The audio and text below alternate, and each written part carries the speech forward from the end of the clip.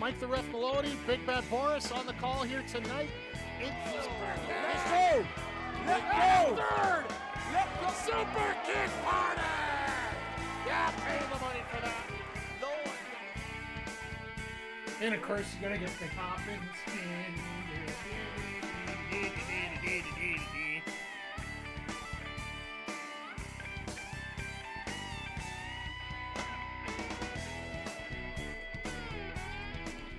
Hey, yo, yo, yo, and away we go. And, you know, I always have a hard way of describing how we start out these shows when I have somebody else with me. I don't have any fun or witty statement going on here. So, welcome everybody to the AEW Dynasty Sidecast here on the Mike the Ref Twitch channel.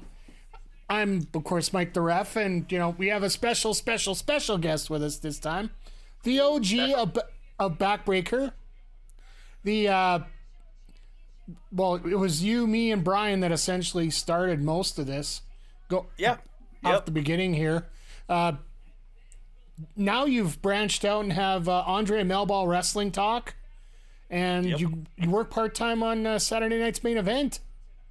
Sunday night's main event. Sunday night's main event. Sorry. Yeah, no, sorry, not the Saturday. Yeah. Andre, see, how the hell you doing, bud?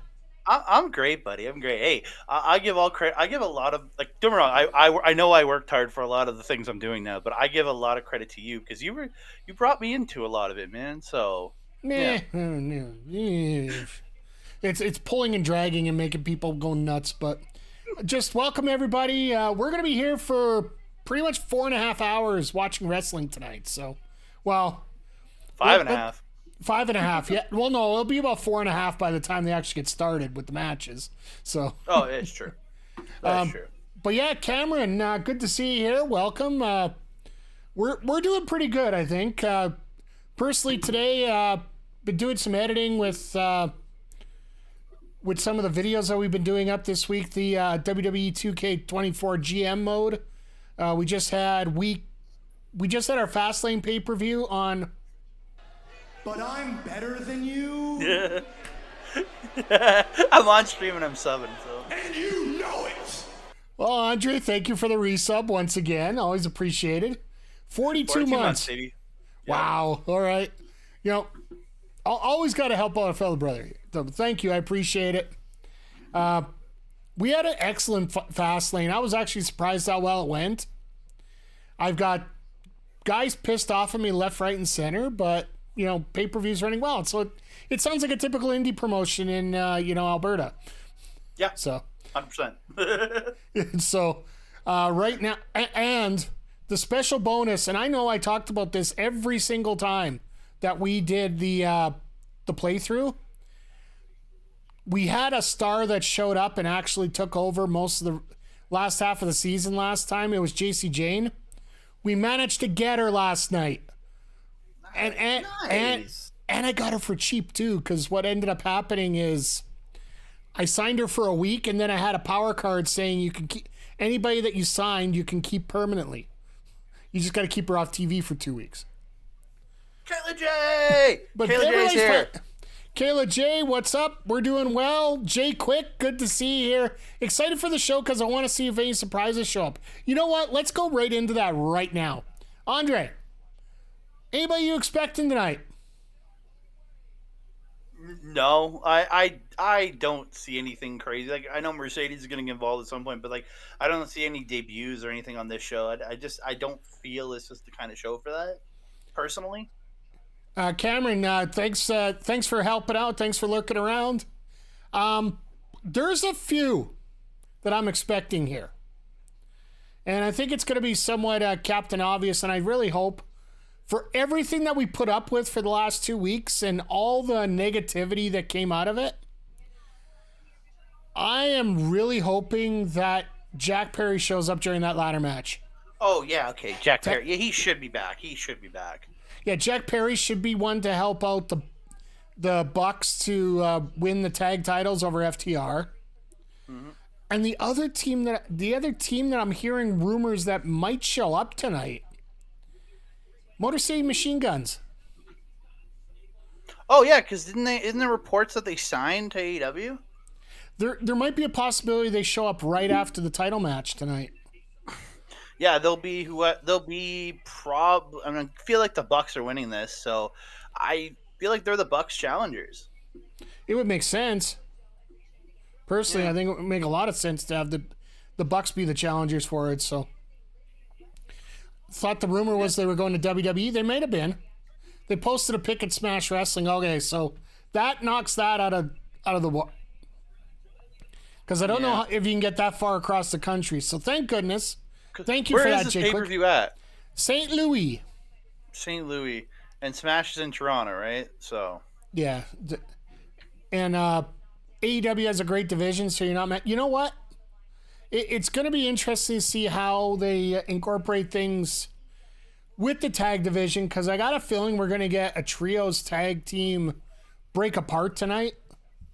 Or I guess we could say today, because it's going to be on the pre-show. I got a feeling this might be the last night of the Acclaimed here in AEW. Really? Well, for those that don't know, we're having a unification match here tonight with the Acclaimed taking on the Bullet Club Gold. 6-man champs versus 6-man champs, winner take all. I believe that the Bullet Club get those titles, and Caster turns on Bowens. Because all his raps have been absolute crap lately, and he doesn't have much left to the gimmick besides that, and it almost seems like Billy Gunn doesn't really give a crap about being in the ring anymore. Like, he does a great job, but he just. Yeah. I could see it being the end, because, like, I don't want to see whatever you call them, Bullet Club Gold lose this. I'm a big fan of Bullet Club Gold, so. The Bang Bang Scissor Gang, or the Bang Bang Gang. Bang Bang Gang, yeah. I don't know. I want to see them, and I don't know. And again, the fact that they still have the ROH Trios title makes me annoyed. Well, I honestly feel that they're going to get both sets tonight. My prediction. That they're going to end up getting both sets and combine them together. And the Acclaimed right now, that's the team that I feel has lost his course here. So, rooting for your boy Shane Taylor because he's from Cleveland. Hey, you know what? That's going to be a hell of a match right off the start of the show. Shane Taylor Promotions taking on Orange Cassidy and Shibata. That's one of our pre-show matches here tonight. But Andre, I do have to ask you, because I know that we're going to get a little bit of perspective as we go along here. And I know that our last guest on here said she barely watched AEW, and now she's a weekly purveyor of the product. How much AEW do you get a chance to watch?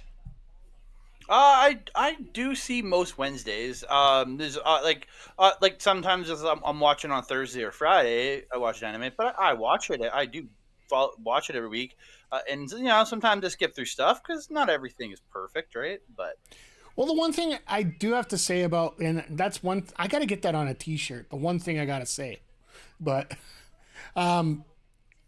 it seems that with AEW, it's a lot less chance to fast forward through stuff just because there's nothing but matches for the most part.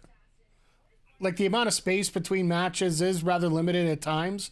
There was a couple weeks there where they started breaking down a little bit more promo versus match.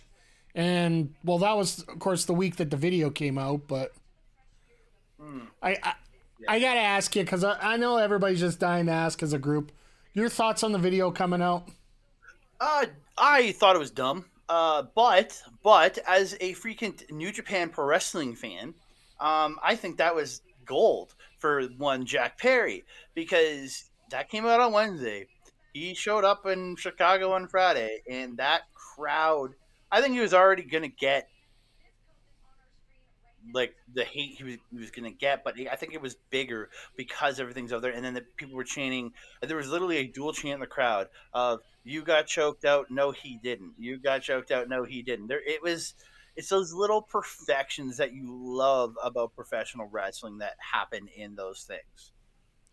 Yeah, it's this Taz interview in the Jericho Hook match. Ooh. Well, first I'll get to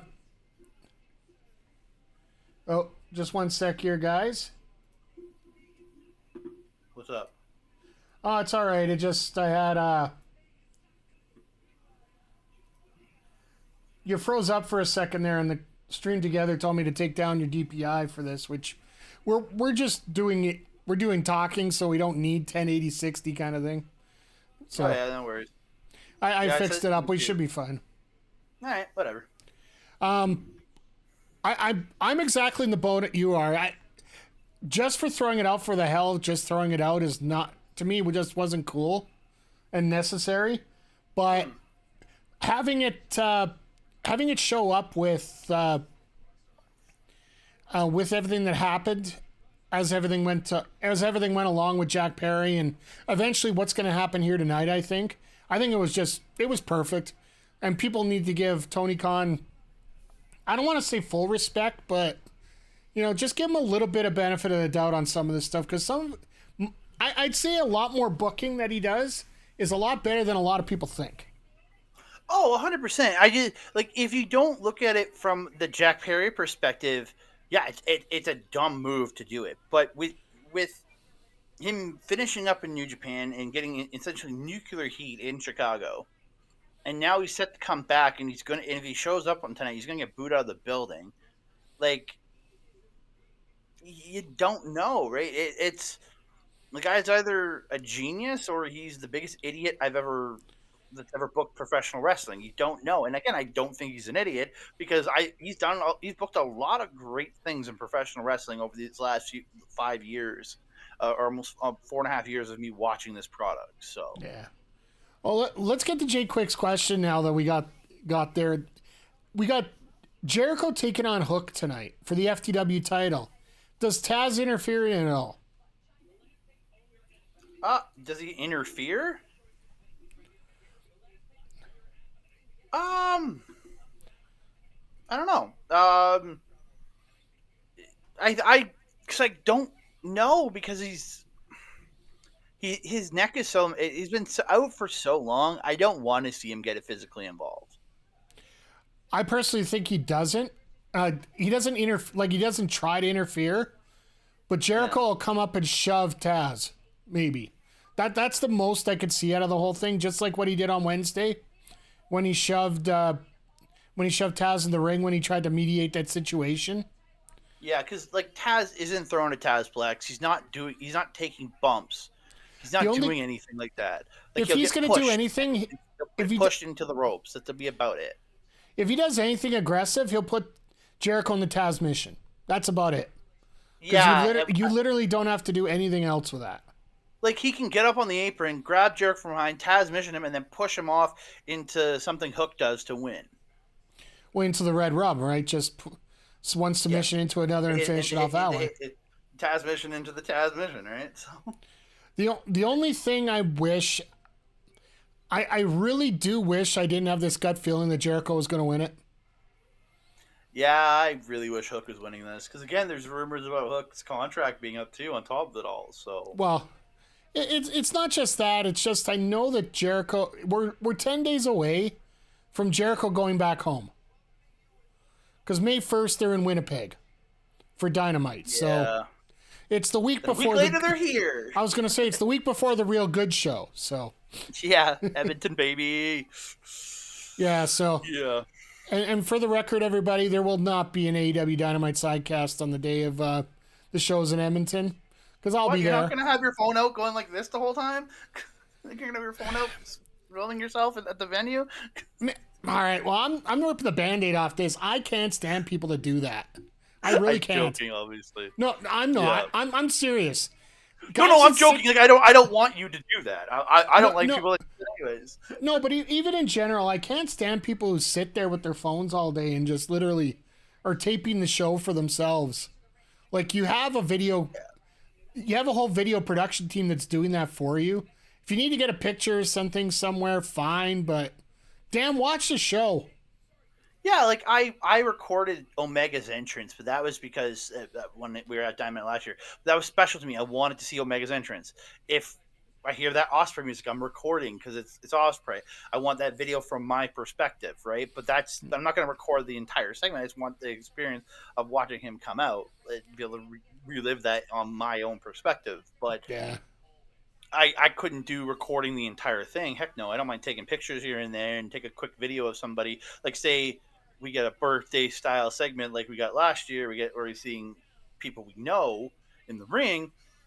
Obviously, I'm going to record something in that spot because again, it's my friends. I want to get a video of the people I know from my perspective, right? Yeah. So Oh no, I totally get that. And well, we talk about. I want to talk about a little bit of other wrestling before we move into before the matches really start here. Did you get a chance to see Matt Hardy show up at Rebellion last night? I watched it on Twitter. I watched his debut there. I watched a clip of it. Yeah. What do you think?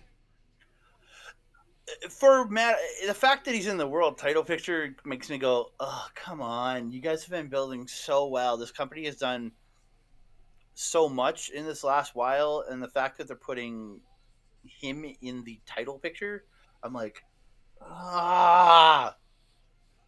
Yeah, But it's good for him. It's good for him because he gets to be relevant again. And again, he gets to talk. So, like, I think I'm more impressed by Santana is coming back, and hopefully he gets put into that top spot. yeah. I would be happier if Mike Santana was the guy taking on Moose right now. But at the same time, when it comes to Matt Hardy, he does have that mainstream audience that's going to get more eyes on TNA. Which let's face it, TNA definitely needs a. They were doing so well, and then the whole Scott D'Amore incident took a lot of people away from the product. And Yeah.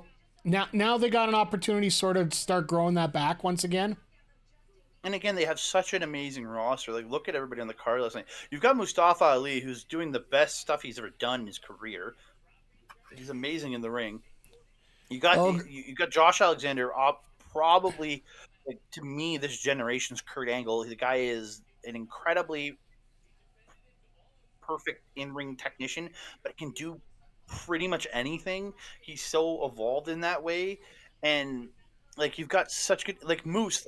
And again, I've met Moose. I've gotten when I was here years ago and I was working for RCW. Got to meet him, and he's such like you've seen the evolution of that guy into what he has become, and I think that guy is phenomenal.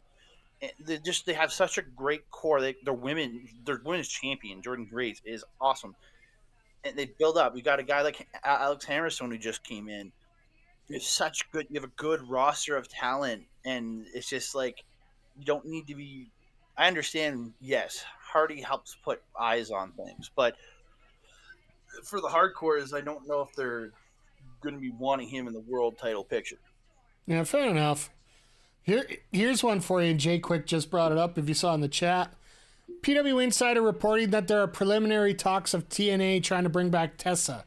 Andre, do you mind if I actually throw out a soundbite to our first soundbite of the night? Sure. No, please, no. That would pretty much sum up my thoughts on what bringing Tessa Blanchard back into the mainstream wrestling after the debacles, the repeated messes, the lack of composure that she has. Period. Yeah. There's a professionalism problem with Tessa Blanchard, not just for not showing up like she did when she didn't show up for the longest time when she was champion, but part of it is also behind the scenes, all the reports, and like if one person was saying something, it's one thing, but so many people have talked about her unprofessionalism and her trying to put people down and all these other things that you're like, do you want to put a cancer in your locker room? Yeah, and is your locker room strong enough to handle somebody like that? And I'll be honest, I don't think so. When it comes to a person like Tessa, I think there's just too strong of a personality there. I get it, people change, but at the same time, there's been so many strikes there. How many strikes can you give before you actually consider somebody out finally? Yeah, you're gonna have to look at it in a way of like, how does this person really work in the structure in the long term? It's not just how they show up for the first little while. It's how do they go long term? Can you trust her to show up for every taping for the next few months. That's another thing. Will she? I understand there's COVID issues or things like that, but they could have gotten her in. She could have made those dates, and she could have been filming stuff on her own, but she didn't even want to do that. That's where the professionalism breaks down. Like if I'm stuck, like say I worked for TNA, but I was stuck.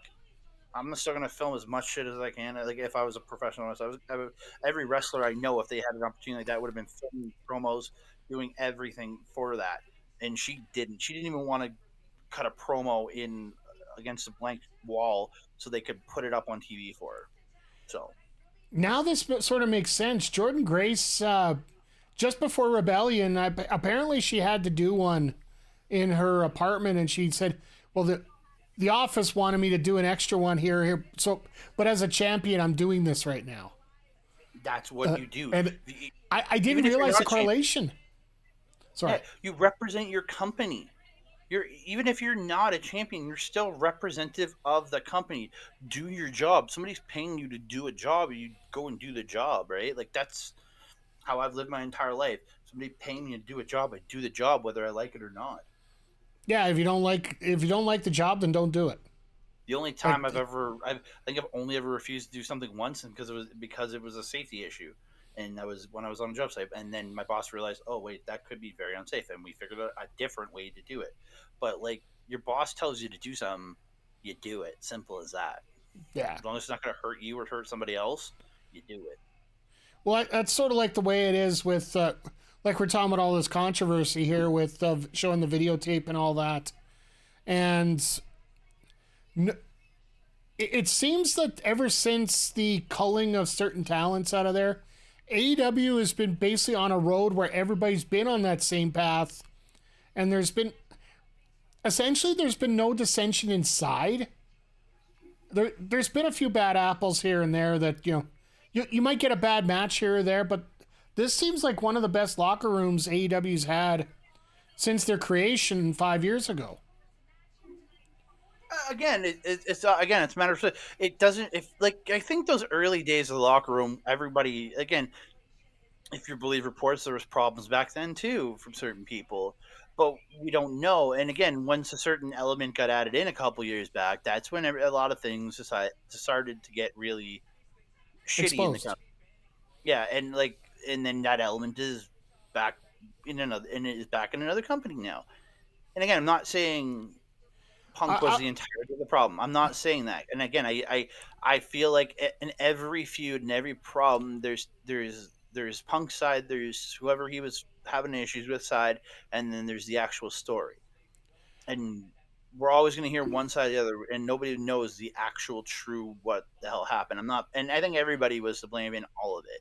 Again, Perry was a dumbass for saying the shit he said. The Bucks and Kenny did what they did, but again, it seemed like there's less issues in the locker room now that those issues haven't been called out.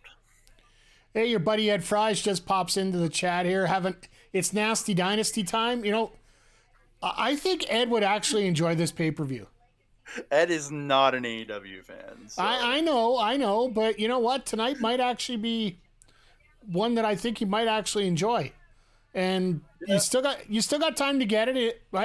Like I said, it is available on Triller for cheap. You're allowed to get 3 pay-per-views for $100, or it's $70, I do believe, if you're in America. $70 US. So get over there and get it if you can, because it'll include Double or Nothing and Forbidden Door, the next 2 shows coming up here. So definitely worth the buy. If you're gonna watch it, save some money. But yeah. 100%. But speaking of the reason why I think Ed would like this, and there's another reason why I love these segues I'm starting to get. I'm getting back on the roll of the segue here, and not that bike kind of thing. But bike, it's a standing thing. It's like when you stand on a Segway. Whatever.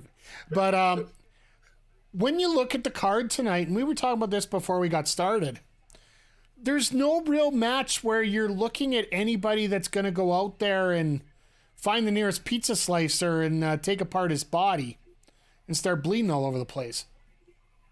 True. Like Moxley's not on the card. Hangman's not on the card. Swerve's in the world title match.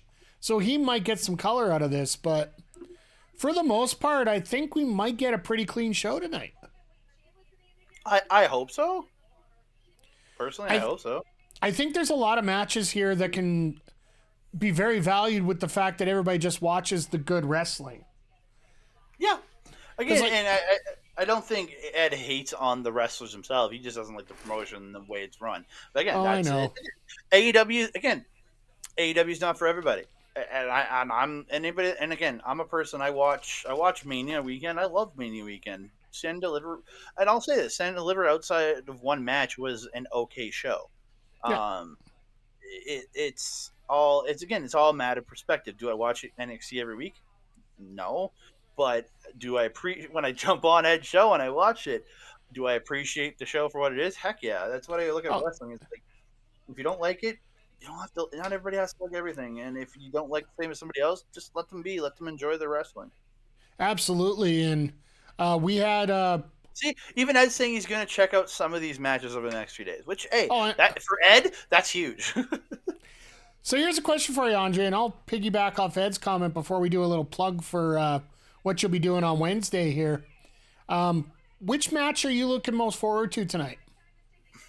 I don't have my background behind me because I'm sitting in a different part of my basement. I don't have my flag behind me. I might have to get up and get it before the match starts. But it's Will Ospreay versus Bryan Danielson. Simple as that. The guy is my favorite. Is outside of one of the local professional wrestlers, Mr. Michael Richard Blaze. Will Ospreay is my favorite wrestler of all time. What the hell is that? Oh, sorry, I'm watching the pre-show, and did they in a Cybertruck? You're about three seconds ahead of me, and I just saw. That's one of those electric vehicles, I do believe. Yeah, it's a Tesla Cybertruck, isn't it? Yep. Oh my god! Holy crap! You want to? He should bring one of those up to Alberta. That's the way you want to piss off the fans there. Oh god, yes. Come to the province of oil and drive an electric Cybertruck. That'd be hilarious. Absolutely. Jay Quick, you're looking forward to Ospreay, Danielson, and O'Reilly Strong. Yes, O'Reilly and Strong. It's another one's going to be fire. Yeah, as long as these matches are given time to work, I am really looking forward to them. And for myself personally, I've seen these two work a lot together. I know that there's a lot of back storyline. I know there's a long-term storyline going forward, which we can talk about in a bit. But I'm actually looking forward to Julia Hart, Willow Nightengale. Oh, yeah. I give utter props to Julia Hart. I think that girl has improved just leaps and bounds from when she came in, man. She is, again, she ain't the best women's wrestler in the world, but I think she does an incredible job in that ring, man. Well, yeah, Julia Hart's been doing an absolutely fantastic job. And I mentioned this a couple weeks ago. I personally consider Anna Jay the X-Pac of the women's division in AEW right now. Anytime you need a good match, not an overly crazy match, but something solid, you put somebody in with Anna Jay and they'll get that. I agree with you 100%, and I backed it up with Anna Jay on ROH. That Mina Shirakawa match and the Mariah May match from the Supercard of Honor 0 Hour. Both those prove why she is far better. She is she's great in the ring. She doesn't mess anything up, and I don't know. I think she's great. Yeah, likewise. I think it's going to be a lot of fun seeing when you see Anna Jay get in the ring there. Sorry, I got thrown off because we're actually getting a match to start off here. Oh, with a little Matt Sydal action going on. I love me some Evan Bourne, man. Come on. Absolutely. And the one thing I'm surprised about is the fact the whole St. Louis Blues team isn't here because, frankly, they don't have anything else to do right now. Oh, jeez. They're so mean. And, hey, I'm surprised you didn't say it about my team, but... Hey, you know what? My team's been out for months. My personal opinion, they could have had this game in Toronto because it probably would have done the same thing. Especially after what happened yesterday. Yeah. Oh man, I So, just go ahead. I've never thought in my life that I'd want to. Like I don't, and I'll say this as a Habs fan. I never thought in my life I'd say this, but I actually would rather see Toronto win than Edmonton win. Yeah, we all have our faults, so Sorry, it's okay. sorry, Mike. Oh, no, don't worry about it. I just don't want to hear Edmonton fan. I live in, I live here in Edmonton area. I know. And I just can't. I can't listen to Edmonton fans. Oh God, I can't listen to Edmonton fans. Yeah, Trent versus Sydal will be an underrated match. I think this will actually be a great. The whole story behind this after Trent decided to hit Sydal and Daniels with chairs as they were trying out to try and save Orange Cassidy from a beatdown from the Kingdom. Or no, from Shane Taylor Promotions, sorry. Yeah. STP. Yeah. But yeah, this will be a lot of fun. But Andre, before Ed takes off here and in disgust about how we're talking about him here, why don't you plug what you're doing on Wednesday here? Yeah. So Wednesday, I'm part of our local establishment. I do a couple shows over there. So this coming Wednesday, myself and old Ed, we're going to be going live Wednesday night at 8 p.m. Mountain, 10 p.m. Eastern. We're going to be talking X-Men 97, episodes 6 and 7. We're going to talk, we did the first 5 episodes last time, and it went very long. So I was like, and I have a feeling those last 3 episodes of X-Men 97 are going to be quite a lot to talk about. So I figured we might as well do these 6 and 7 as their own show. Well, I saw a bit of an interview with one of the creators, and he said, yeah, it's really going to pick up to episode 10 is going to be absolutely insane. Yeah, so we figured being up to the 3-part finale in episodes 8, 9, and 10, I messaged him and said, dude, we should just do this as 2 separate shows, because those 2 are going to get lost in what we're talking about. And he was game. So yeah, Wednesday on our twitch.tv/our local establishment or youtube.com/our local establishment, we're going to be doing the X-Men 97 episode 6 and 7, because that'll be the day episode 7 comes out. So we're going to talk about it that evening. So yeah, and if you guys, that was great. The corkscrew moonsault moonsault there. That was great. Both these guys just know how to work. Kayla, no, I have not. I'm planning to this week. I just haven't had the time. I'm catching up on wrestling. I still have more wrestling starting to watch tomorrow, so I can get ready to do a show on Tuesday. So yeah, but I will be looking to get into Fallout this week. Yeah. And if anybody needs any details on Andre and where to get a hold of him, !guest will bring you up the whole comment about it. So it just popped up there, and I think I actually put the wrong YouTube channel on there. Yeah, that's mine and Mel's YouTube channel. But again, it's our local establishment on YouTube and Twitch. No, I wanted your YouTube channel on there. Yeah. Okay, you have the right YouTube channel then. Okay. Yeah, I'll be on OLE this Wednesday and Thursday. So this review is coming from a person who hasn't played the game. It's very good. Enjoy it. Nice. I've only played Fallout 3. I played through most of Fallout 3, and I've played a bit of Fallout New Vegas, but I haven't played the entirety of the series. So yeah, and it looks so good, man. It looks really good, that Fallout show. So, watching this here, what do you think about Trent Baretta and his new? I don't know how much the new heel gimmick it is for him. It's more the more aggressiveness. It ain't new to me because he had a great heel run in New Japan Pro Wrestling at one point. He went heel there, and I thought he did really good. For the last few months since he's come back, he's actually just been. I think the best way to explain it is a bitter face. Yeah, but it's worked so well because again, it's almost like I'm in a reluctance and everything with it. People, that backdrop suplex was great. You're about 5 seconds ahead of me, so I'm happy about that. I apologize, sir. No, don't apologize. I'm the trip. It says 53:50 on my screen now. No, it's less. And I just hit 53:50 now. Oh, okay. So you're about 6-7 seconds behind me then. No yeah. worries. I just have it up on my TV. I have it up on controller. I have it on Triller as well. Just all internet connections. That's all it is. So Yeah, it's the fun that we have. It's the fun we have whenever we watch this, even as you're watching as a viewer, because there's always that stream delay too. So yep, it's one again, of those and there fun might be a delay. There might be a bit of delay between me and Mike too, so like by a second or so. So, yeah, it's always fun doing these co-streams like this because you're not watching the same video at the same time.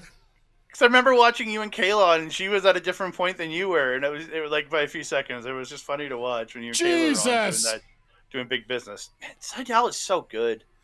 Sydal just doesn't get a chance. Like, well, I think what fucked him is slipping on his first night. Yeah, that would do it. Yeah. Does Chucky T interfere in this match? You don't know which way Chucky's gonna go. That's the question. Who's the guy in Sydal's corner? I believe that's one of those local celebrity type guys because Sydal is from St. Louis. Oh, okay. Yeah, I didn't recognize the guy, and I wasn't paying attention during his entrance. So. Yeah, I totally missed it when they were announcing it. Oh, half and half. Yeah, no, Mike, like that. That's right. Mike Sydal, his brother.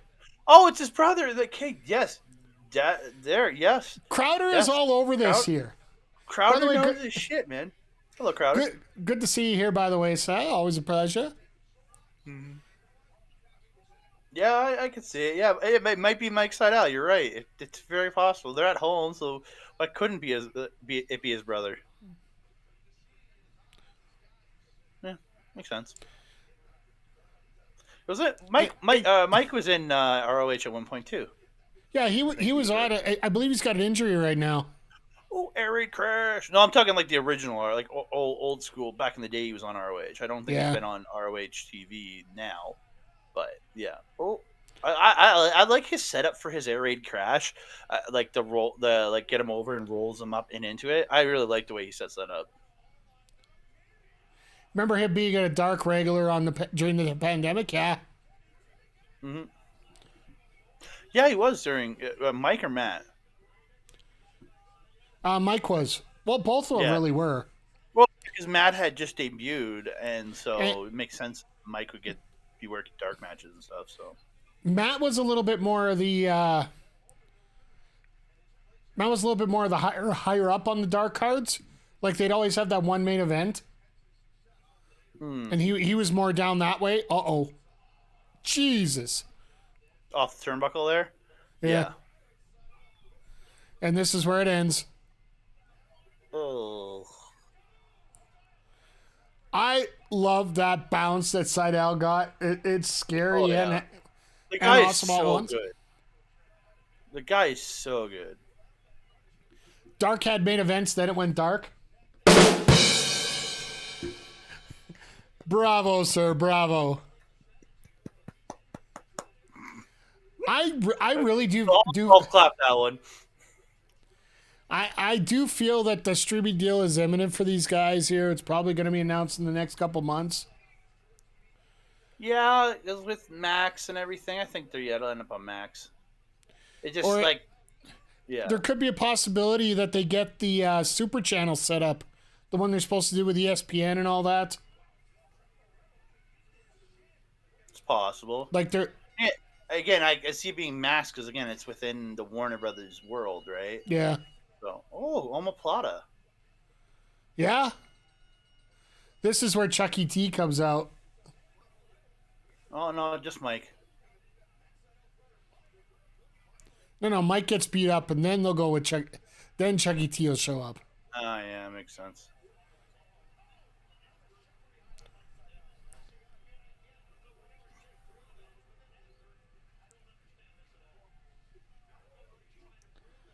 Oh, I saw the BR doctor on X right now.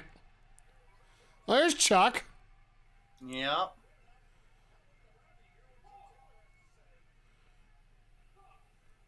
You're actually looking for.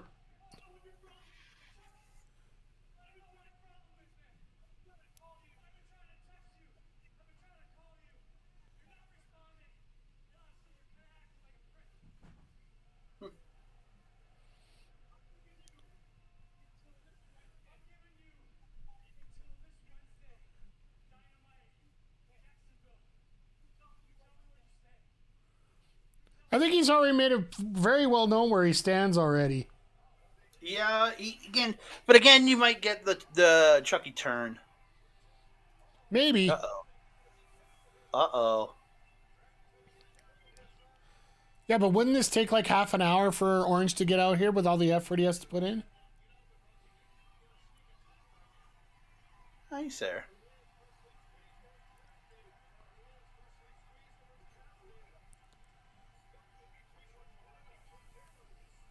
Why doesn't he just jump off the ramp and run to the side?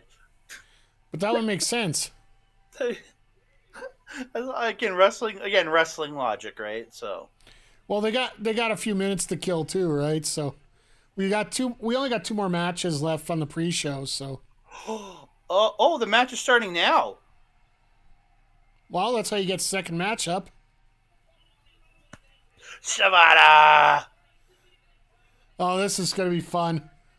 I know, Jay Quick, you're looking forward to this. Oh, I love you some Shibata. Yes. And Shibata's extra pissed about Shane Taylor Promotions because he lost to him just a week ago, thanks to that Hook and Jericho. Yeah, Hook or whatever, Hookiko or whatever they were called. Bullshit, that's what I call it. Hookiko or whatever. I don't know. No, we just call it bullshit here. Okay. Having those two work together, let's just face it, Or sorry, maybe I should do it like this. But Oh man, I'm so sad that he had to take so many years off of professional wrestling in Katsuyori Shibata, because he was he was ascending in that company in New Japan, and then he had the hematoma happen. But yeah. was that Gogo? Oh shit! I forgot he came back. Yeah. Oh, you didn't hear about Ogogo's involvement the last few weeks? No, I did. My brain kind of forgot. Yeah, Gogo's been the deciding factor the last few weeks here, as Taylor's been starting to get on a bit of a roll here. Yeah, I love that Shane Taylor is getting featured on AEW proper. The man is an absolutely incredible. And I look at the guy, and as a person who is in the process of losing a lot of weight, the amount of weight he has dropped since the pre-con ROH days is insane. He was a good bit here, and as a person, I respect the man. I know how hard it is to drop weight, especially when you're on the road like he is and having to travel. It's even harder, man. So I got all respect for the guy for getting in it's incredible shape. Trust me, he's in incredible shape, man. Trust me, it's really hard. I just remember all the hard work he did in ROH, the pre AEW era, and his 6-man tag work. They had the championships right up until the end, and then I think they lost him to Vincent and his crew on the last pay-per-view. I don't remember, but yeah. He dropped some more weight, and his name was Rhett Titus and Kenny King in the old ROH. I'll give you the burial coin on that one. Congrats. I can't look at Shibata without remembering the WN report about Shibata's injury, where Meltzer said the doctor removed Shibata's brain during the operation like he was Mr. Burns making a robot Homer. Yeah, but he legit had a piece of his brain taken out during because of with the surgery, and for him to come back, and I remember him coming back was a couple years ago against Saber at Wrestle Kingdom, and just having having just a 5-minute wrestler, or maybe it was I can't remember. He came back against, I think, Saber first in just a pure wrestling match, and then he ended up facing Red Narita in what was supposed to be a pure wrestling match, but it ended up being a regular match, and the regular wrestling match you were talking, or the training match that he had, it said Saber Jr. was just a 5-minute grappling exhibition, I think they called it. Yeah. Just so he could show that he could still do it. It's amazing how many wrestlers basically had their careers over for such a long time. And now... Well, it's modern medicine, too, to help certain people to get to certain things. It's pretty incredible. Well, not even the modern medicine. It's simply the fact that people are willing to take a chance, right? Because like, Oh, 100%. 100%. let's face it, with WWE, with all their restrictions on Bryan, on Edge, on Saraya now, it was all based on insurance. It wasn't exactly based on whether they could go or not. It's the fact that our insurance won't cover you. Yeah, and again, there's also like rehabbing, and again, how part of it is yes, they've again, there's how like look at Brian, he came back from what was a good Edge, has come back from spinal stenosis, and again, it's not that he doesn't have spinal stenosis anymore, he's just recovered enough to get himself back, and that's the thing. It's still there. He's still there's issues it still exists within him, but. By the way, for the record, I have tried putting my hands in my pockets to see if I have superpowers. It doesn't work. Come on, Mike. I'm trying. We know the reason you're putting your hand in your pocket. Sorry, I know you're in this. There you go. And Crowder brings up, and allegedly New Japan got hella pissed that he was taking bumps and stuff. Oh, in that match with Narita, yeah. Because again, it was supposed to be another grappling ruse match, but he got out there and said, "No, we're having a regular match," and Narita just did it, and it was not exactly what they wanted. No, not at all. No. But the face of New Japan is changing so much now, and look at O'Reilly come back from a severe injury and looks pretty good. Roddy will test O'Reilly, yeah. But if you want to have somebody in there that's going to work with O'Reilly, not only to make him look like $1 million, but to make sure he's okay, Roddy Strong is probably your best pick. Well, and again, there's also a friendship there. So yes, you always have to trust the person you're getting into a professional wrestling ring with. Again, Kayla and Crowder could tell us that 100%. But again, there's also a friendship there. So there's an even bigger sense of trust in between those two. They are boys. They've been friends for decades now, and they've worked together for so many years. They've traveled the roads together. They've done everything together, or a lot of things together. So again, you look at it and you say, but again, it's that I think it's even bigger trust that you have it in your friend too. It does help. I want to see Shibata face off with Shane Taylor right now. Oh, that's what he's doing. I do and I don't.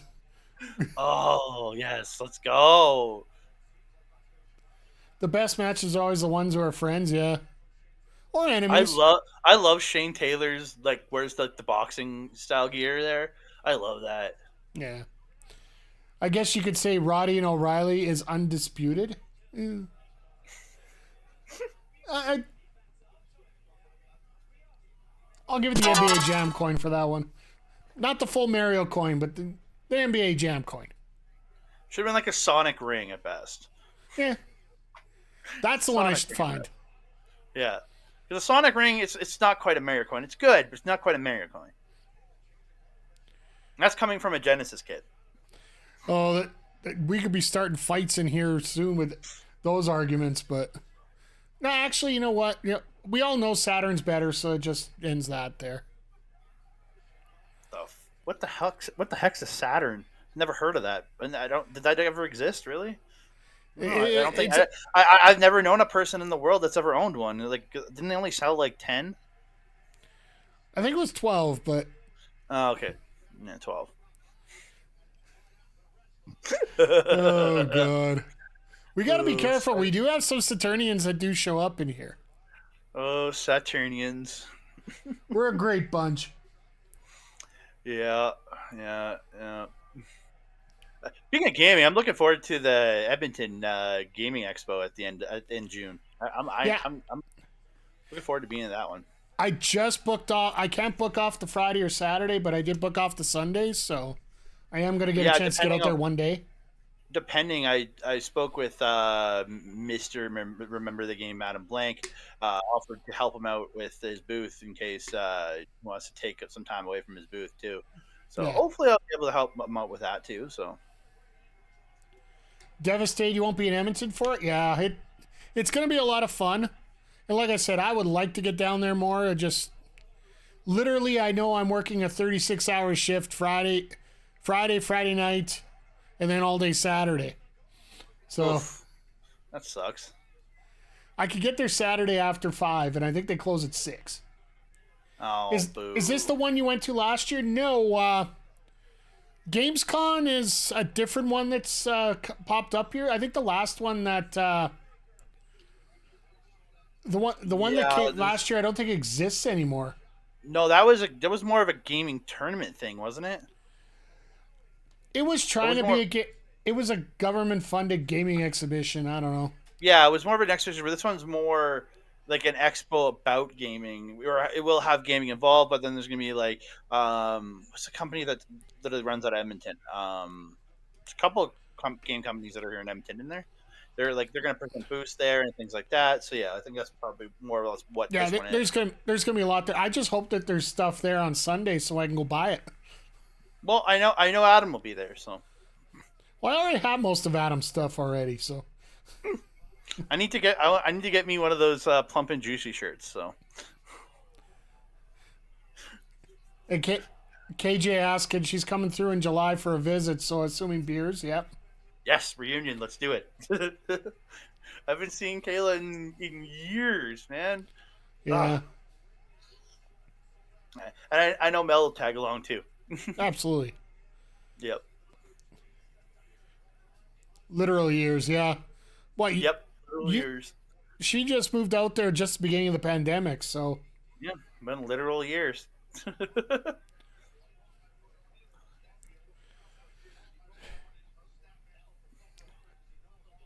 But once again, everybody, I just want to say thank you for stopping by here, and we're going to be here all night. The counter on the left-hand side of the screen above Andre is the countdown to the main pay-per-view.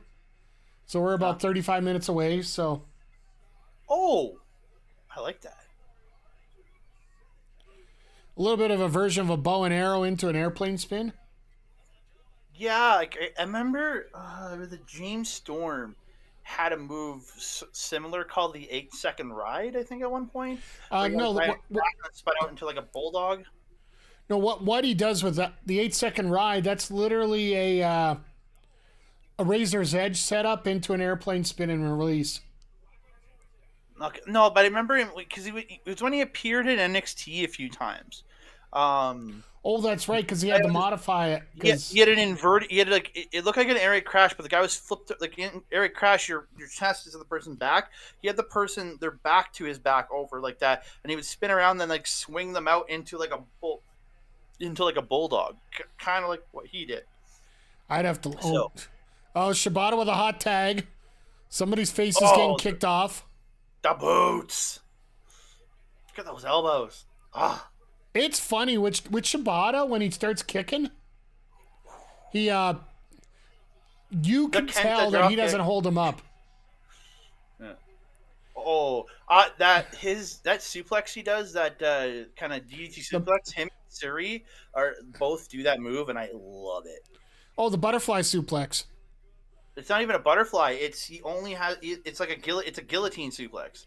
Yeah, well, he hooks both arms though. So no, he doesn't. Watch it again. He only hooks the arm across his body. The other arm stays loose. It's almost like a DDT suplex. Yeah. Suri does the same move. Okay. I love hers. So Jay Quick has Sword and hammer. So how do you feel about buy rates for Slammiversary, considering they're going against Tyson versus Paul? Oh God, I'm sorry. I'll be watching Tyson versus Paul because I want to see Tyson knock him the hell out. Here's the thing, and this is something a lot of people don't realize when it comes to ratings and whatnot. The actual ratings that they worry about, most TV companies, are the 24-hour rating. It's not the live; it's the who watches it within 24 hours. So that's why you don't get that's like when you don't get the metric until like later in the day, kind of deal. Yeah, you won't get the metric for this until Monday at least, and that's the reason for that. Because you're gonna have the buys here, but who's gonna buy it and watch it later on in the evening? Who's gonna buy it and watch it in the morning? Like who's gonna hear that it's such a great show that they wanna check it out themselves? Mm-hmm. That's basically what it works out to. Again, buy rates differ from ratings. That's the thing. Like if I hear Slammiversary is a great card, I might order it the next day and watch But the it. the other thing is you can also PVR stuff. You can go through the you can go through the basically the online connection for everything. Like hell, you can watch Rampage and Collision on demand there on the TSN app, right? Oh, wow! Oh, the fact that he's choking him while he has the package pile driver in is awesome. And he's still like awesome. And the fact that Taylor didn't just drop him on his head there. PK. I still say you should sign up for taking over the Argos kicker. Yeah, he could. Uh-oh, look out.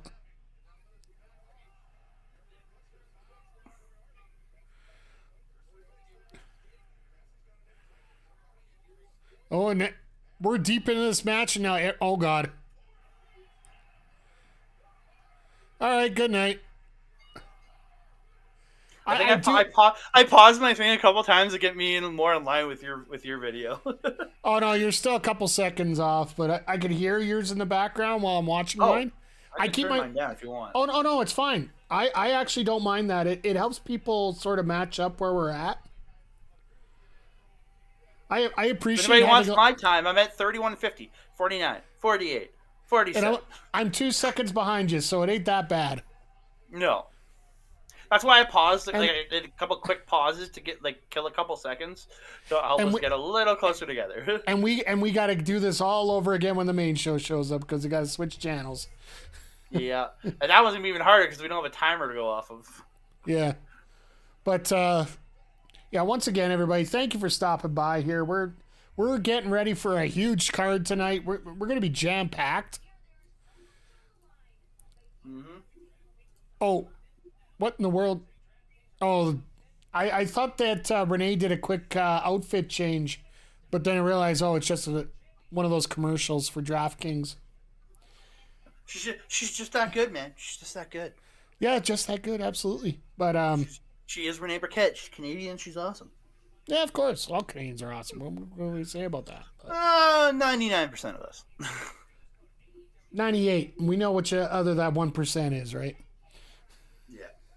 But yeah, overall wrestling right now is just in such a good spot right now, I think. Mm-hmm. As we sit back here and just look at everything that's been going on with WWE's on a roll, AEW's on a roll, TNA is on a roll without, if these rumors are true, they're going to hit a speed bump. But anyway, MLW is actually doing pretty well. I know Bobby Munson talks a lot about that. Yeah, I was actually supposed to join him this morning, but I didn't get a lot of sleep, and I woke up with a massive headache, so I ended up having to pull out of the stream this morning because I had to keep my eyes closed for a while. But yeah, GCW is having a hell of a run right now, and hell, look at the independents. Even up here in Edmonton, we got two promotions that sell out pretty much every show they're in right now. We got another one that's getting 800 to 900 people a show. And then we got the one that literally just is friends and family and always has been, always will be. Yep. And it's all depending. I watch again. I go to 3 out of the 4 companies that wrestle here in Edmonton, and I will say I think, and again, I see distinct different fans at a lot of these shows. That's the amazing part about it is the fact there are distinct fans in every show.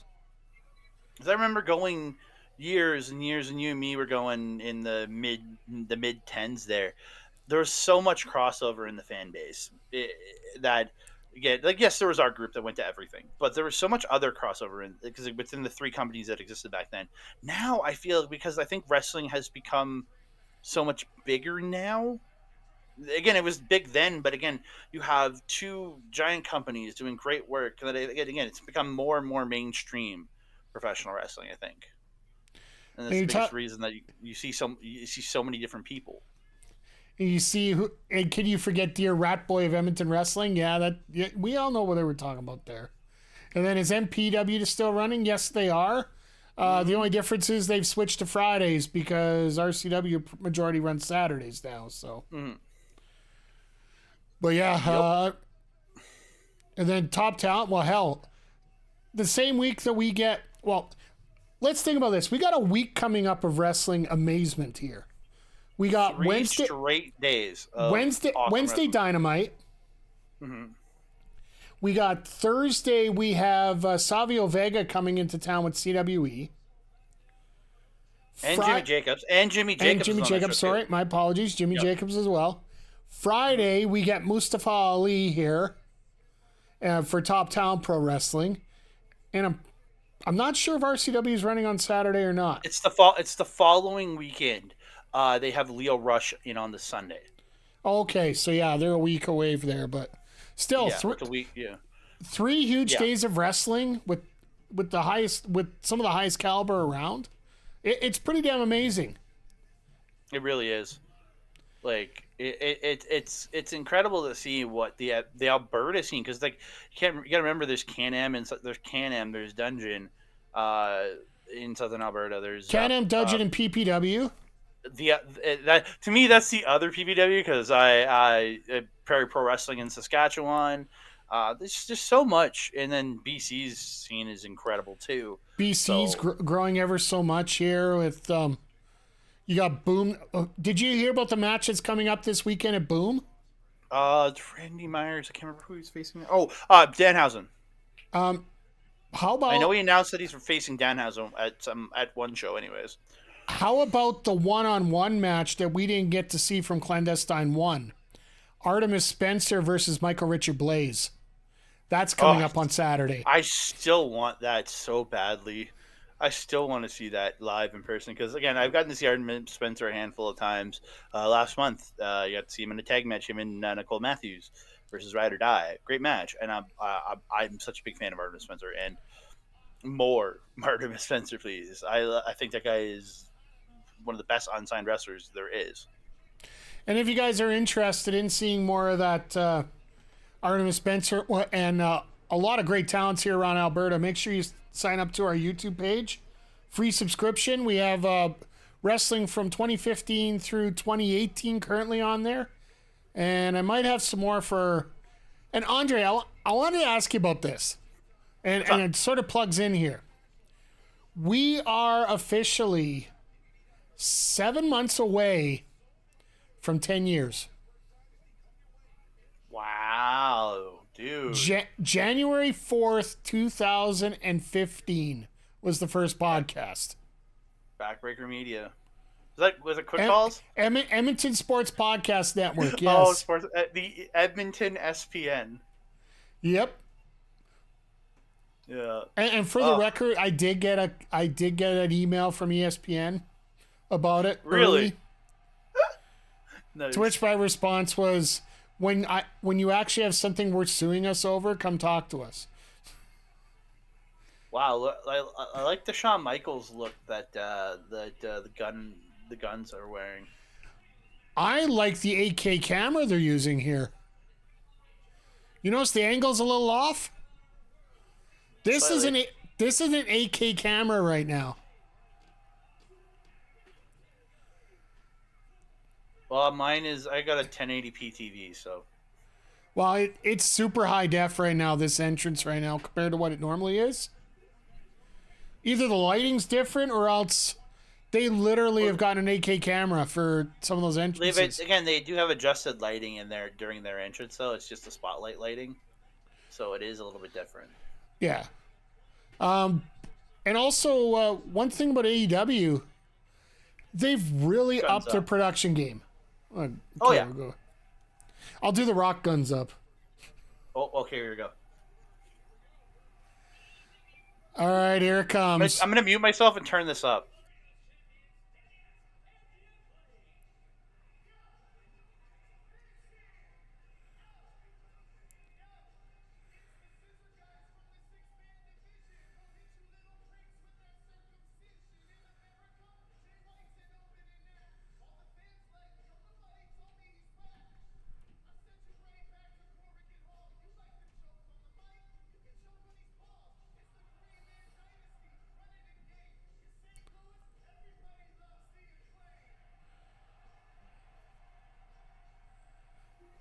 Not bad. That was a C. That was horrible. I give that a B minus. All right, maybe.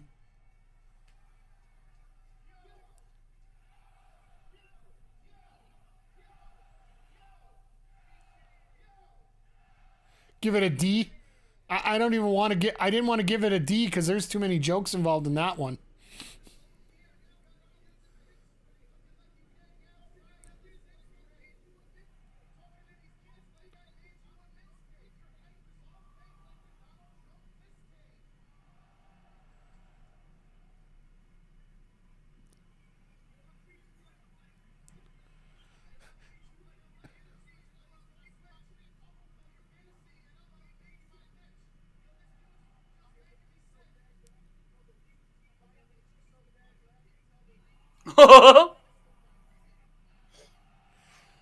Jesus criminy. Wow. Wow. This is why I think this might be the last night of the Acclaimed.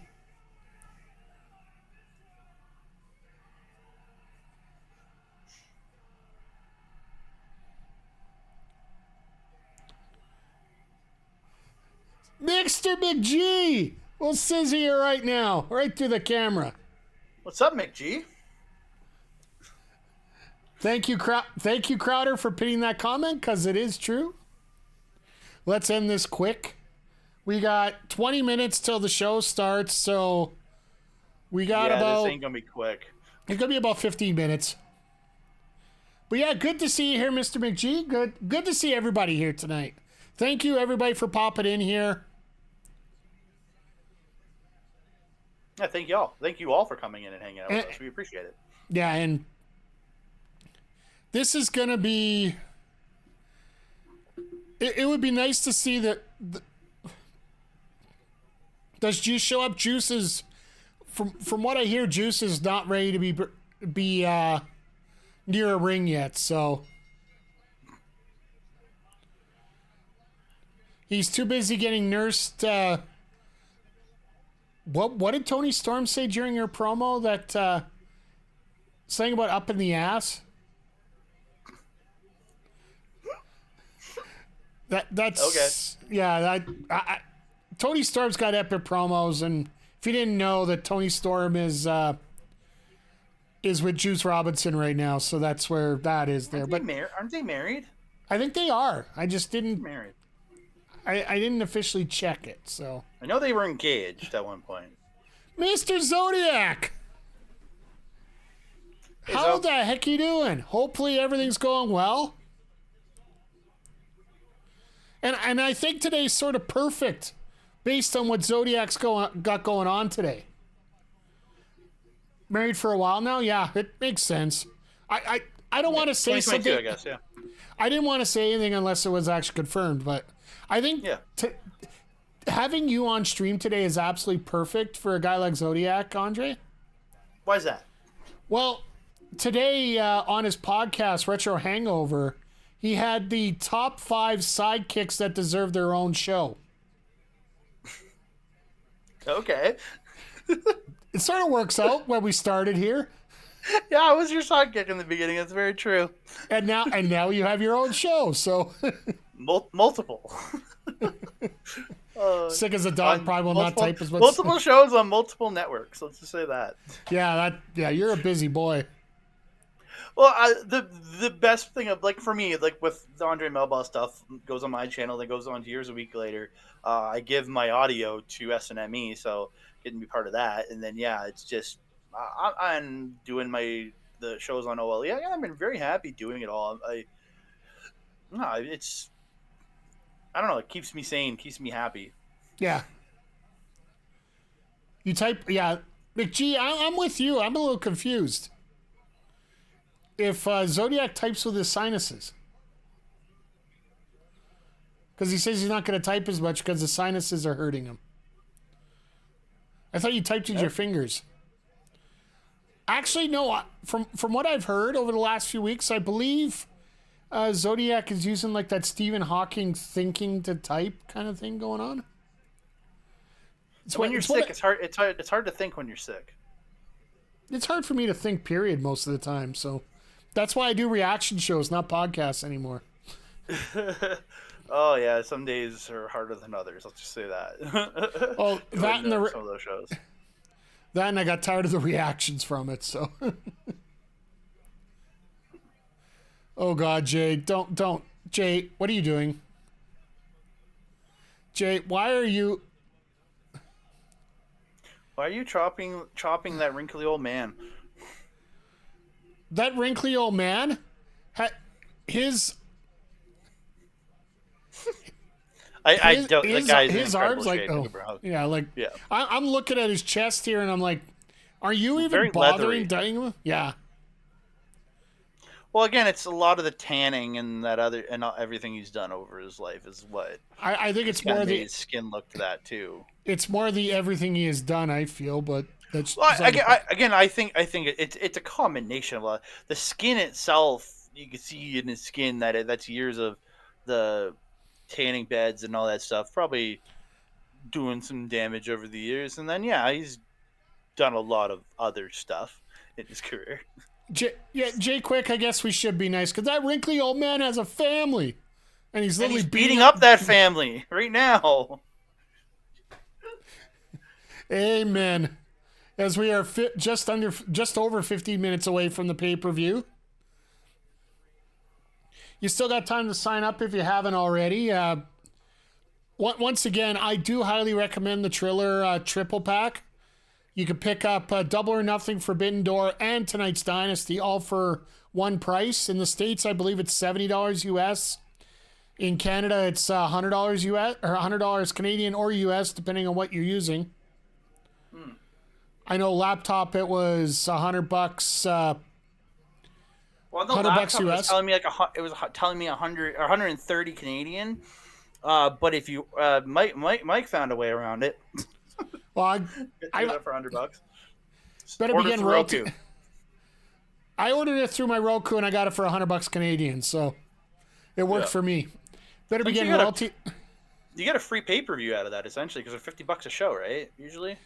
The smaller ones are usually 40 and the bigger ones 50, so you're saving about $30. So either way, it's still saving money, right? If it is, because say it's 50 a show Canadian, and say of the big shows, you're looking at $50 savings roughly. If you're gonna watch, if you're gonna be watching all three anyway, might as well just get it. But any deal's a good deal on that then. Oh heck yeah! And there's no way I'm missing Double or Nothing especially Forbidden Door. Come on, it's NJPW and Stardom's gonna be there. Yeah, absolutely. That's gonna be a lot of fun. Mike, you better be getting royalties for all these plugs. You know where you can get royalties? You know where you can help out with royalties? Where's that button? You're right here. Check out our merchandise store. The Players Club merch is all out. I've already ordered my samples. They should be here. According to the tracking thing, it said middle of May, but I'm assuming it'll probably be sooner than that. These delivery companies always overestimate. I sure as hell hope it's sooner than that. I got everything that I was looking for except for my coffee cup. Look, you always need those 15-ounce coffee cups because you never get enough of those extra large ones. Mm-hmm. And then you got... I think my biggest that I have for just regular coffee cup is 12. Yeah, they come in 11s and 15s. Yeah, because my old backbreaker one is 11, and my Turtles is 12. It's funny. I have about 20 coffee cups here, and I live by myself. I just can't have the heart to get rid of them. Well, because a whole bunch of them are Simpsons ones, and you never want to get rid of anything Simpsons, right? If you're a Simpsons fan, sure. Yeah. Of course, this is a guy coming from someone who just picked up a waifu. You're not a gamer unless you have a waifu shaker, right? I heard that was a rule. I've got a waifu shaker technically. I got my Mina Shakerkawa. Well, this one was from Gamer Sups. It's the Opera series, which Opera's the Google ripoff, or sorry, the Google Chrome ripoff that saves power on your computer. So, yeah, I think mine is it's the one from Rogue Energy. Yeah. Mel had ordered two of them. We got and we call them Mina Shirakawas because it has a very strong resemblance to one Mina Shirakawa. Yeah, that works. But Yeah. I actually myself I picked up a pair of shorts, pair of pants, a hoodie, a t-shirt, and a baseball shirt because baseball jerseys you can get with me anytime. Always a big fan of those, the long sleeve shirts. Yeah. Because, eventually I'll have to get those baseball jerseys with the cutoff sleeves. So, get the guns out and all that during the summer here. Got to make sure everybody goes away. So once I show my biceps, they run and scream. So.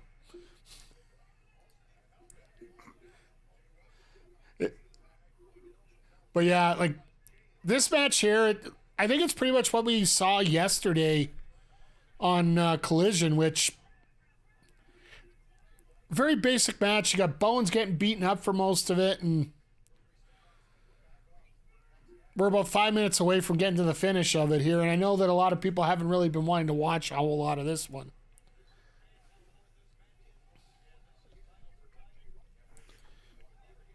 But once again, everybody, it's just a blast hanging out with someone here and chatting wrestling. And we're going to be doing this for every pay-per-view and for every TV special themed AEW Dynamite Collision. Like the first time that we did this was for the Boston show, the debut of Mercedes Moné. I think we hit a bit of a home run on that, and Yeah. Oh, I love that show. I thought that was great. That was I'm also a very big fan of Kayla J. We say it at the end of every show. We always chant Kayla J on every show. So when we're shouting it back, we should start getting her on a little bit more regular basis on some other shows, right? Yeah, it's very possible. Might have to get her on. I might have to get her on our Stardom review at some point and talk some. And maybe even some, I'll be having a new show coming out in May. It'll be called Dream Review Marigold. Yeah. So you guys are covering Marigold. Oh, Marigold. It's Marigold. Marigold. All I know is it asks for 19 to 30-year-old women who are single. No, 13 to 30-year-old is what he said. Oh, that's even worse. Jesus. But again, if you understand the culture, again, yeah, I get the culture, but I'm not trying to defend anything. Go if you can, and you should just especially from a woman's perspective. I listen to Post Wrestling, their Pollock and Thurston show that they put out every week. They had Karen Peterson on last week to talk about Marigold and everything, and the announcement and everything. So go listen to her. She has some good insight because again, she spent a lot of time living in Japan. And covers a lot of the Japanese wrestling for Post Wrestling, so highly recommend check that out if you want to hear from her because she also has a perspective from Japan too. So, and Kayla, just to reiterate, they're trying to recruit you for many shows. So if you're wondering what's going on here, yes, we want to eventually have you on one of our shows at least. So for on Andre Mello Wrestling Talk, they talk in Stardom or Marigold. There you go. Dude, we're Clutch Slam. Oh, okay. Yeah. Well, no, that's what he's been using now is the new rocker dropper. The famous or to his dad, like that's big. He's been using it as a finisher now. No, but the fact that he did it to the man that popularized the move. Yeah. That's what I was like, ooh. A little bit yes, of Kayla's in. Perfect. There, I'm just booking for everybody here. What can I say? That's the fee I should be getting here. Yeah, true. If we make money, we'll give you a fee. I'll take it out of the salary. If we ever make money. I'll take it out of the salary I'm paying you tonight. Oh, well, yeah, definitely. those big streaming bucks,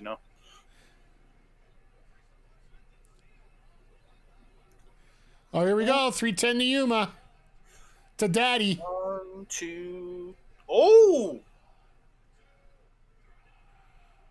Wow, okay. Daddy ain't getting pinned.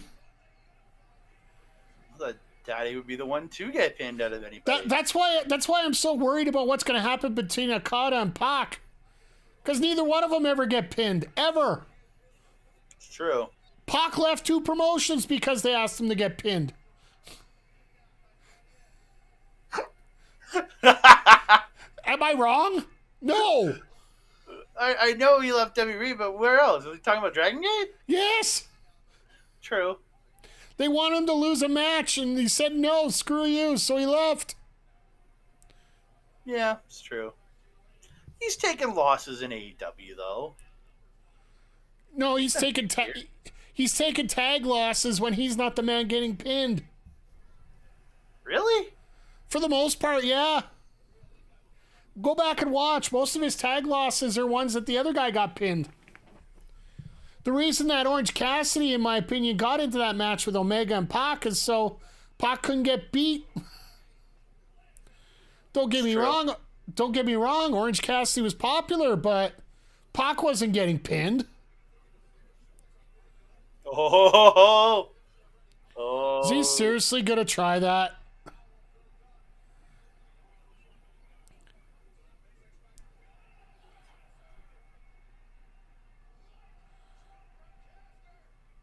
Really?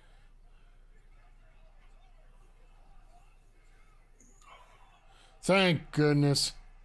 Yeah, I do not want to see Billy Gunn pinning Jay White. The man's already been decimated by this company after Full Gear. I don't need him. It almost feels like Jay White's like a victim of a curtain call we don't know about. Feels like it. Oh, no. Oh my god. Oh, wait. Oh, it. Quick reverse. Oh my goodness. There we go. Whoa, yes. Thank you, AEW, for doing something right for once. Said it a million times, the Blade Runner is the most protected finisher in AEW right now. Yeah. Mm-hmm. The End of Days. Yeah, that's the two that I can think of right off the top of my head right now. The right decision on this one? Absolutely. We were talking about this before the show. Like, the Acclaims had their run, and it seems like Caster's rhymes are just... The shock effect's gone now, so it basically takes the gimmick out of everything. Bowens is a hell of a wrestler. Billy Gunn's there for the fun. I think Billy Gunn's there for the fun, and again, when he wants to step away and go backstage, he can. That's the other half of it. Especially now, right? Because... Guns up, baby. Guns up, baby! Please make one set of titles for both. I don't see it happening. I don't see it happening either, but I'd like to. I agree. Again, I think the ROH 6-mans could just kind of go away, really, if you think about it, but I don't see it happening. I would actually like to see the ROH one stay because it's got the established lineage to it, right? The AEW one, well, they got maybe 4 champs. Yeah. But that ROH 6-man title, they have done so much with that pre-AEW era. And it would be nice to see a bit of a little bit more of the ROH champs on ROH TV, but... Oh, by the way, my shock of the night, speaking of ROH, I want to... Yes. I think Kayla just sort of spoiled half the thought that I had here. When the lights went out, when they came back on, it wasn't from Julia, it wasn't from Willow, it wasn't from Chris, it was from Athena. I hope so. I think Athena is probably going to be making her move over soon. Or she's going to be on more on terms of Dynamite and Collision here going forward. It just makes sense. She's done literally everything in ROH. There are so few challengers left to give that title to. And now that Billy Starks now has the TV title, Mm. Like, the only person I could see her dropping the title to would be Billy Starks, but now that ain't happening. Keep her as champ and bring it to other shows. I do know that they want to try to move away from that now. That's why Eddie Kingston started losing titles, like I lose my car keys.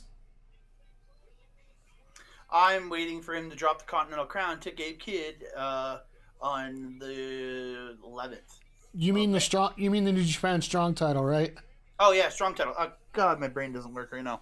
Yeah, I was gonna say Yeah, the Continental. Strong title. This is the Continental. Yeah, the Continental is Okada there. Yeah, Yeah.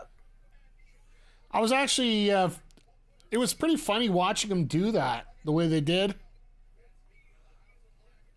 It's funny how again at least their whole team has titles. Their Yeah, coach, true enough.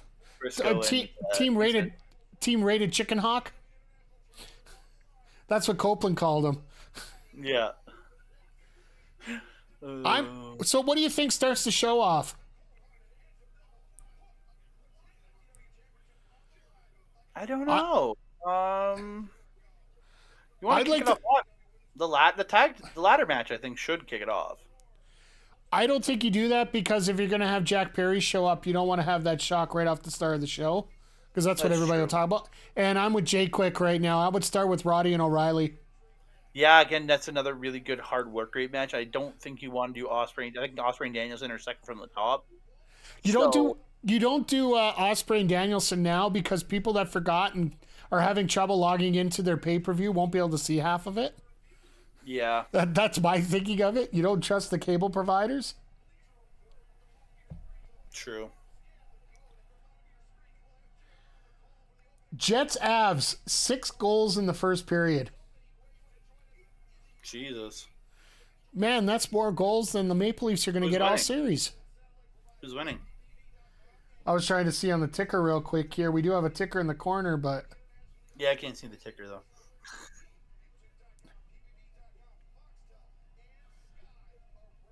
Uh, 3-3.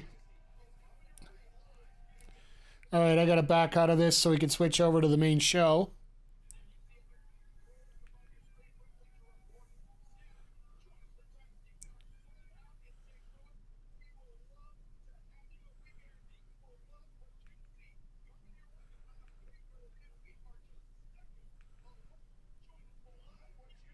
There we go. It actually worked for once. I'm shocked. So McGee here. So McGee is here. Hear me out. Ospreay loses because the Callis family shenanigans. Starting a Ospreay Callis feud with Fletcher, eventually joining Ospreay. Plausible, possibly. My thinking is, Ospreay wins, goes to shake Danielson's hand, but the Callis family comes in.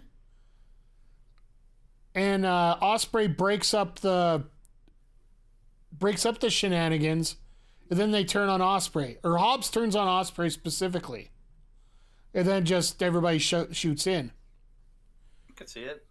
And then you can possibly get Ospreay as a new member of the BCC. I want to see him be able to pull Fletcher away from the family. Yeah. To create your American United Empire. I would love to see it. Bruv. Yeah, me too. And then bring back Mark Davis. Yeah, when he finally heals up. Again, I follow him on Insta and stuff. He's not wearing a cast anymore, and he looks like it was his arm, I think, the last time. So it was his elbow, I do believe. And he doesn't look like he's in a cast or anything anymore. So hopefully he's close. Because again, it was Wrestle Dream where he got hurt. So.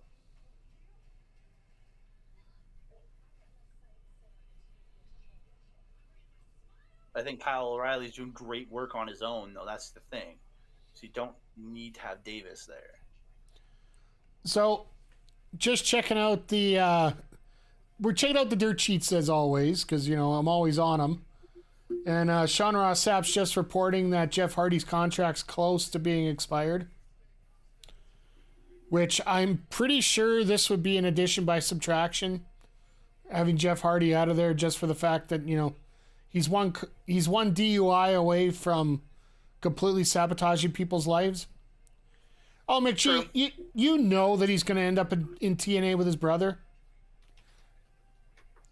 Like He between really should just retire, but he should retire, but with the schedule the way it is there, the fact he only has to work 2 days a month. I love the Hardys, but come on, yeah, like I think we're all in agreement on this. Like Jeff needs to get his life in order, and he ain't doing it the way he's doing it.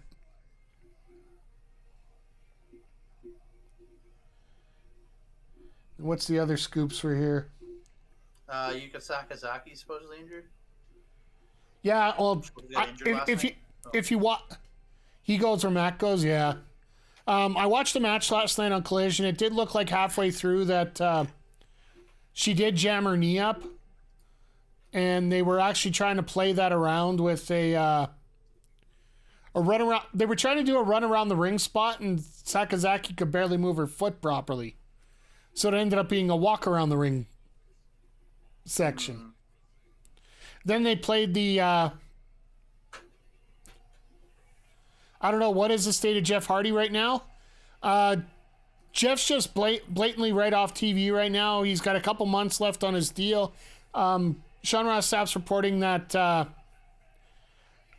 his contract is up this spring. It was originally thought to be up in 2025.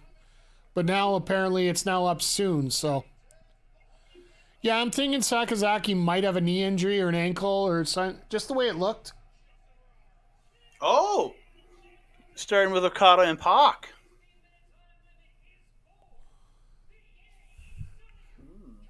All right, while you guys are doing this, let me get the predictions up here. If I can remember which button it is.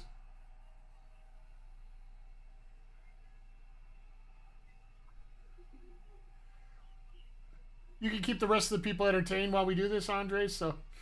Oh, yeah. No, it's fine. Dance, dance, dance. Dance, dance, dance. Get some clowning around. Man, Pocket, why does the guy always look so bitter, man? Like, is his life that terrible? He's a bastard. He's bitter. Yeah, but I don't know. Renee, did you see Renee walk out there?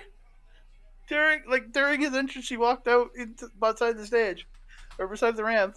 All right, we'll throw 10 minutes on the clock here. Oh, the commercial blocks me from dancing. Oh, it's perfect. I love when that happens. Because I simply tell people, you know what? I appreciate it. That's why she was jumping in front, because she was supposed to do some reporting. Man, Athena's gotten bigger. What are you talking about? Well, look behind Renee there. I didn't see. Athena was there? Oh. It was another lady having a ROH Women's World Championship. She was a lot bigger. I was attempting to make a joke. Okay, I did not get that. I'm sorry. I missed the person. Wait, hold on. I'll tell you how that joke summed up here.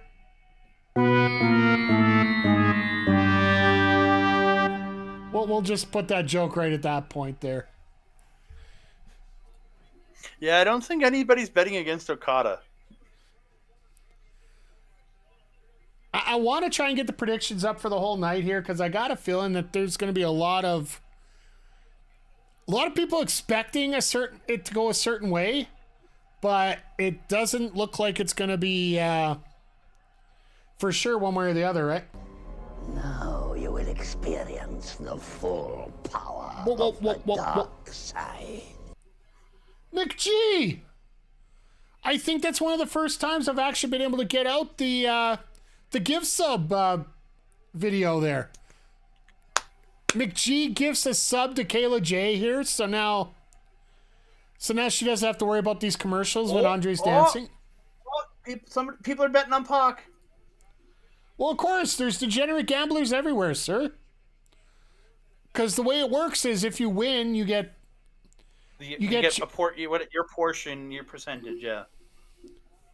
I legit was like, what is this? Yeah, it's congratulations on your sub. You now get a free new set of emotes, which, by the way, folks, I have 4 new emotes available, 2 for followers and 2 for subs.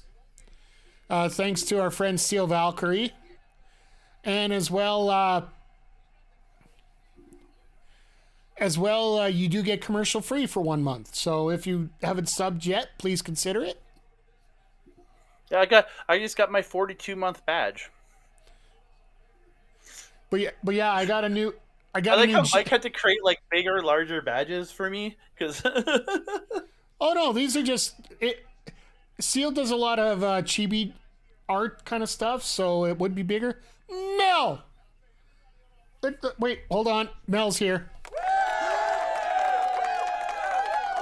Mellow.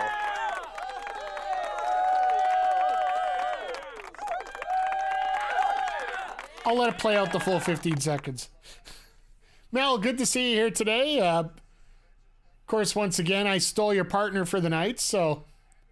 And everybody's here for Kayla J. They're not here for us, Andre. Let's just face it. I know Mel's not here for me. She's here for Kayla J. And as I was saying earlier, I think Mel would be in agreement with this. We need to get Kayla on a startup show, on a startup review, or possibly the review Matty Gold when we do that show, when we start reviewing that. So... Well, I heard a rumor that she's got a new webcam, so yeah, there might be a possibility for it. So there we go. By the way, if anybody here is streaming and needs some new streaming equipment, first of all, yes, I do have some used stuff available, but also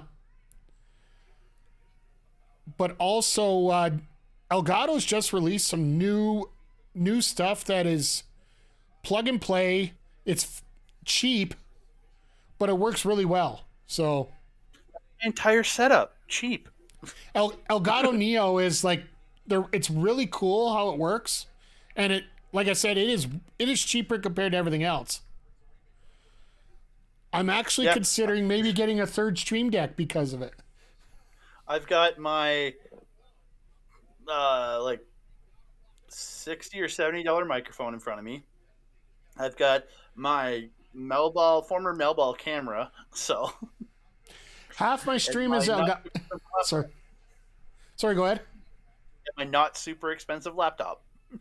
Yeah, I got pretty much almost Elgato throughout everything here. I got 2 pieces left that aren't Elgato. One's my mic, and I just spent over $200 for it, so I'm not going to be giving it up. And it seems to be working great. And then I got a mixer that's discontinued, and I don't know how to work a new one into fixing up my mic properly, so I'm not changing it. So, okay. I think 100% of your stuff's Elgato. Yeah, your Razer.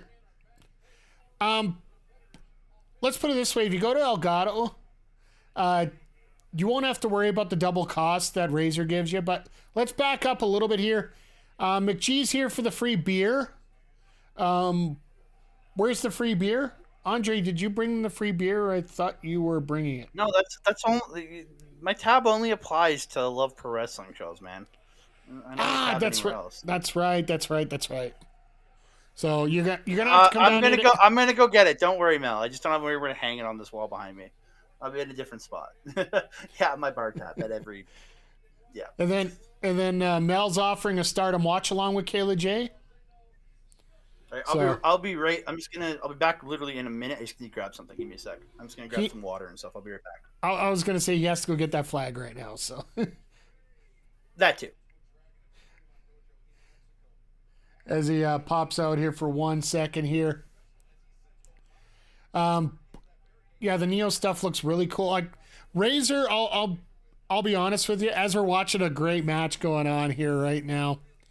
The Razer stuff is okay. It's just you can find something else that Razer ripped off that usually works a lot better.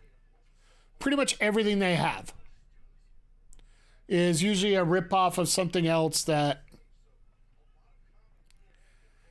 could be used for something more important. So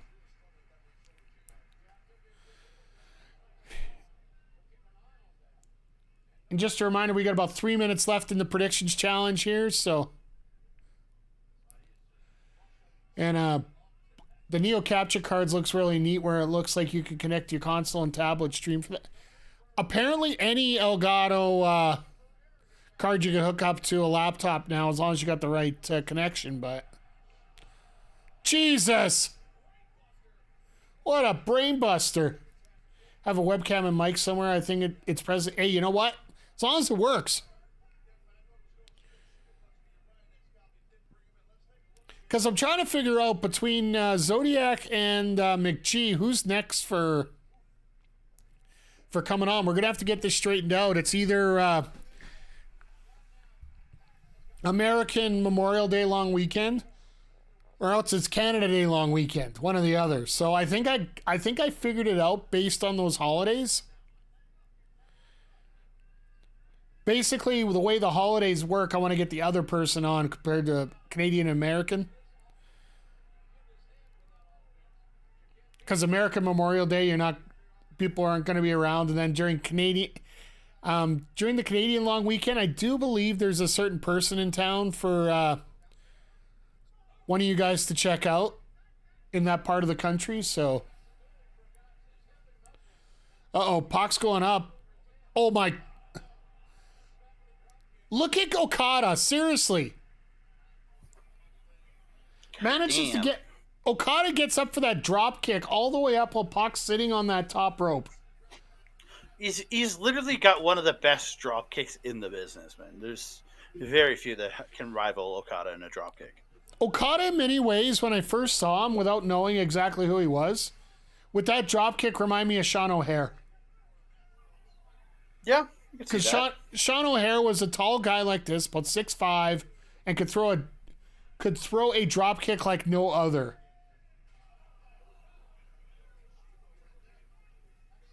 It's true. Very true. Okada and Orton have incredible drop kicks. Yeah. It's got a good point. Orton's got an absolutely beautiful drop kick as well. I've always been a fan of Curt Hennig's drop kick more than anybody else, but... Oh, and while we got a second here, I just want to give you guys a quick... Well, let's watch the damn match for a little bit. Adam was a comedian. Yes, that was the comedian I took you to. I believe Andre was there with us that one night. Oh, to see Blank? Yeah. Yeah. Yeah. I believe that's the only comedian I've been out to see. You've never gone to seeing Ryan Short and stuff? No, I haven't been out to any others. We got to go see Shorty one night. He's great. I'm not a funny guy. What can I say? Shorty's great, though. I'm more busy making jokes than I am, giving them out. Our other friend Adam our buddy Adam from wrestling. He's started doing open mic nights and stuff. Oh, that's right. Yeah, you said Mr. Sinclair was going to be trying to do some of that. He is. He's got some funny stuff. So, yeah. I'm glad he's getting out there, and that's the one thing about watching people get out there and just the ones that used to be very reserved, and now they're coming out and sort of branching out. And hell, look at Okada right now. Hey, Okada had to not jump as high as he normally does to hit that drop kick. Jesus. And I just got the drop kick, by the way. Whoa! But I'm better than you. You just got the drop kick? And you know it. Jaeger! Popping in here 20 months. Thank you for the resub, my friend. Didn't know my sub had expired, then I got bombarded with ads. Not today, Twitch. That's right. Oh!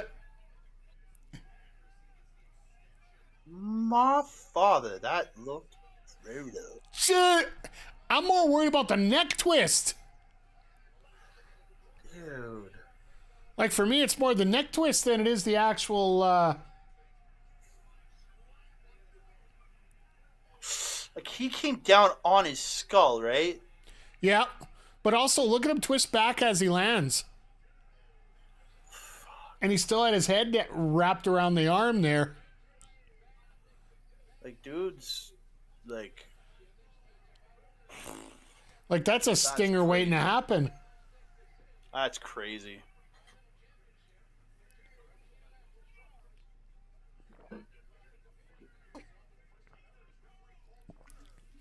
But yeah, Jaeger, good to see you here tonight.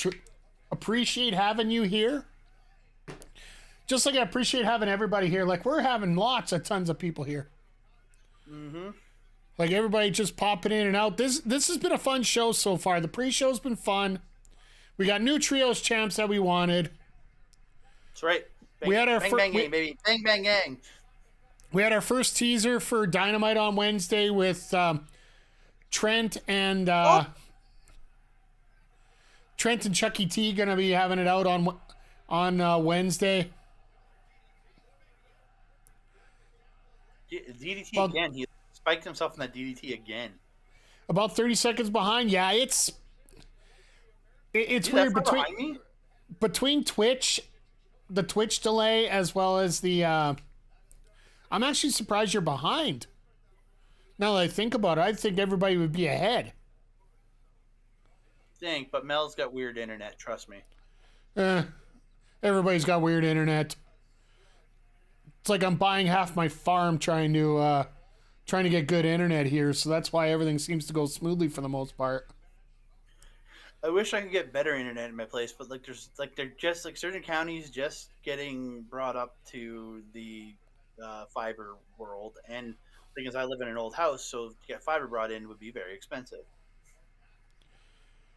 Well, I know our building just got it a year ago, and it was funny because they advertised that they were putting it in, and then they said call as of I think it was August 2nd. It'll be available. Call after August 2nd, and we will get you in to get your apartment specifically wired for this fiber. They told me I literally was the first caller the first day that it was available. I was not pissing around with that. No, you need, again, for what you do, you need internet. That moonsault. Pac is just simply one of the best wrestlers in the world, period. Let's just call spade a spade here. He's so good. Just so good. And just no regard for his knees there either. Just, oh. At least he landed on his shins, not on his knees like Charlotte. And blow out a knee there. I thought he smashed his knees into the ground. I got fiber because of provincial grants. So I don't even have gas line or sewers. Well, that's what happens when you live on a farm, right? It's true. And then Kayla's like, oh my God, my house is in Edmonton. Got it when I was moving here. Yeah, it was during the pandemic. I remember they wanted me to mask up and be a certain part of the room, and I think I pissed off my landlords when I got it installed. Why? Well, because normally when you get it installed, it's along the roof, around they put the line around the top of the building or top of the rooms, right next to the ceiling. Well, mine's right above the floorboards. So when they have to rip up the floorboards to get the, the baseboards on the walls next to the carpet? Yeah, it's right above the baseboards. So when they have to take the baseboards out, they got to rip the entire fiber out. Yeah, but they're not going to do that until you move out. That's the thing. Yeah. I'll probably be here forever kind of thing. Well, I thought about my apartment, but no, I moved. Hey, if rent stays cheap here, I'll do that. Oh, nice drop kick. Right in the chest, just oh.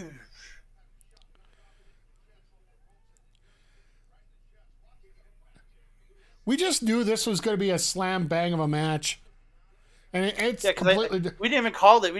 Neither of us even said this as the potential opener. But yeah, it makes sense because because fire up a crowd. Well, not only that, but you're not allowed to have any of that craziness that you usually have in a lot of these AEW matches, right? Like the Continental rules are no interference from the outside, or the person's fired. Is that a rule? Yeah, it literally is in a rule. I didn't know that. Yeah, that they established that at the tournament, and apparently it stays in place throughout the entire state. And this isn't one of those if the referee catches you deals.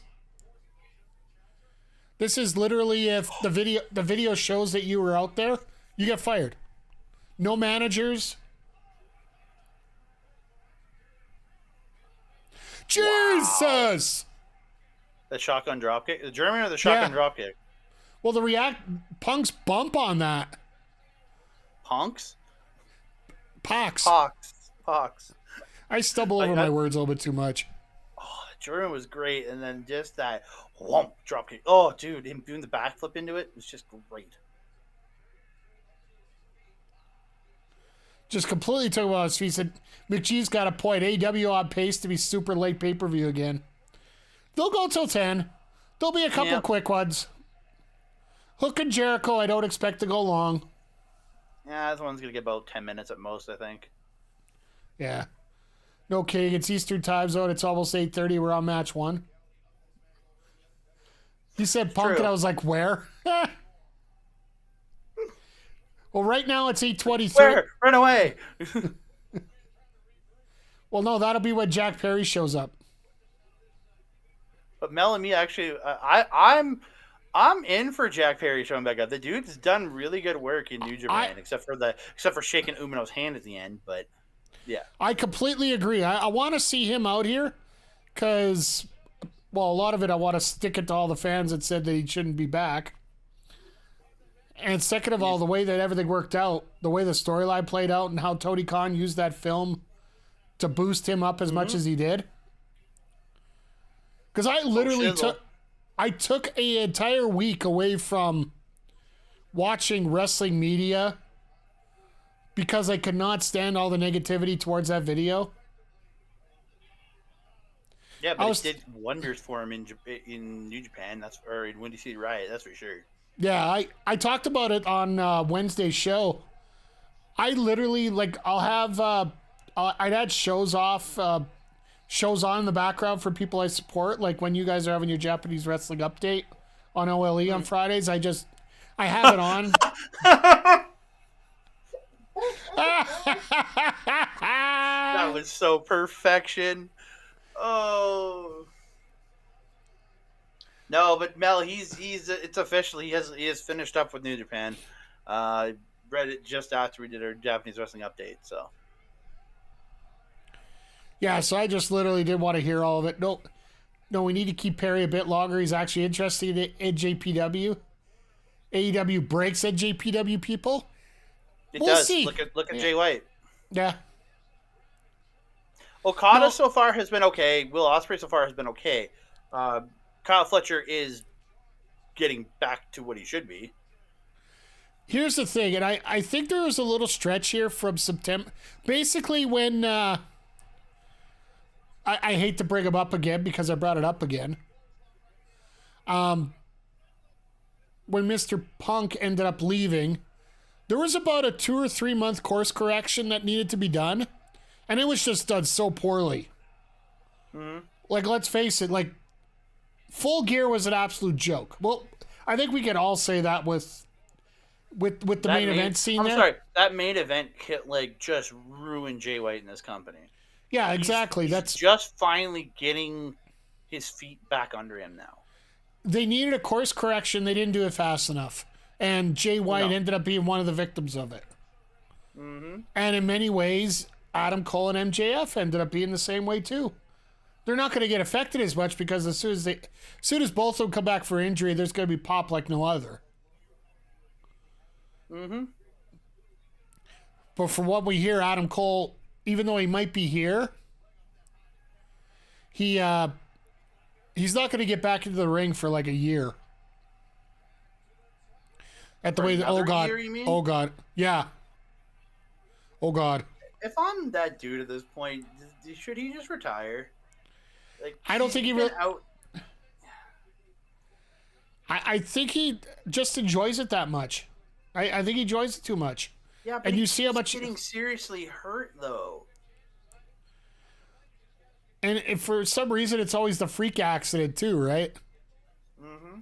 Well, the concussion took him out for almost a year, and then he's back, and then he gets hurt again. He's kind of punkable fragile, isn't he? Yeah.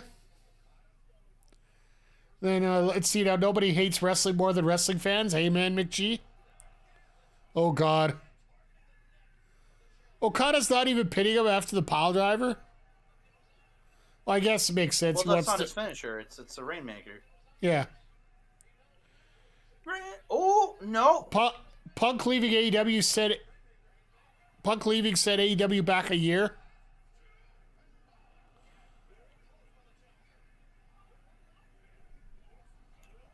Ooh. Wow. These roll-ups are close. Oh! Both these guys know how to kick out. Oh, what a transition. He did this on Wednesday quickly. I think it was sort of a feel-out move for this. Standing brutalizer, nice. Or rings of Saturn. Yeah, I love how McGinnis called it Rings of Saturn. And we're like, no, he has his own name now, thank you. Brutalizer. And then, yeah, Mel's like, he isn't exactly young. No, he isn't. I know that his girlfriend, fiance, whichever way you want to call it, has been posting a lot more on socials lately. Just trying to put modeling pictures up, I guess. I don't know what it is, but...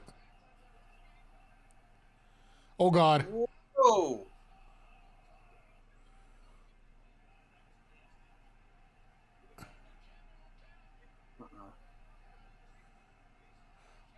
Oh, no.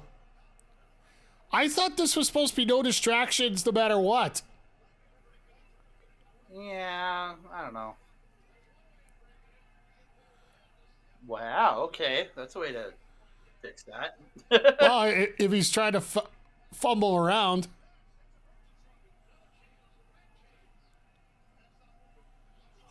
Oh! Dude! What? Ow.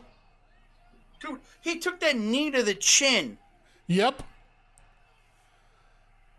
I think he was out because he didn't spin on that Rainmaker. He just lifted him up and threw the clothesline. Those knees look like they sucked, yeah. Oh no, he got dazed out of that for sure. Yeah, literally. Incredible match though, like. You want to start a pay-per-view with a wrestling match? This is how you do it. And Okada gets to go relax for the rest of the night. No, he'll be out during the ladder match. True. His buddies are out there. He's got to help them out. The EVPs need all titles, you know. All right, I keep forgetting we're doing predictions tonight, so I got to get these out. 91% versus 9, so we got, what do we got here? Hey, I got 110. 2,300 points get spread out, so that was a good spread. But a lot of that was for Okada though. No, I spent 100. I only got 110 back. So no, that means 2,300 points were bet on Okada there. Yeah, I know. That's what I'm saying. I meant on Pac. I mean. No. It's the full calc. No. And look at this. Look at this. 2,090 were bet on Okada. Only 200 were bet on Pac, dude. Okay, there you go. But look at this cheer. Look at this right now. Standing ovation for many of the people here for Pac. Not everybody, but the people that matter. Yeah, the crowd enjoyed it, man. Well, that's what you do. You put on a match that everybody's going to enjoy right off the bat, right?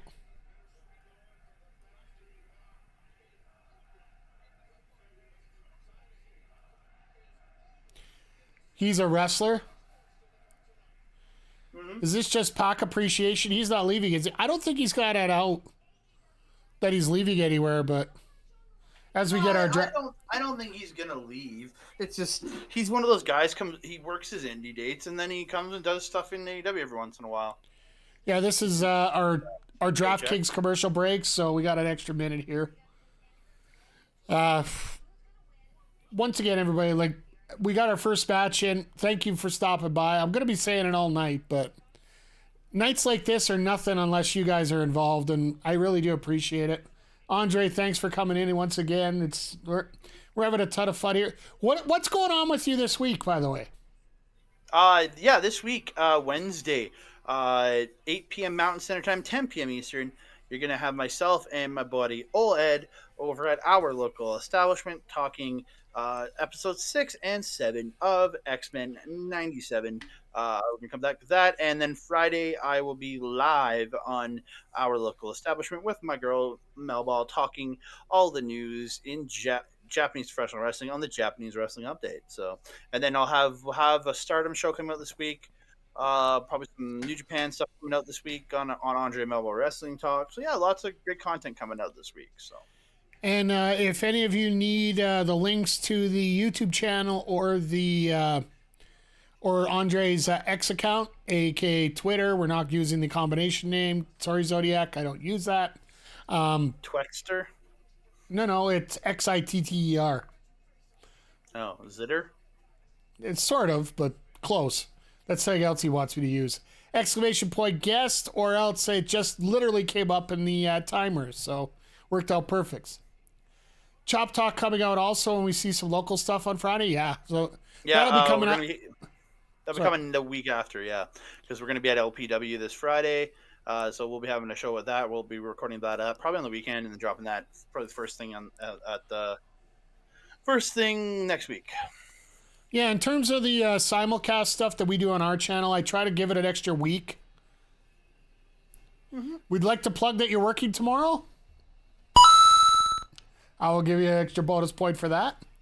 For our simulcast stuff on our wrestling channel from Andre Melball, this Tuesday, 10 a.m. Eastern, 8 a.m. Mountain, it's their latest episode of Stardom Wrestling Review, as they're talking about champions, people retiring, people moving on, a little bit about Marty Gold. People moving on. People, we're talking about the 3 final matches from Mai Sakurai, Mirai, and Yuzuki on that show before they left for Marigold, and then the second last matches of Utami or Julia's final singles match against Suzu Suzuki for sure, and then a big multi-woman tag with Tommy Hashishida in there with her team. So yeah. And then coming up on this Friday, it's your review of the Windy City Riot. Will be up up this Friday at 8. All our streams, unless we're doing the live watch-alongs, which I try to get up there literally as soon as I can get them edited. All of them come out at 10 a.m. Eastern, 8 a.m. Mountain Time. So if you're looking for something from us, make sure you go give our YouTube channel a follow. There we go. And while you're at it, click on another one for a gaming channel. And on Andre Melville Wrestling Talk, I usually drop all of our shows usually at 7:45 a.m. Mountain Standard Time, 9:45 a.m. Eastern. So, but some weeks it's timings change depending on when we record in the day. If I can get out the same day, I do. And McGee just puts in a comment. Julia's about to hate her NXT run. I don't think so. We'll see. I don't think so at all. I think she's gonna have a great time.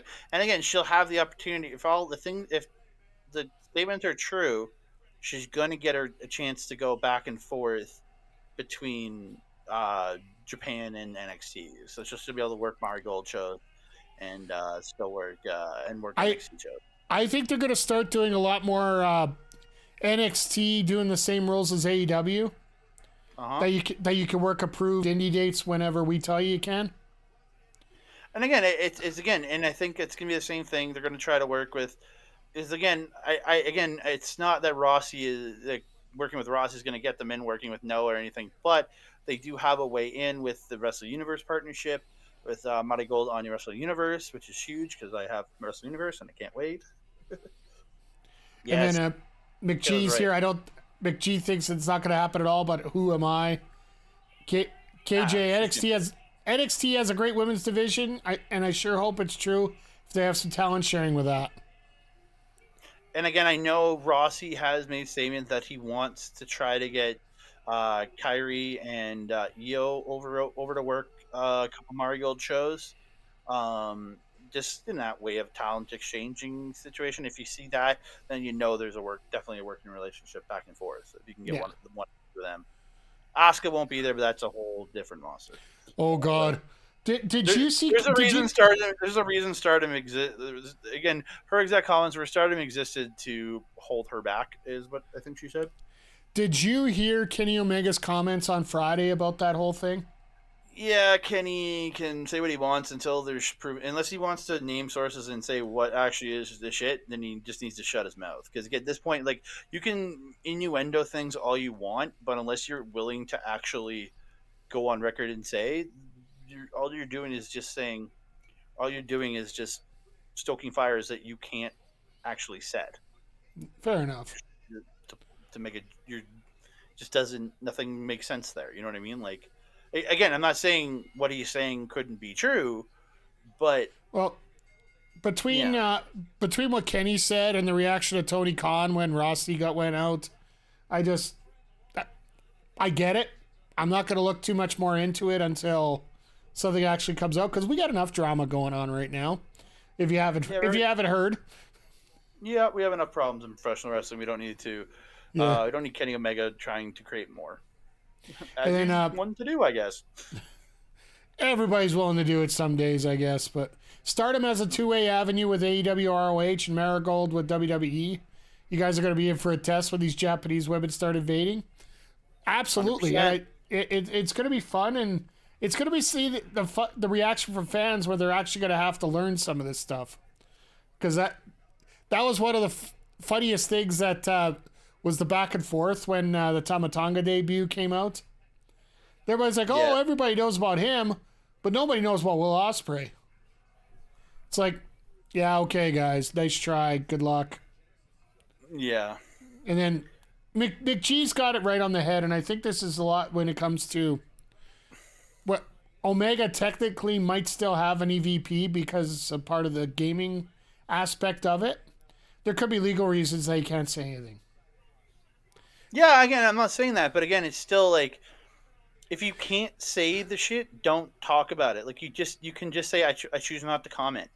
You don't, and again, I as much as I appreciate Kenny Omega for everything he did in Japan, and I'm a big fan of the guy, I lost a little bit of respect there, because again, like, you can't, unless you're going to say something, just don't say it. Like, just don't. You can make your innuendos and comments all you want, but all you're doing is just soaking people online where there's no, again, right now, and as of right now, there's no proof to back up anything he's saying or anything he's doing. Hey, Andre.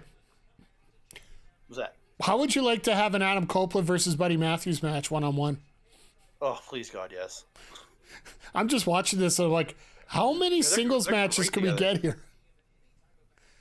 This is the match I want to see, though. Adam and Alistair, Adam and Brody, Adam and Buddy, Mark and Buddy, and dude, any of these 6 comboing together. I'd like to see Eddie Kingston versus Brody King. Eddie Kingston, Brody King would be a hell of a lot of fun. Two dudes beating the living piss out of each other. They actually did have a match at the Continental Classic during the round robin. Again, I'd love to see them go again. It just, they're just so just give him half an hour and let him go. Imagine Eddie and Buddy, because Buddy really works that Japanese style too. Oh, here we go. Chop battle. Oh God. I do love how Kingston gets in the ring. He's like, no, we're not doing no face off. Let's go.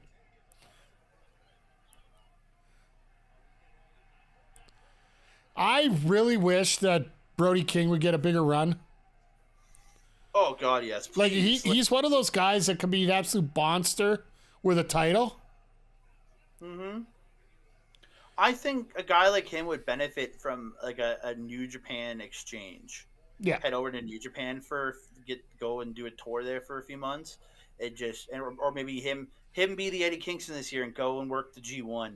I think, again, and not to say like he's not great, but it would benefit him only just to give him different exposure, work with different people, and just evolve who he is as a wrestler. Or I couldn't give a year ago now. I couldn't give 2 craps about Eddie Kingston. He did that G1, and he sold me. Yeah, absolutely. And I'd love to see how many more people get the advantage of doing a lot of that G1 stuff. Again, I think you could send over a couple guys every year to do them. Like I feel like there had to have been a junior on the roster they could have sent over to represent AEW. Like I know they sent Blake Christian representing ROH, but like there could have been another junior to send over to be to represent AEW. There has to be at least one junior that could have went.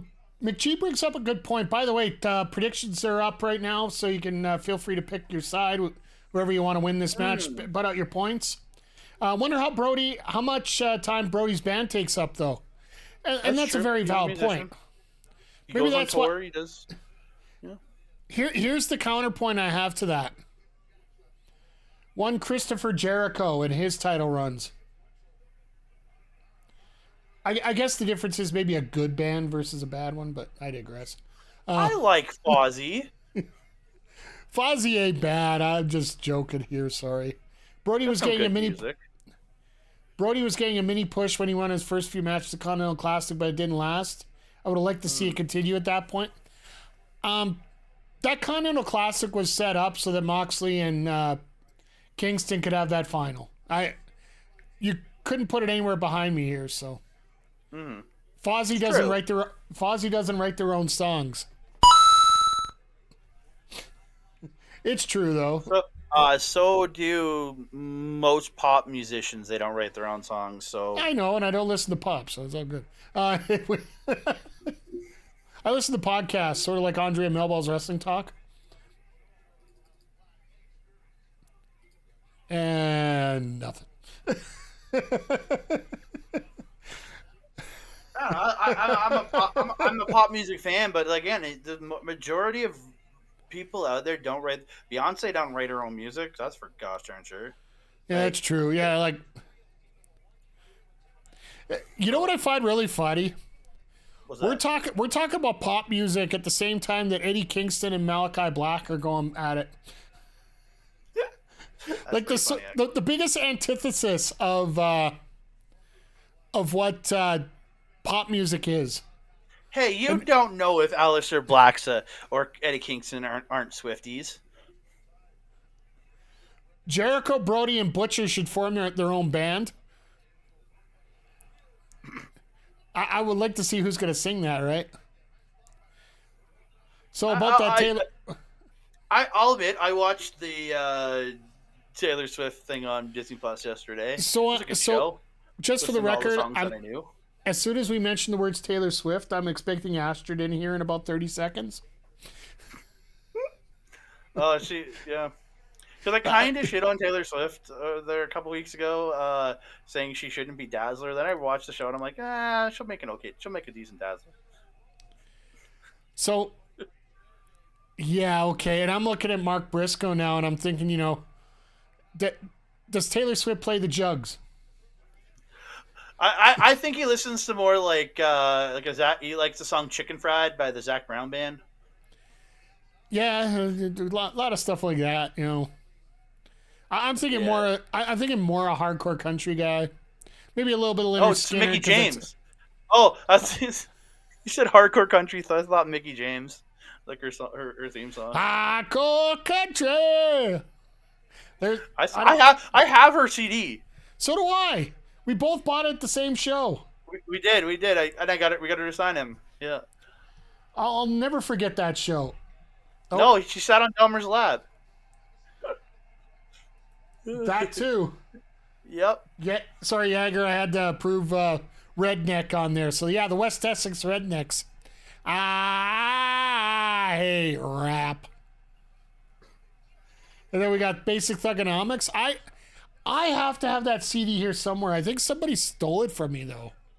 I don't know why anybody would anymore. I did buy it. I remember that. Oh yeah. Oh, I bought it too. It was actually a pretty good CD. Yeah, absolutely. How the hell? That redneck karate right there. Chop. It's in my car. No I have a mixtape in my car right now, and I haven't run my car in 2 years, so maybe I should get rid of it. Oh, Jesus. It might be in your car. If you haven't run it in 2 years, it might be in your car. No, I know what CD's in there. It's a mixtape I did. You see the fan? He's pushing the barricade popped out. That place. That's great. The fan in the screen pushing it back into place. Hey, it's just a glorified indie show, isn't it? Pretty much. That album still slaps. Well, no, if it was a glorified indie show, they'd have a rope, because I remember RCW having a rope. That's true. And now they just use barricades that keep getting broken every week. They don't use them anymore. Oh, because they decided metal can't break them anymore? Well, they got enough got broken, so I think they don't even use them. I don't remember them at the last. Yeah, there was some barricades at the last show. Mel's got a very important point, and their music seems to work. I got to give it the goal horn for that one. And just a reminder, we got about 4 minutes left on the predictions here. You can predict on this match, earn some extra channel points, which you could use for sound effects. You could use them to force us to hydrate a little bit. Rest in peace to those brutal... Yes, rest in peace to the barricades. The old CWC barricades. Yep.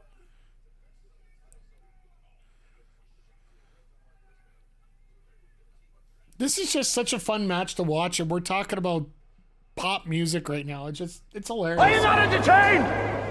Are you not entertained? See what I mean? You are entertained tonight, I hope. I hope each and every one of you are entertained. Thank you, Audrey, once again for the blurb. You're welcome. Dude, I have like 8,000 channel points, so I figured I'd use 8,500 channel points. I'm like, I'm going to use some. Yeah, like, and we also have the Tangia, the little basketball thing. If you scroll across the screen, it does require bits, but 50 cents will get you a pretty sweet bunch of clips here you can use.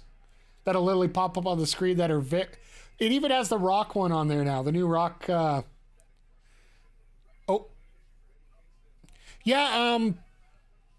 House of Black's red gear. I like how they're all wearing a version of it. It's great. Yeah, because every week they've actually had one person wearing them, whether it be Malachi or it be Brody, but they haven't had all three on the same page with the gear. And I love the fact that it's like blood red. It's not like a solid red anything. It's just blood dripping down. Yeah, Mel's all about people's gear. That's for sure. Yeah, especially when it looks good. Buddy's trunks are the torn shorts. Yeah, I like Buddy's gear. It always looks really good. For me, the only thing that's a hell of a kick. Hell of a kick. Actually, I loved listening. I know Sammy just put out that thing, or WWE put it out with Sammy talking about the origin of the name Haluva Kick. Yeah, about the fact it's just a hell of a kick, and they couldn't say hell of a. Yeah, or just somebody kept saying Haluva instead. One of the announcers at PWG kept saying Haluva instead of Helva. And Mel says, "I'm a girl. I enjoy aesthetics." Honestly, Mel, I love aesthetics. The big aesthetic for me is when we see teams wear the same color. That's the big thing for me. Mm-hmm. And if you have two different teams, I want them two separate colors. Like I like the Bucks where they're different colors but their gear is the same. I like if your gear matches in different colors to have the offset, or if it's the same color, each have a different style of gear. I'm okay with that. Jesus. But yes, I love Eddie Kingston as well. Like, Eddie's really grown on me over the last year here in terms of what he's actually supposed to be.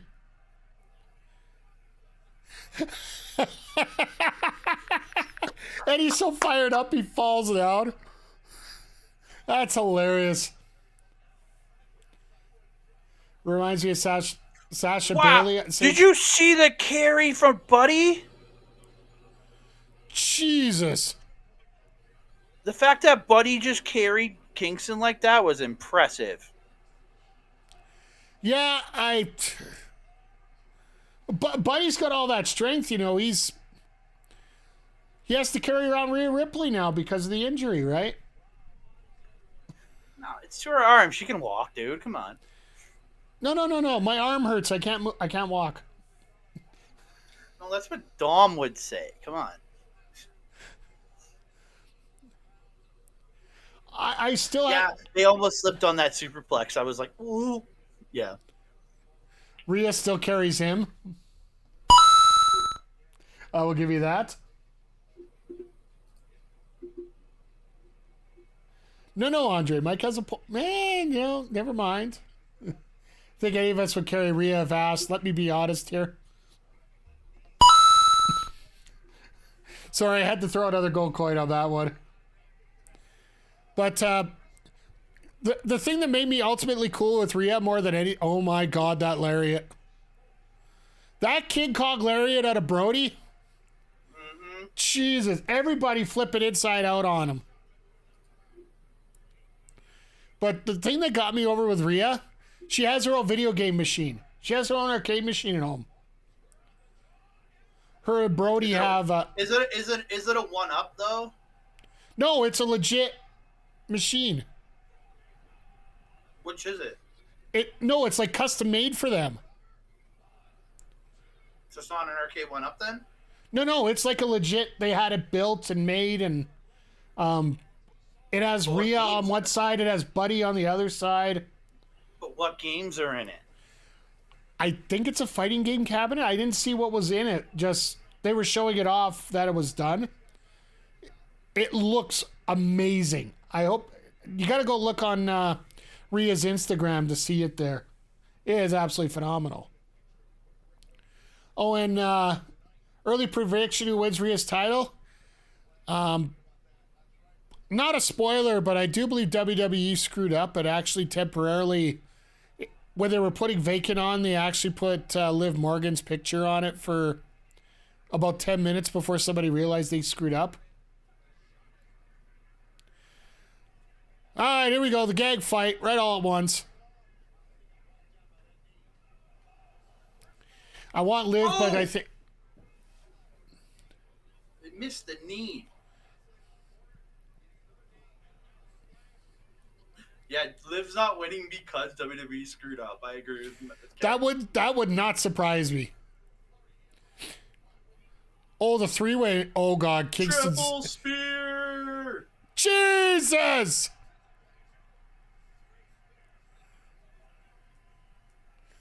Well, that's how you finish the match. Get all three spears in at once.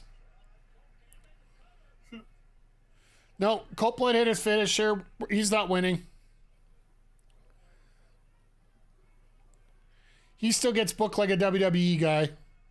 You hit your finisher and you don't pin him, you're not winning. It's not true. Roman did. Unless your name's Roman Reigns. Then you don't lose. Buddy barking, hitting different. Oh, God, Mel. Settle down. Settle down. Maybe he'll hit the unprettier. Maybe. You just get misted? Yep. And the Black Mass.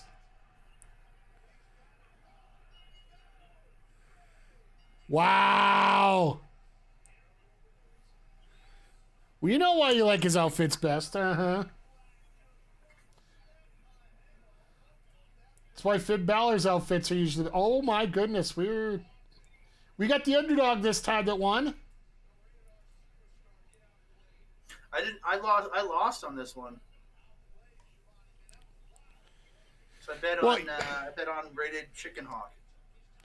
Well, this is the way that you set up Copeland versus Black for the TNT title, right? It's true. Makes the most sense because all the money to McG.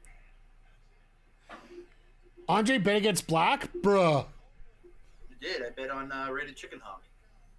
Yeah, but you're always supposed to bet on Black. That's why I'm glad I do up the polls. That way I can't bet on him. So McGee's 2 for 2. This could be the house always wins. The House of Black. I'll give you that. You're in that one, McGee. He did. But yeah, this is a card tonight where everything could be very predictable or very not predictable. I think it's the best way to put it. Because you House of Black always wins. But we could have every favorite win this easily, or we could have upsets all over the place. Mm-hmm. Like here's the next one that I honestly don't know. That was an effective misting. We've seen some questionable. I think I'm gonna bet on Willow. We have some effective misting. We've seen some questionable spinning this year, but Copeland's covered on that one. Yeah, absolutely. I don't think so, to be honest. I think it could go really either way here for the TBS title. Mm-hmm. Just for the fact that we had that episode with everybody disappearing, right? It's true. And I still feel that that's going to be Athena popping in here. So we could have another extra factor in there. All right, 10 minutes on the clock here for the TBS title. If they screw us up and put it for match out, I'll delete it and move it. I think there's nothing more for Athena to do in ROH. Well, at least for now. So put her up on the main roster and help out with some of these storylines coming forward here. I'm with whoever just bet on Willow. Once again, predictions are up. I may have to cut them short. I guess it depends if Mercedes is ready, but it seems like they were getting set up. Oh, I love her pink and purple gear.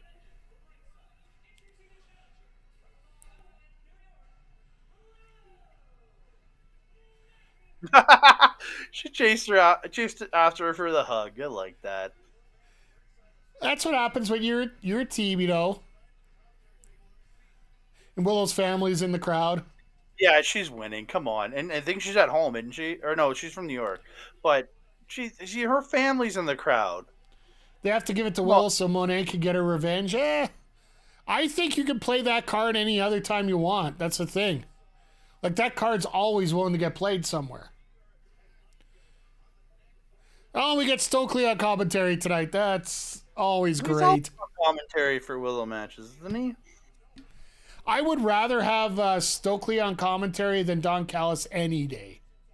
No, Callis is a goat of commentary, dude. Callis is fingernails on a chalkboard multiplied by 500. You didn't listen to him at his height in New Japan, man. He was so good there. Yes, he was good then. Now, I think now he's not as good, but I love. I think the best that he sounded was when he was in Edmonton, because nobody could hear what he was saying. Oh my god, I remember jumping on SNME the next day and talking and doing their Dynamite post show, and he said he's like, that was real. I'm like, that was real. There is no piping. The crowd hated that man. Oh, so good. And think of it this way. There is a potential that the second round of the playoffs could happen that week. And if Winnipeg wins out on their end and Edmonton's winning, there is a potential in 2 weeks that they could face off against each other. It's true. That's automatic extra bonus heat here, so. True. Andre, they want the family reaction when Willow gets screwed out of the title by Athena. And Julia hugged. And McGee said Julia hugged the title. Julia always hugs the title. Yeah.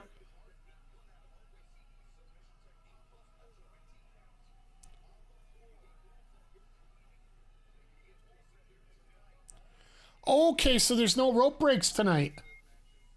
Oh, is that what it is? No rope breaks at a count of 20. That's the TBS rules now. that had on Julia's just fire? Absolutely. I think like AEW just needs to adopt the 20 count altogether. I think it needs to be there. The refs are not that incompetent, or they try not to make them that incompetent. Give them a 20 count and just let them go. Well, the 20 count also, you get a better count out of it where they're counting 1, 2. They can count to more of a normal cadence instead of having to wait like 5 seconds between numbers. And anybody that's talking about the new gear issue, Julia also has new gear tonight. So yeah, both have new gear. Yeah.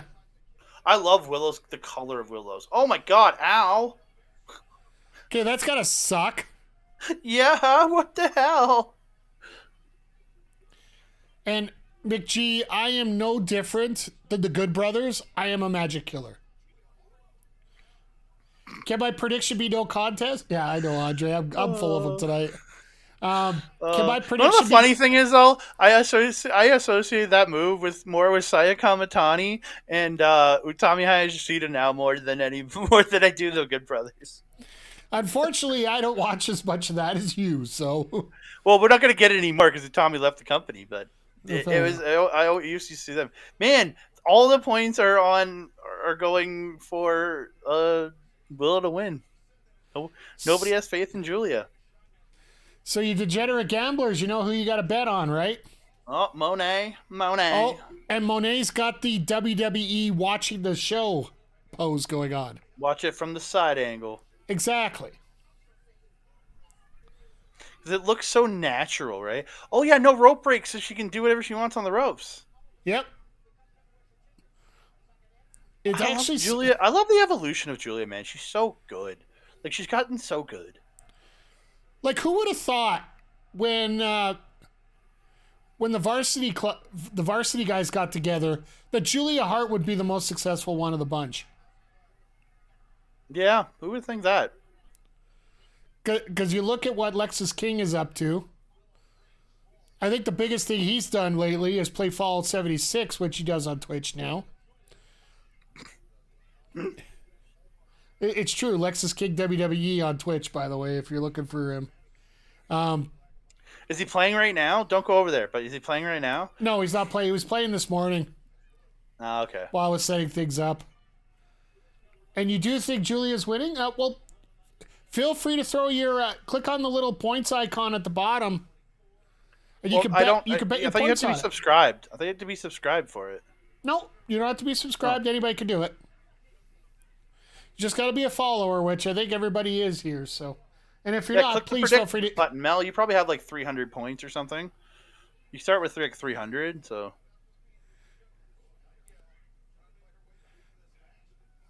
But yeah, either way, we're just...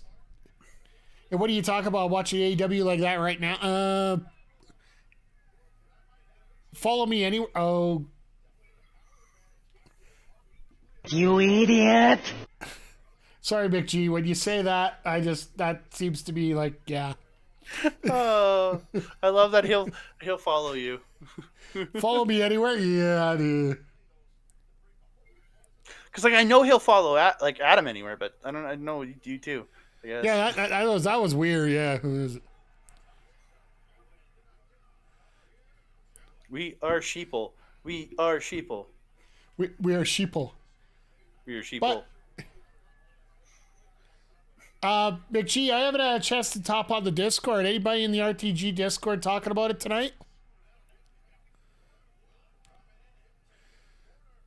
Because this is turning out to be a really solid show. And in terms of match lengths, we are getting a pretty good run here right now. We're on match 4. We're just about a 10 o'clock show. We're in match 4. We're an hour in. I like her modified brutalizer. Yeah, it's called the Heartless to her. I like her Heartless. It reminds me a lot of AJ Lee, who used to do that. Well, she did the octopus. Yeah. Though. This one is a little bit more of a... Oh.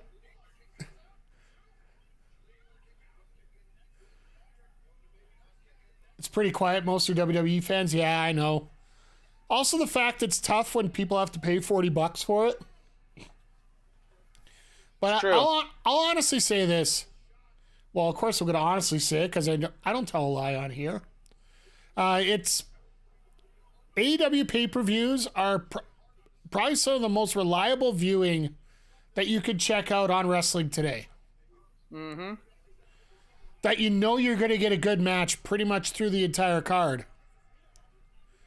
You might have a spot here or there that is stupid.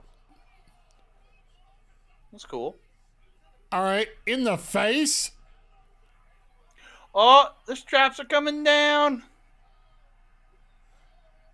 All right, things are getting serious now. I love the fact that the two All-American Americans are the key to Willow Nightengale's victory. Babe with the power bomb. Because she does the straps and then she does the Jack Swagger power bomb and gets the victory.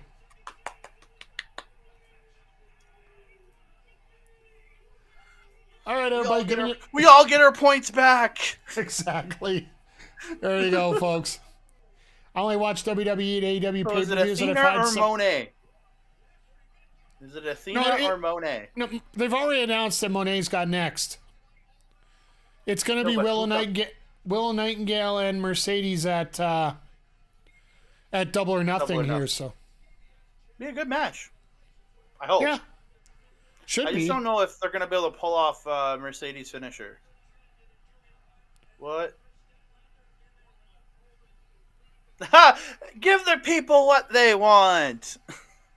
Well, she is technically one of the best friends, right? Yeah, saying they did the best friends hug, yeah. Yeah.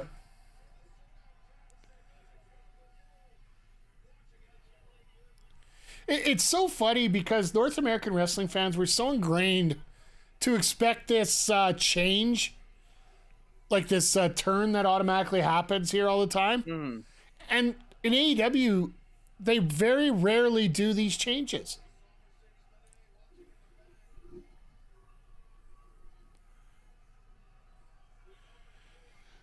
All right, well, congrats, you can dance. Now get the frick out here and do something if you're going to do it. Jesus. I want to see the lights go out and Monet get hit. What did Trent whisper to Statlander, though? That's still the question. I don't know. Make your choice. No, it was the same night that Statlander had Heart Foundation colors tonight. That's true. If I'm Willow, I'd punch her in the face as soon as she comes in the ring for stealing her moment. Stokely's thinking that, I'm pretty sure.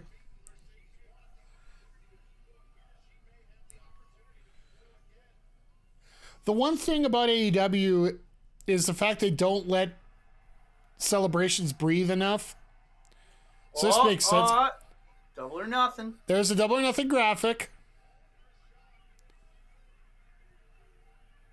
I like how they're putting Monet to the number 2 title first. I actually really do appreciate that. Well, it's the TBS title, right? I know, but I just like that they're not forcing her into the main event immediately. It's to help with the network, right? That's basically what this is. You get more eyes on the TBS title being held by somebody who's a mainstream star who's on.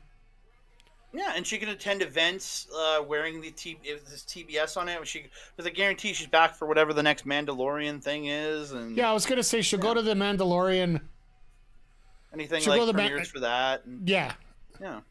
Well, again, she had the IWGP title with her at her and was it Ahsoka girl. So lady plays Ahsoka now, who played Ahsoka on the TV show. Rosario Dawson. Yeah. They had a tug of war for the IWGP title. Like you get those kind of shots, right? Yeah. Just getting into the chat here. Will Mercedes have a match for Double or Nothing? No. She has announced that her first match will be a Double or Nothing, which I'm assuming it's because her ankle's not 1,000,000%, and she wants the time to fully heal, but she can still do stuff like this without getting too physical. Mm-hmm. Willow deserved this. She's been a beast and a trooper for a while now. Absolutely. Like, Willow, we thought she should have got gold a long time ago. She could have been the person to take out Athena. in ROH. Mm-hmm. Oh, and just a reminder that for Double or Nothing, we are going to be here for another Sidecast, so don't be afraid to stop by and say hi, as we always have a lot of fun here, as we're having fun tonight. It's an absolute blast being here, but honestly, so much better, too, because if she shot right to the top and people be annoyed, yeah. Here comes the match that a lot of us are looking forward to. This is going to be, I think that, like, it's between this and Ospreay and D-Bry, or Bry D, whatever, Dippity Dude Up D, whatever, as Mel says. Somebody clip that, please. It's one of those two matches that gets is work rate match. It's either this or the Ospreay and Danielson match of the night. Somebody just clip the dip. Somebody please clip the Dippity Doodah Day for me. That was amazing. It's Mel's line. Come on, I gotta do my girl's line. All right, just getting the. I love how it comes out as L-Y /E O'Reilly. Oh, I love.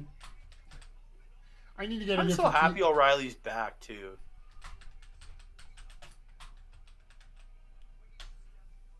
All right, here we go. 10 minutes on the clock for you, everyone. Let's go. What is wrong with you, Jaeger? Ugh. Jaeger. Oh, hold on. I know. Ban him. No. I'm gonna send this out to Jaeger because some people are full of hopes and dreams in this world, but I do have a new soundbite here that we can use to qualify what he's doing here.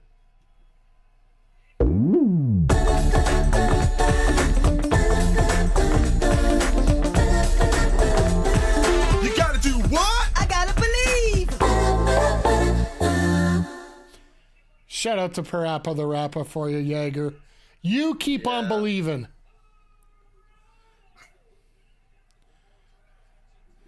I'm a little upset. There's no guitar going on, but I do believe he needs a title for that.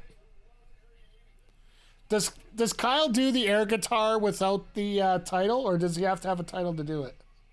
Hey, it's the Spanish team with Carlos Cabrera. Honestly, I feel that was a big get for AEW. Well, he's been out of WWE for years, though. No, he. I thought it was just a year that he was out, or not even. He was just a recent. For a while. Could be. I could be wrong though. Because I know I think Fightful was bringing up the fact that he just recently left AEW. So, yeah, you're already on it, so I don't even have to worry about it. This is a tough one to pick a winner. Abso-freaking-lutely here, McGee.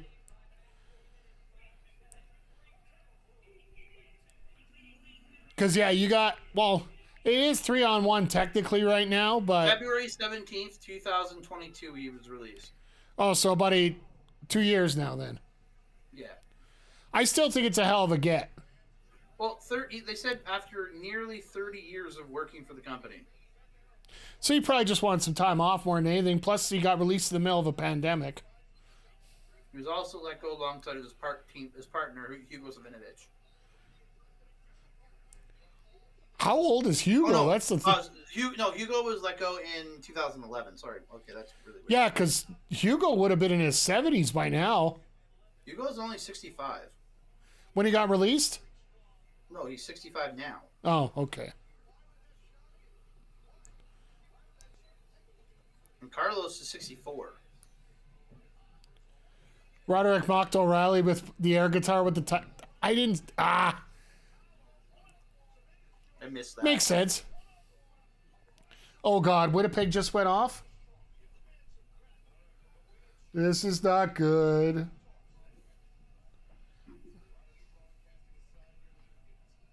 $6-3.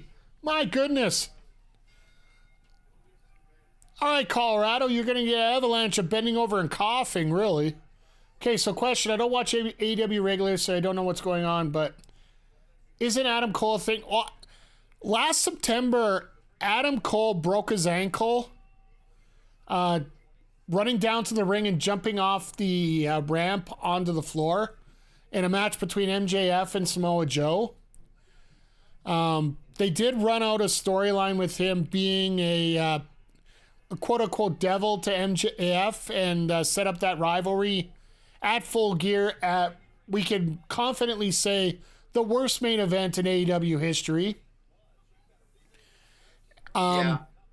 Since then, he has been here for a few shows in a wheelchair. But Fightful Select reported just, I think it was either earlier this week or last week, that because of the constant travel and the being on the air so much, doing in-house promos and whatnot, the ankle hasn't been healing as fast as they want it to. So he's actually been taken right off the schedule. He is there tonight. Apparently he is in the back tonight for the pay-per-view.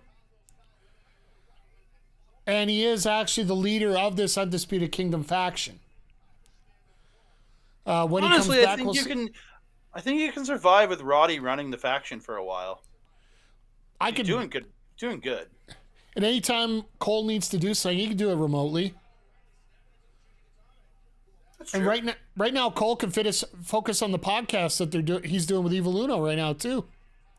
The AEW Games has their own podcast, comes out every Monday. I'm loving watching all these videos of Uno and Paige doing commentary on these wrestling shows. Oh, they're so good. So they put in a major storyline after he was broken and they barely used him. No, the storyline was there way before. It was there as early as when they were here in Edmonton. The devil stuff. Yeah, the devil stuff. Well, Mel, you watched the devil reveal with me. Come on. So yeah, this storyline began way back. Like, I think Edmonton was week 3 of the whole thing going on. It was very early at that point. Ran through the entire rest of the year. And flopped through the rest of the year. You mean flopped through?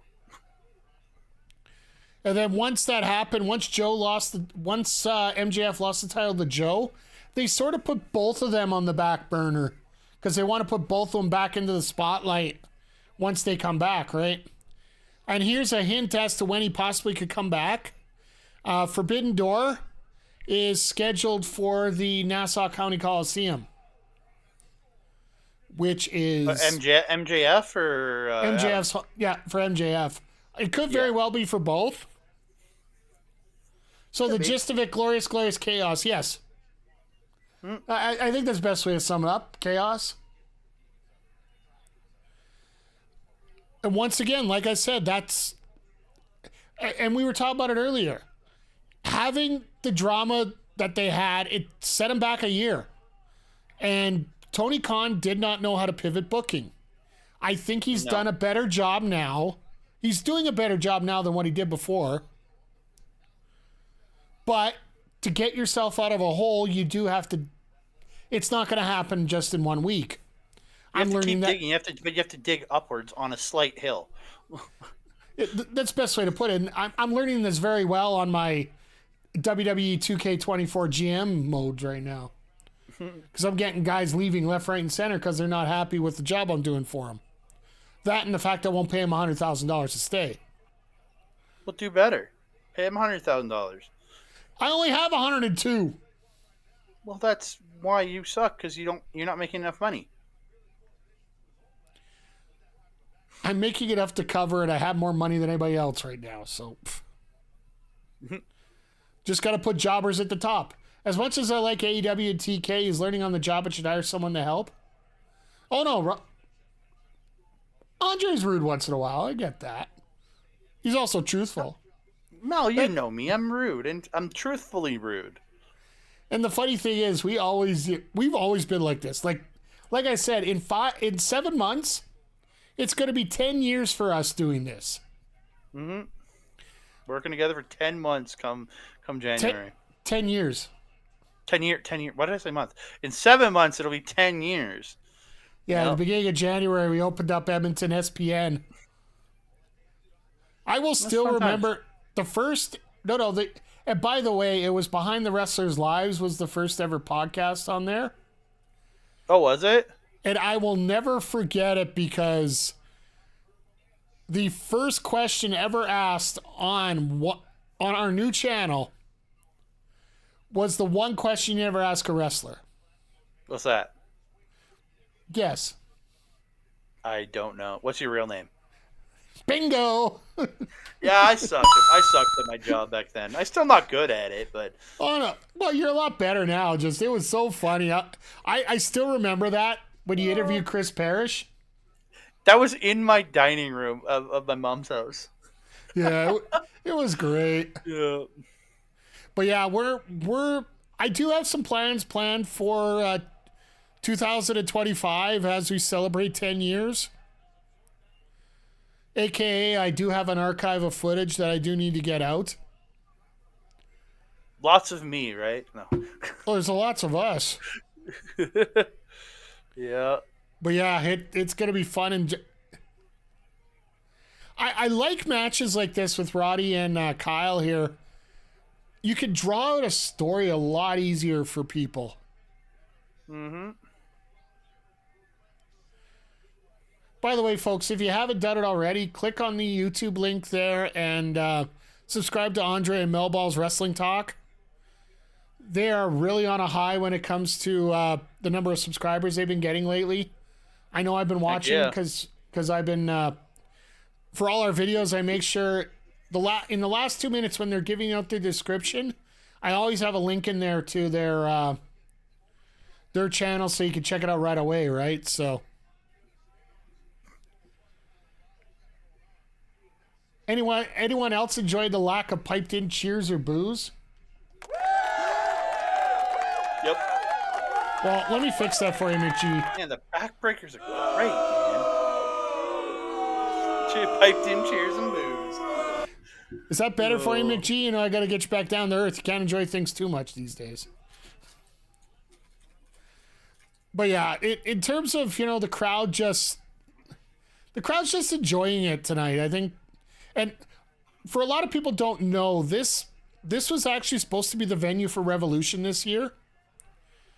But when the Greensboro Coliseum opened up and was available for Sting's last match, Tony Khan pulled some magic and moved this pay-per-view Dynasty to here.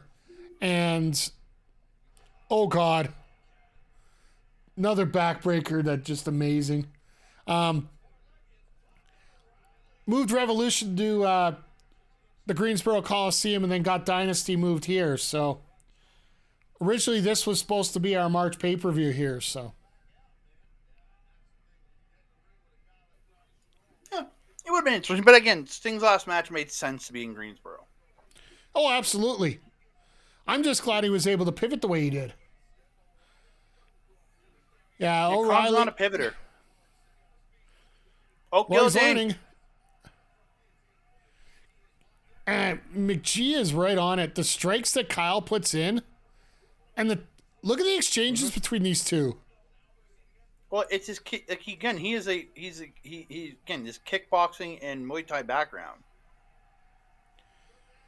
Good old BC boy. When him and Fish were together back in the ROH days, they were training with MMA fighters and stuff, and actual kickboxing and Muay Thai and MMA training. Oh, I just figured that... There's a reason they had Tom Lawler with them. There was a real reason to that. I just figured O'Reilly was just learning how to survive in the streets of Vancouver during the hockey playoffs. With all that rioting on the streets all the time. Oh, Jesus. Just saying, That's true.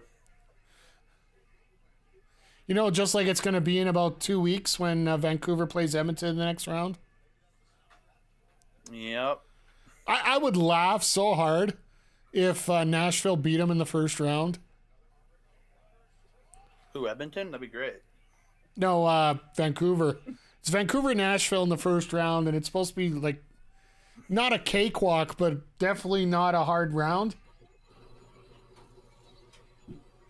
You'd think so, but it's playoffs time. Everybody kind of steps up in the playoffs. True Kings enough. might finally break that curse and beat Edmonton in the playoffs. 30 years of charm. Yeah, I don't think so. You don't think so? No. Well, you're an Edmonton fan, so that's where you that's why you fail. No, I just know Cam Talbot's in net for LA right now, so it's like, yeah, let's. Yeah. Yeah. Talbot. Yeah. It's sort of like Riddick is the goalie for the Predators half the time. And you know when you got a goalie with a nickname of Red Light? It's not a good sign. Oh, I love the stomps out of the stomps to the face to get out of it. That was great. Rick with Talbot's brother-in-law? Oh. So the gifted one in the family, in other words. Oh, jeez. I kid. For the next 2 weeks, I got to be serious, but, yeah. They just shook hands? Oh. They just grab wrists. It's the wrist clutch. I thought they just shook hands. I'm like, what the hell? God damn, this is good.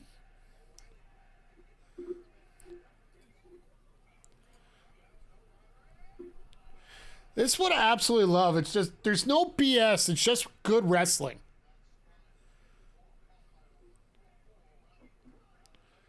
Like, we're going to get our shenanigans later. We're guaranteed on that. Because I think we're almost counting on one piece of shenanigans during the ladder match. I'm still picking on some shenanigans in the main event. I'll throw out my prediction early. That way I can get it out of the way before anybody says I'm a late bloomer here. I think Swerve wins, but it's Hangman Page inadvertently cost Joe the championship. Like he's trying to attack Swerve and it backfires. I can see it. And then it sets up one final match between Swerve and Hangman at Double or Nothing. Good work. And then, Jesus. I love that swinging clothesline like that where he falls through the ropes. But I can tell why Moxley doesn't do it anymore. Why? Because O'Reilly does it. Yeah, I don't think that's the reason. Probably because he's not used to falling over anymore either. That could be another reason. Yeah. Nice sober joke there. Sorry, guys.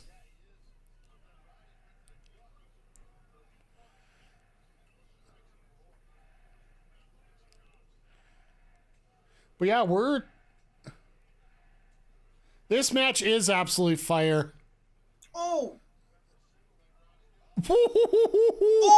Oh! Sack of potatoes there. Oh! Reversal. Oh, God. Oh, God. Jesus! Damn it, these guys are good. Man, holy crap. Just unloading bombs everywhere.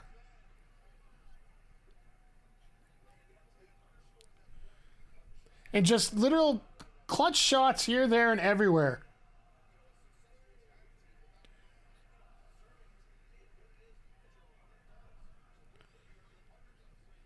Knee. Oh, This axe kick into the jumping knee was great. I remember the guy that I remember throwing the best axe kick I've ever seen is Low Key. Yeah. The way he had the wind up on it, it just looked that much more vicious. Oh, God. Oh! Very nice reversal here. Oh, and he even dropped back to hang him up in the ropes. Nice. Smart move. Mm-hmm.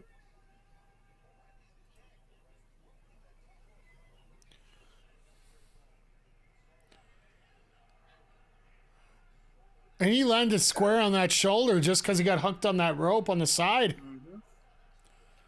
Uh-oh. All right, so the storyline behind this, Wardlow's been entrusted by Cole to make sure that all our champions keep their titles, no matter what. Well, yeah, he did it on ROH, shouldn't he? He did it for ROH for the King for Taven and Bennett. Yeah, yeah. Wardlow ain't that big. Oh! Jesus! Well, they went to the low rope for it too.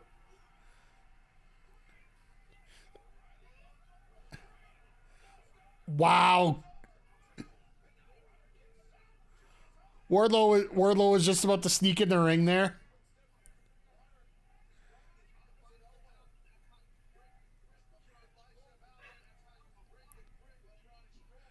Oh, this could turn into a... This could be reversed. If Rudder could get his leg loose. Nope, never mind.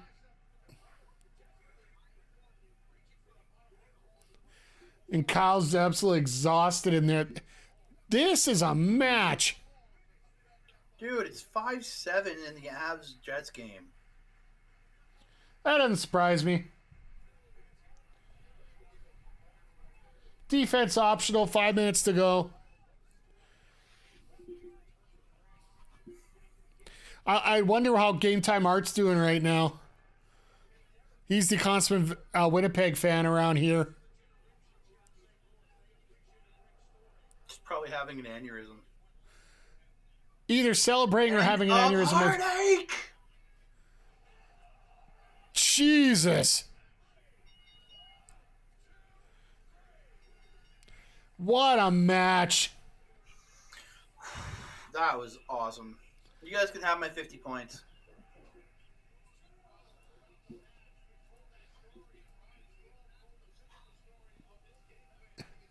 So McGee's about a minute ahead of us. So when I see him type something, I'm a little worried and amazed.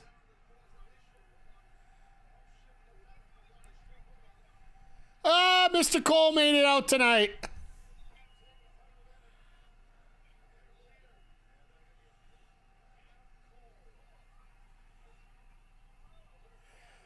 And his ankle's a lot better than he thought.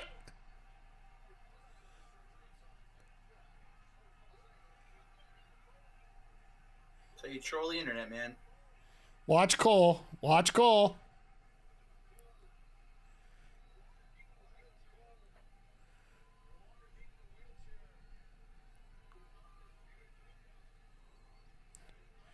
Wait. I could see this here. Oh. Wardlow's just here. Oh, he's giving dagger eyes to Wardlow. So Cole knows that there's going to be a time where this is going to end.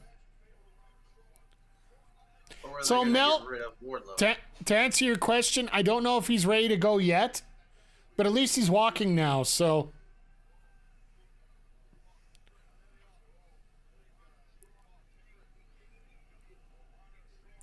I know we were talking about earlier, we were talking about the reports. I'm still going to believe the reports that Cole's ankle's still not good yet. Because there is no physicality out here. Yeah, I love that, McGee. He's just kind of like staring at him. Keeping his eyes on Wardlow. No, it's because it's every time that... originally, Cole, what he said was...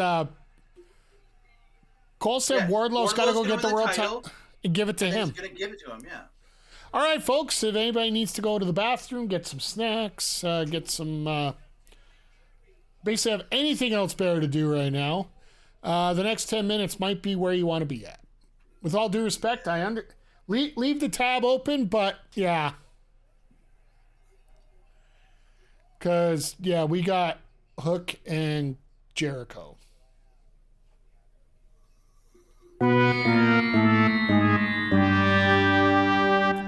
I will still use that to death on this match.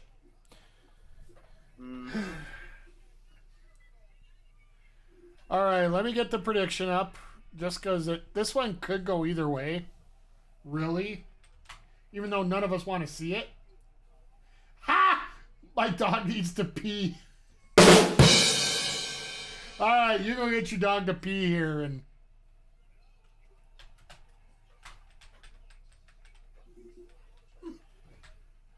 Jesus. What do you think's gonna happen here? Jericho retires. That's wishful thinking. Yeah, I don't think that's gonna happen. No. I'm gonna say it straight out. I think Jericho wins. Yeah? It's very possible. I think Jericho wins. I think that I think they set up for a match in Winnipeg. And yeah. All right, Mel's got reminded, got to take the dog out. And McGee is still perfect tonight. Bebe.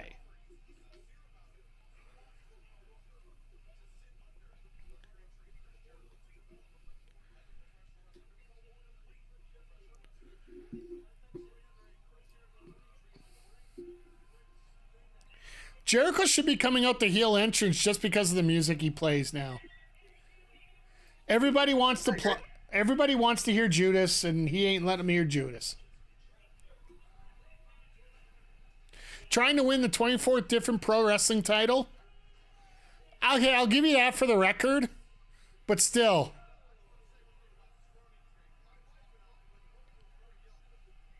I agree with McG. Jericho should walk home and stay there. Yeah. Yep.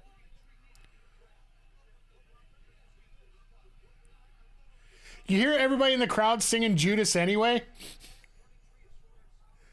I heard there was people in the crowd because they're bored. Because they're bored, so they're singing something random.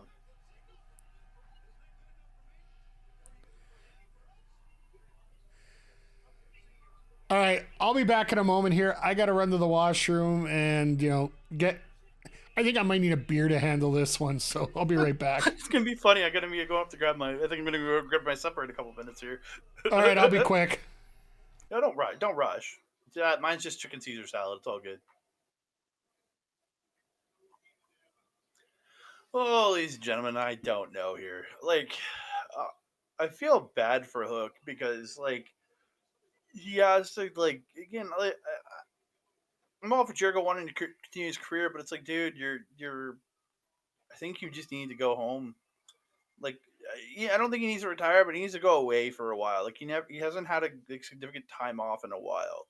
I think he needs that time away, and I think that would help him. I think it really would.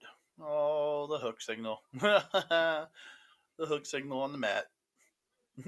Love it. Yeah. Well, Aubrey's roughing a Jericho match. No surprise there.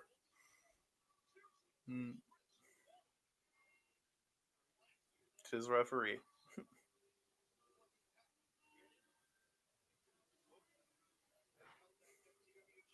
I like the little... Oh, yeah, it's one of the belt pieces. Yeah, it's a little finger. I like that.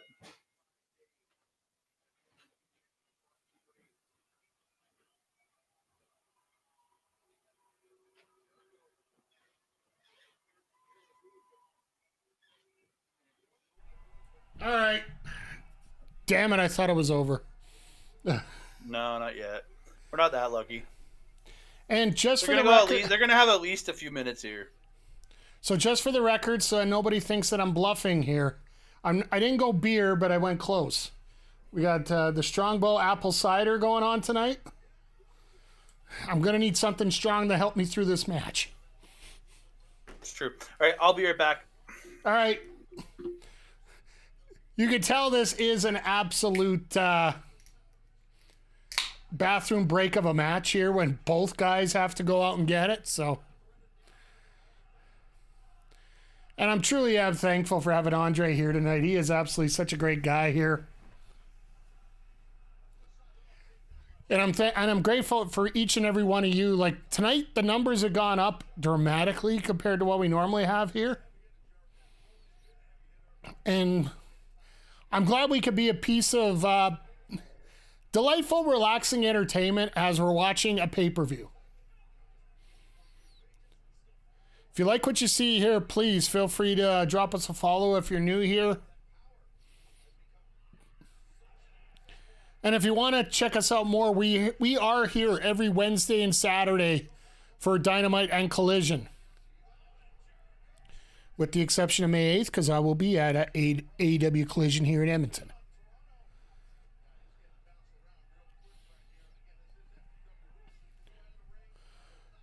Yeah, we do a whole bunch of different things here, and if you really like what you see, feel free to subscribe.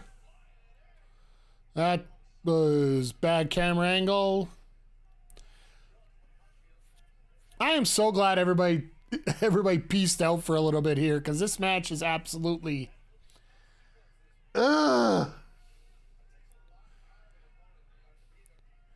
It's the best way somebody just... Ugh.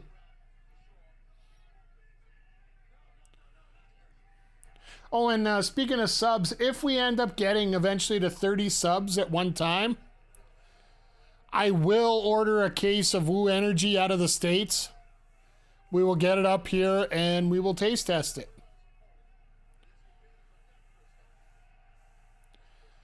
And also, just to give you guys a quick update here, the how the ref would book challenge. We're waiting till the end of the month here. Heels, Pops, and Chair Shots is actually celebrating their 300th episode coming up this Thursday. So they're doing all their preparations for that, but once they're done, we're gonna do that, and we're thinking we're probably gonna go with how to book the Fallout from All Out.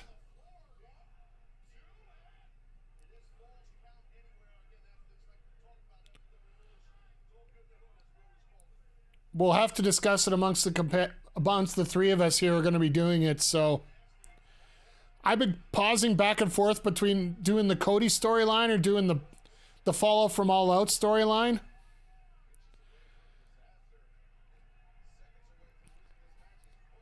The hell? Oh, it's a special garbage can because it has FTW on the front.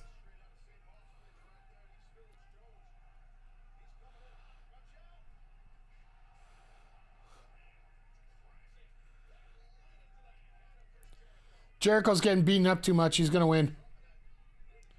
Just a reminder, just under 3 minutes to get your predictions in for this match.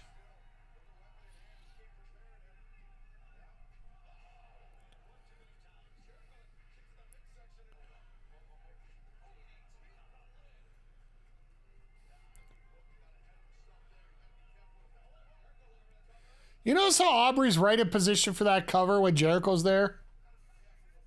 But when it's Hook, you know, gotta get it all around the ring, get around.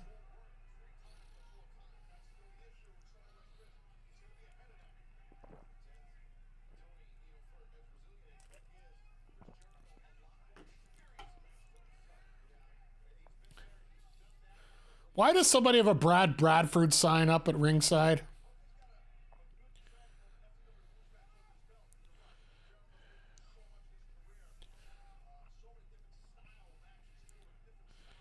We should have had the Ambrose Asylum match for this one. Just for the hell of it. Could have had a flower plant. We could have had a whole bunch of stuff here, right? So.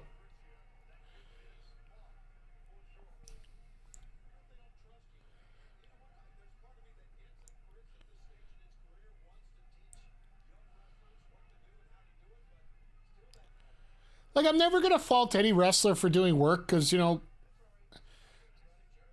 wrestlers are athletes that go out there and put their bodies on the line all the time. But there's certain points where you're trying to be out here to put yourself over and you're just not going to. Oh, God. I have returned, but I'm going to jump back off because I'm going to eat while I watch this. So I don't want to subject you all to my food sounds. Oh, for whatever. It's a 5-hour stream. I was thinking about ordering a greasy donair and bringing it in and eating it on stream, so don't worry about it. But actually, healthy Caesar salad. See, he's the healthy one. I'm not. I'll just be the first to admit it. So you just mute your mic. Just mute your mic, she says. Yeah. There you go. But yeah, that was a T-bone suplex to say, like, Jesus. About to have some milk and cookies yourself. Yeah, I actually had supper before stream, and then I'll have a little bit of bite to eat after. As I'm getting the video rendered to put up on the YouTube channel after. Basically, once this is done, I take the video, copy it onto a drive, put it on my laptop, get it. The video is shrunk down a little bit from 1080 to 720, but then I just put it straight up on the YouTube channel just at that point. I do that with Dynamite. I do that with Collision.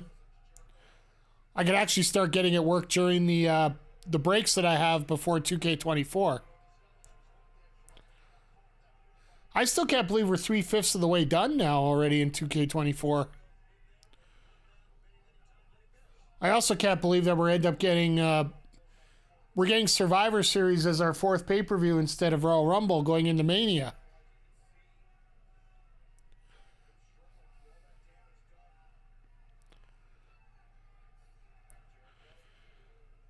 Please be a power bomb.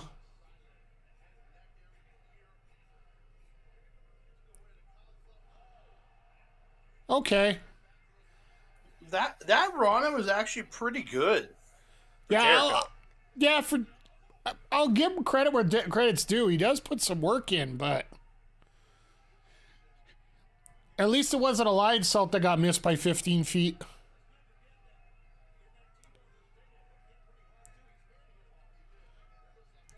But they got to put Hook in some kind of distress here, so.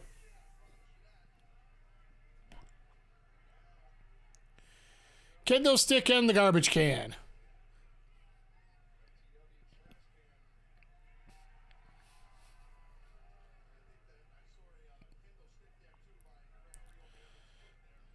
I'll be honest, in this match, just randomly, I would prefer to have Nyla Rose be the just come out randomly and beat the crap out of Jericho. Just so everybody in Oklahoma could see it happen, right? After that BS went down this week. Yeah, that was just utter garbage, just like that can on his head. Well, at least Hook's going to get more hits in tonight than the Cardinals do in the average week. Yeah, 2 sounds about right. Oh, God, that had to hurt. That trash can landed right on the corner, so there is no give.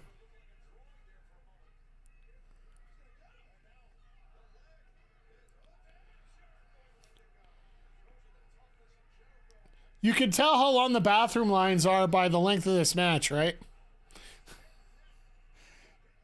The lineups are a little longer, guys. Go ahead, keep going. Oh, the lineup's shortened down. You can finish off now. We can get back to the show. Really don't like watching Jericho. I'm with you, Mel. Like, I don't mind Jericho for as long as he's been out, his tenure. I respect everything that he's done. But frankly, where he's at now in his career and this Jericho vortex that he has, to me, it just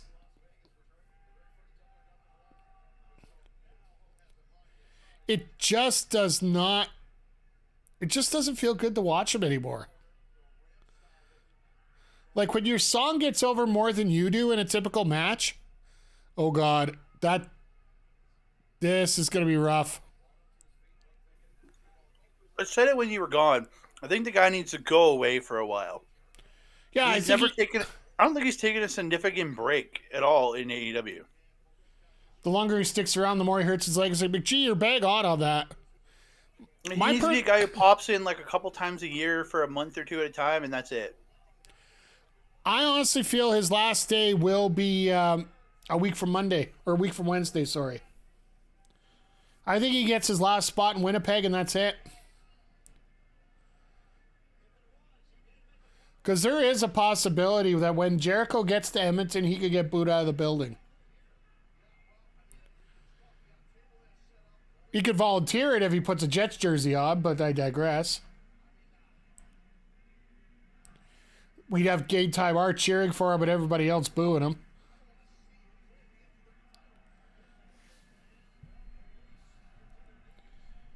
Oh, by the way, to finish off the insanity, it ended up being 7-6 for Winnipeg.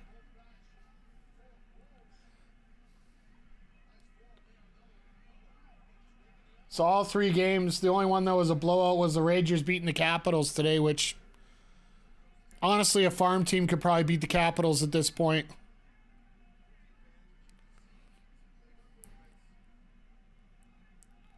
Who needs goaltending? That's what the Oilers have been saying for 3 years now. That's why we handicap ourselves like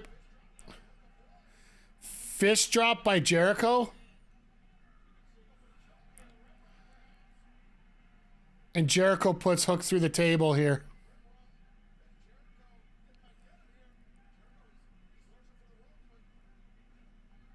Rope break doesn't do anything, so who cares? There it is. Saying the Oilers put $5 million in goaltending in the minors, so.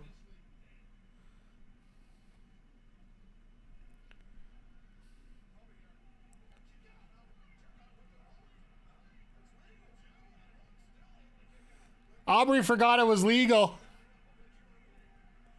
You fucked up. You fucked up.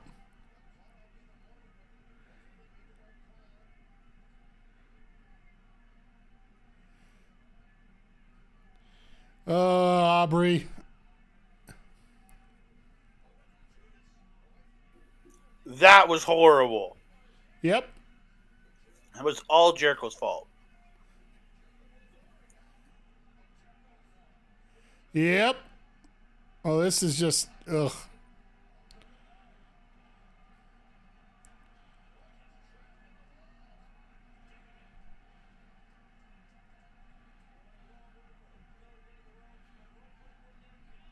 Yeah, but the rope's so battered, he'll still climb his way out of the ring. Jericho just can't move, and Melball agrees with you, Andre, and I just, yeah. Jericho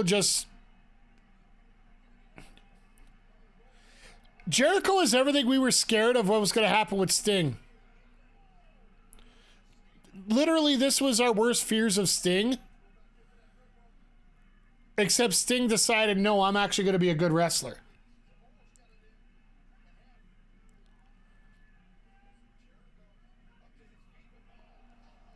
Oh, low blow. Good old donkey kick to the nuts.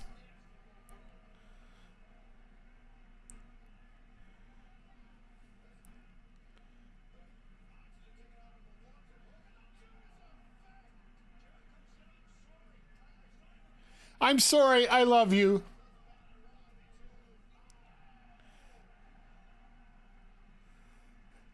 I love how nobody wants Jericho to win.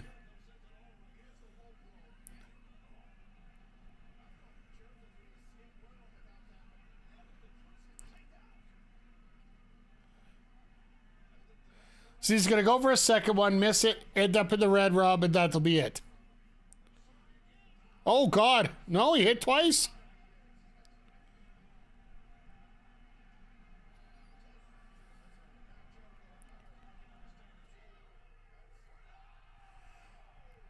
Oh, that was close. Good on Hook kicking out at 2.9999999. That was a Roman Reigns kick out there. That was a Roman Reigns kick out at 2 and 9, just a millimeter off. You stole my line. 2.99999. The line that I stole from Veda Scott. Come on. Wrestling it at math. Ugh. Floyd! Is that Floyd? That's Floyd! I thought that was his brother, Lloyd. Yeah, it could be Dumb and Dumber for all we know.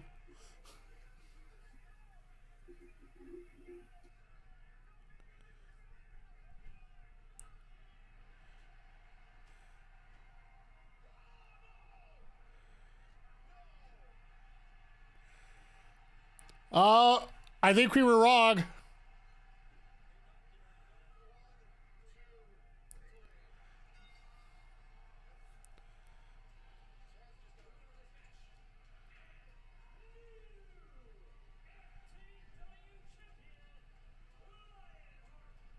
I don't think we're going to get Taz for the rest of the show tonight.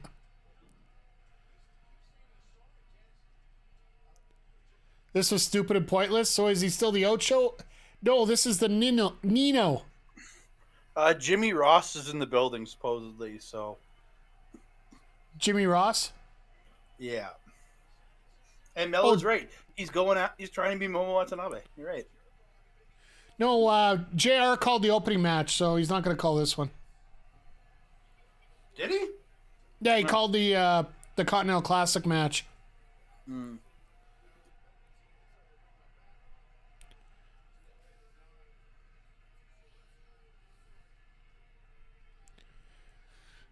The reason everybody's booing is the fact they know they're going to see him more.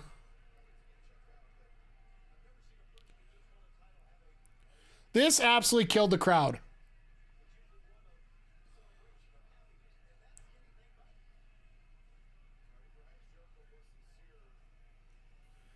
Come on, Tony has to screw up at least once a night. Come on. Yeah, but it's always a Jericho match lately. Like the best card I've ever... R.I.P. this... St. Louis isn't bad. Jericho is Hogan. Jericho is Hogan right now.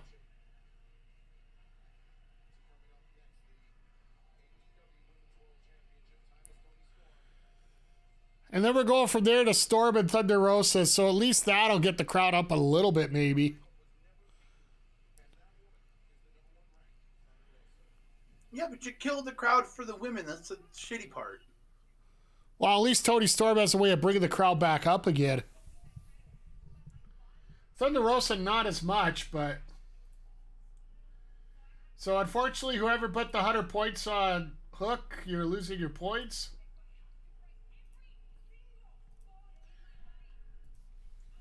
Let's get the next prediction up here. So I'm glad everybody stuck around for the most part. Let's see here. Wanted to go get food, but now I have to watch. Yeah.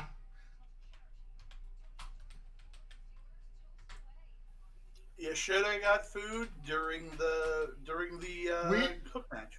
We all warned you. Okay, predictions are up for the women's title match here tonight.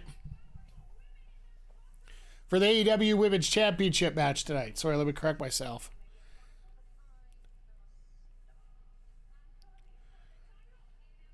I will say the promo that she did on following that with the lipstick all over her face, it was actually really good. To be fair, I thought it would be way shorter than what it's a Jericho match. To be fair, I get your point. I think it would be great to have that, but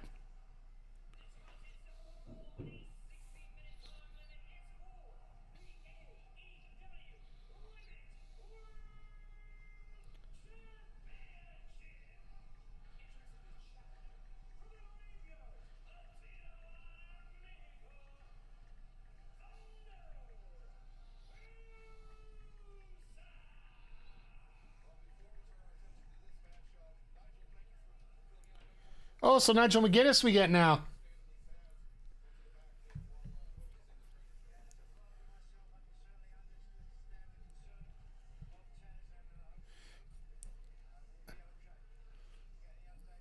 Thunder Rosa going with the mask. Is she going to stick with the mask tonight, or is she just going to... Is that going to be ceremonial?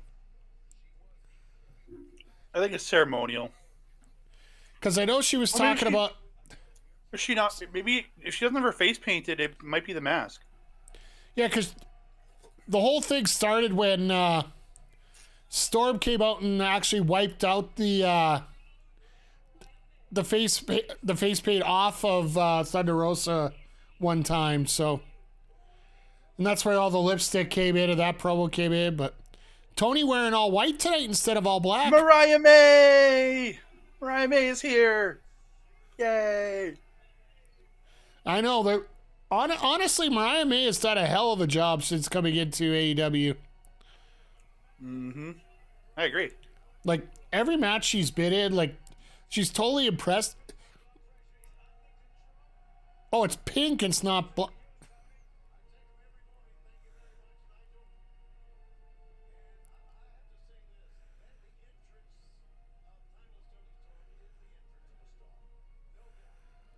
I love how they do the black and white graphic for the title. Yeah. At least until the champion changes. That's true.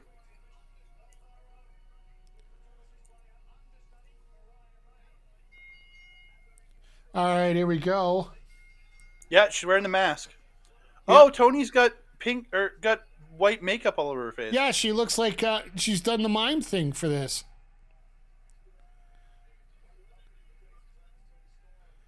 Oh, now.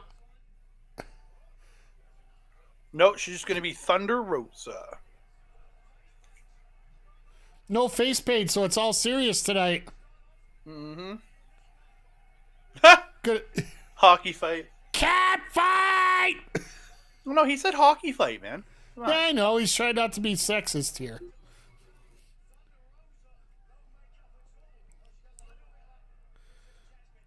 But it is the home of the Blues, you know. That's probably the most fight they've seen there in the last 4 months. Man, that headdress reminds me of my time working at RCW when Kyle Shaw was wrestling. God love him. I love the guy to death.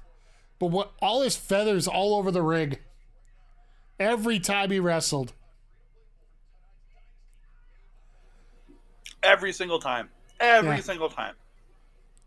I'm glad that's been fixed up. Hunk, hunk, hunk, hunk, hunk.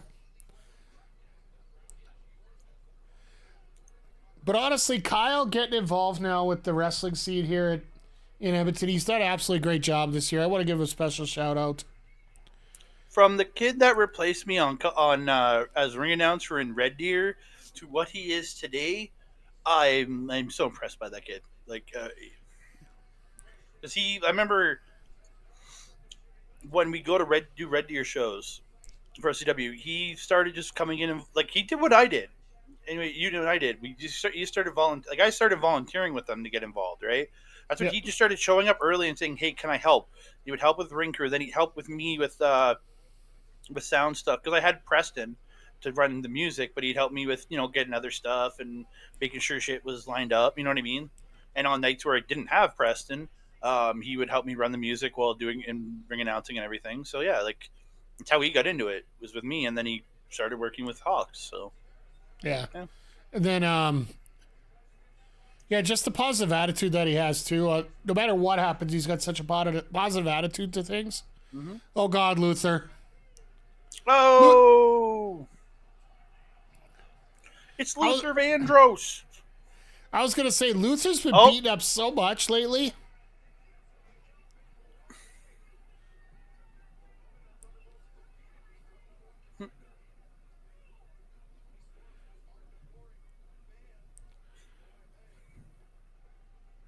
Mariah was just checking on Luther. She just wanted to check on Luther. That's all it was. Yeah, sure.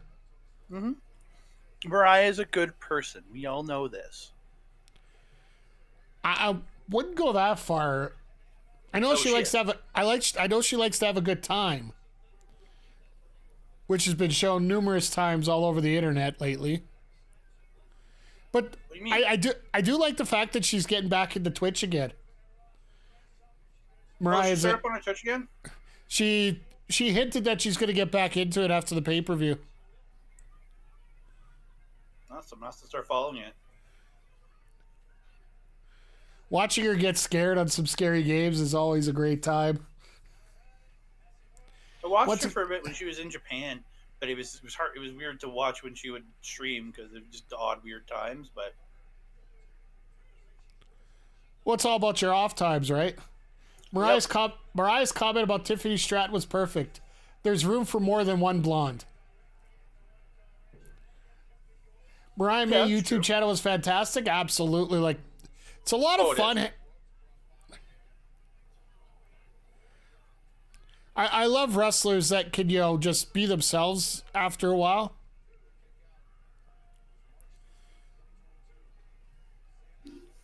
I'll tell you, one of my absolute favorite channels is Chugs's, so. Man, if somebody really wants to take a risk, they can go in on Thunder Rosa and win a lot of points. Yeah, there's almost 1,000 points on Toni Storm on this one.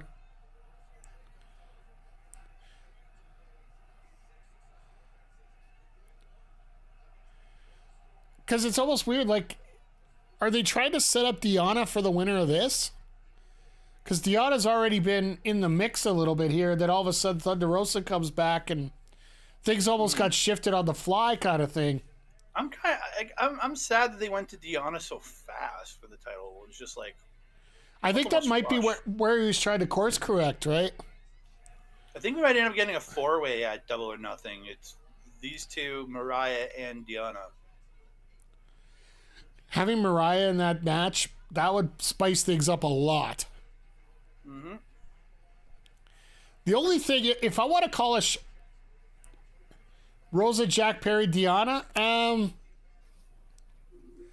not necessarily. But it's almost the fact that they were trying to play with their... Andre, can you explain this? What do you mean, Jack Perrying? Oh, yeah. So Jack Perry rolled in and essentially took Ren Narita's storyline with Shota Umino in New Japan, and yeah, pretty much took the feud away from him and feuded with Umino for the last couple months. I don't think it's taking on the taking over Deonna's storyline. I think it's more the she just interrupted and put her own storyline in there. It's sort of like instead of changing names in a book, they literally took the book, put it on a shelf, pulled out a different book. I think it's a better way to explain it. The only thing I could say, and the only shock value I want out of this, if it's going to happen, you have Thunder Rosa win the title tonight, and then all of a sudden you hear hear over the speakers, the doctor will see you now. If that happened, yeah, we would, I think the place would, things would pick up. Yeah, I would love to hear the doctor will see you now. Hit again. Dun. Yeah. But I don't think that's going to happen here, but I think her return will be Double or Nothing. I don't know when she's going to come back. She got some pretty bad back issues, but hell, they said Adam Cole's ankle was going to take forever to heal. Yeah. It all depends, right? Well, here's the thing. AEW is a private company, right? Versus WWE, which is public. They don't have to say anything. Nope. Jesus. Holy moly. Isn't that the hardest part of the ring, Andre? No, I don't think so. I heard it was. I heard it was the hardest part. Hardest part of the ring is the ring post. I don't know. I heard from many different people that that she's the hardest part of the ring. Yes, you are so right. You are so right, Mel, with Mariah May. Yep, it's definitely Modern Clueless, yeah. Oh, you got to be careful, You Mel. should You have the can't, jacket. Mel, you can't say that because 2 weeks ago at Stand and Deliver, Tiffany had the not at Stand and Deliver, at where was she at? Just after Mania, she came out with the pink version of that. So therefore, she was giving the Clueless vibes. You don't want to have two blondes doing the same thing, right? Sorry, I'm just playing off what you said earlier.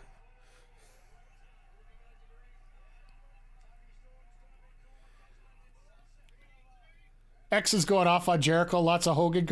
Nice! Well, not nice. I'd like to see that not happen. Wow, that was perfectly executed. Yeah, that was a perfect plex right there. Absolutely. That's one little joke I always threw in commentary whenever I did matches. Fisherman suplex, perfectly executed.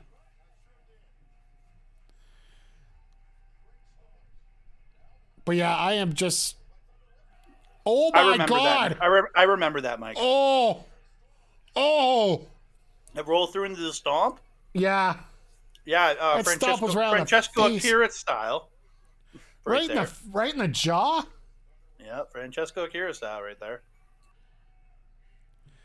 This is absolutely nuts here. I will say this crowd is trying to get into it. It's just Jericho killed it. Oh, Tony screwed up.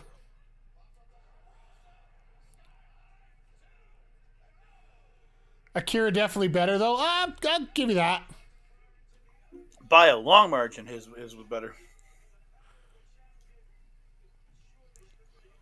Nice to see Tony do a spine buster stomp and Sheila pulling off a Joe Maloney. Maloney does it better than both, yeah. Well, Akira does that victory roll into the stomp, where Joe Maloney does a spine buster into a stomp. Tony's neck and shit have marks. Oh, that's right. You look at Tony's face, she's got marks from where that stomp came down. Like where the paint got screwed up? You're right. Good call there, Jaeger.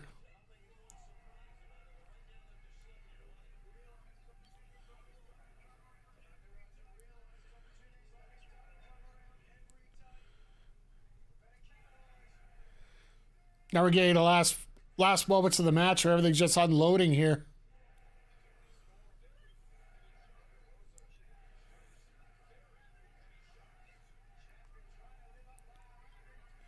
Could we get 2 new women's champions tonight? I don't think so, but you never know at this point.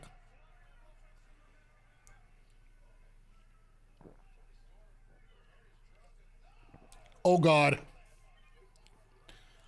I think the crowd woke up on that headbutt.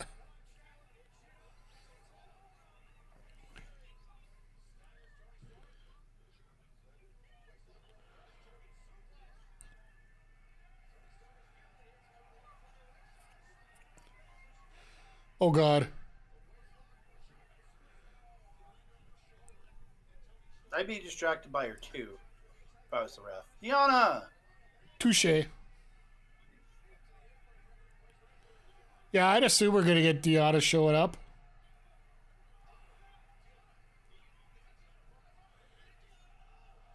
Ow!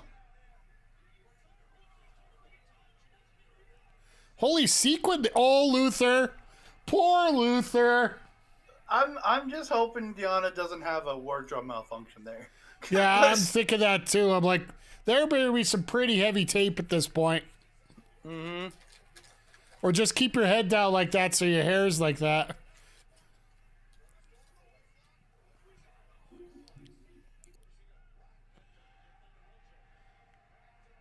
Oh, yeah, here we go. Black and white hip attack.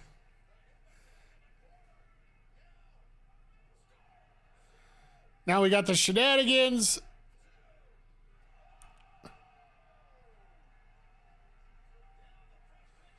All right, so now we're moving into new territory here from a regular Toni Storm match.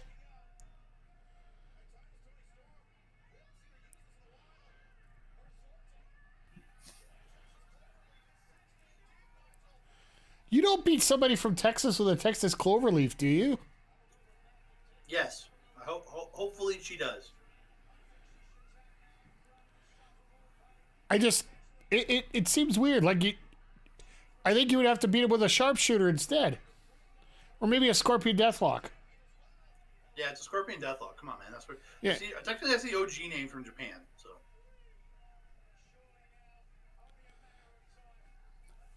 I was gonna say, unless you're Claudio Castagnoli, then it's a sharpshooter. Everybody else, it's a Scorpion Deathlock. That's right. Or Natalia does the sharpshooter. Well, talking about this side of the pond here. Tanahashi tap out. TTO.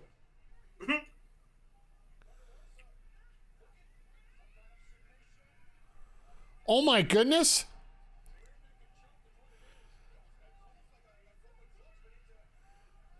That's $1 million dream. Toni Storm is $1 million, so that makes sense. Mm-hmm.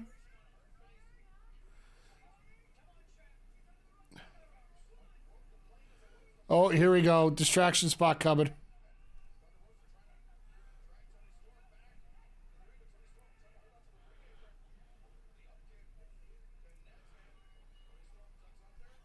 Oh, there we go. Knew it. Saw it. Yeah.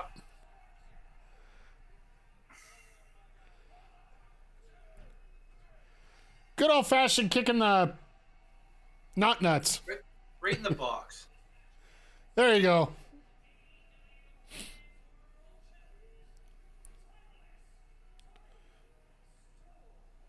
I appreciate that finish. You do. I'm not mad at it. I'm really not. Like I think Still Tony's better than the finish of the last match. Tony's the right. Oh, I think a barking dog coming into the ring would be like. And Rebsburg's, yeah, like, let me clean the ring real quick here. It's an old school thing, right? The opposite of the old dick twist.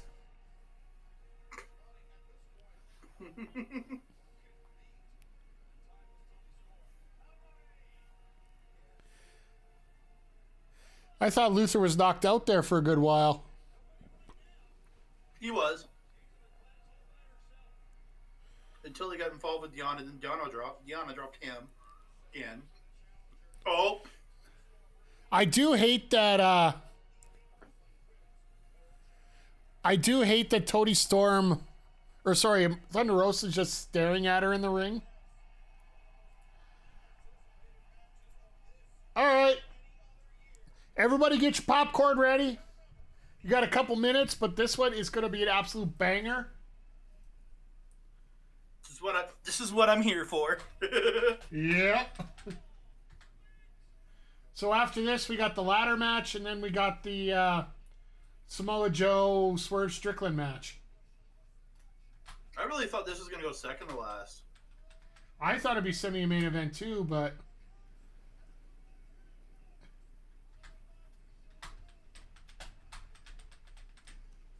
all right, I will. Unless this is going to be a screwy finish. Predictions are up on our next match. Well, I'm watching this in the store. Oh, you're at the store. Okay.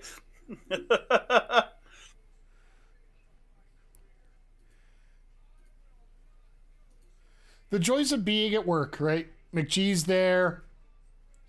Melball's there. Well, no, Melball's at the store buying food. Oh, never mind.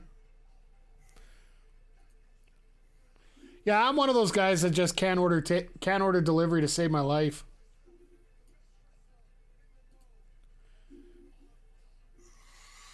I just can't feel like I should be able to go out and get it if I can't make it myself. But everybody's just grinning with anticipation here for this matchup. I'm so happy. I think they're going to use last night's Bunkhouse Brawl match as an excuse for why Ospreay's going to win it. Or somehow that's going to play into this. Sorry, I have to turn it up for this. Oh, to hear elevated and stuff. So. Oh, no, it's fine. Don't worry about it.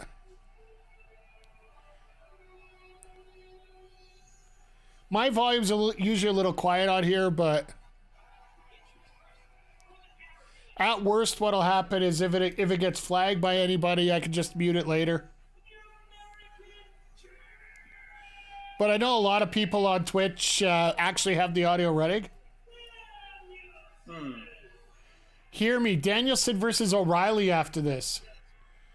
Yes, please. Oh, yes. It's going to be so weird because Danielson's only got X number of matches left in him, right? Well, I guess as a full-time competitor. Did you get a chance to watch Collision at all last night, Andre? I have not watched Collision yet. Nigel McGuinness had to get on during the Danielson Bunkhouse Brawl match and read a prepared statement about how he had to leave for 1 week to because he had to go for sensitivity training against clam diggers. Come on, they gotta be setting up those two at all in, right? I would think so.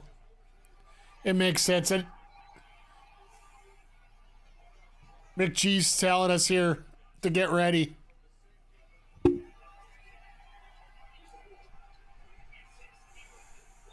That pop for Ospreay, seriously.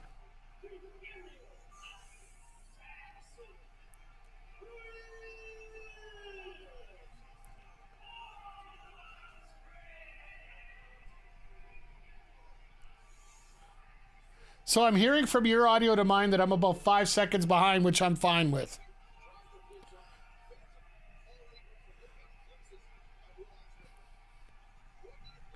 Yes, let's go. It's so funny that you would almost think in many cases this could be a WrestleMania 18 problem that they have here. Like they put this match on, and then right after they got 2 other matches to go, right? Here it comes. Ospreay. Ospreay, Ospreay. 2 weeks, 2.5 weeks I get to do this. Ospreay, Ospreay.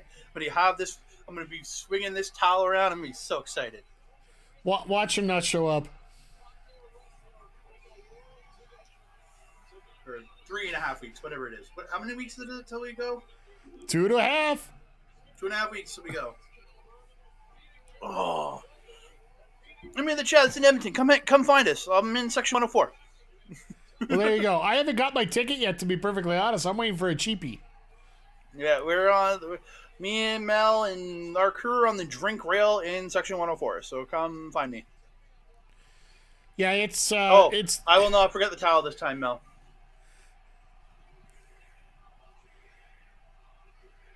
No, this is definitely a holy shit moment.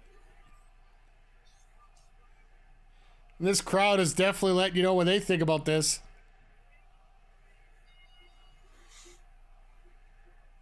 I love how they put Nigel on commentary for this. I love how... I know Mel's not happy about that, but... Ospreay greater than WWE? Yeah, I'll give you that. People I ask think me he would have done tremendous had he gone there. You know, the only reason I get scared of it is I see what happened to Ricochet, and I know that both wrestlers are very different from each other right now. But yeah. Well, again, there was a natural match with Seth Rollins had he gone there. That was like, I think that would have been the ultimate match to work to. But I don't know if they find much after that. That's the problem. Like Ospreay could have a great match with the broomstick. Let's just call a spade here. But Ospreay, with the way he's working, he works 1 day a week and then flies back home. Yeah, or else he stays over at Kyle Fletcher's place.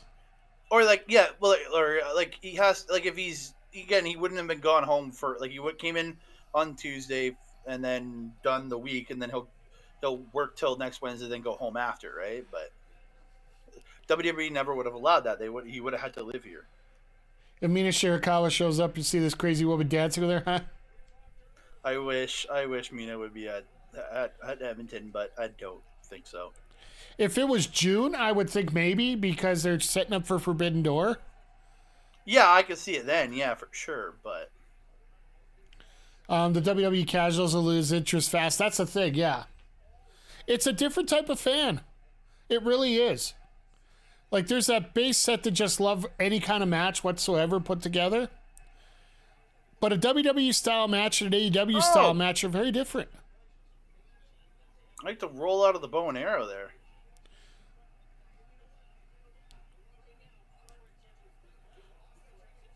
I like the fact that he doesn't want to get caught in a bow and arrow, so he gets out of it real quick. Mm-hmm. First 10 minutes of this match is just going to be literally cat and mouse.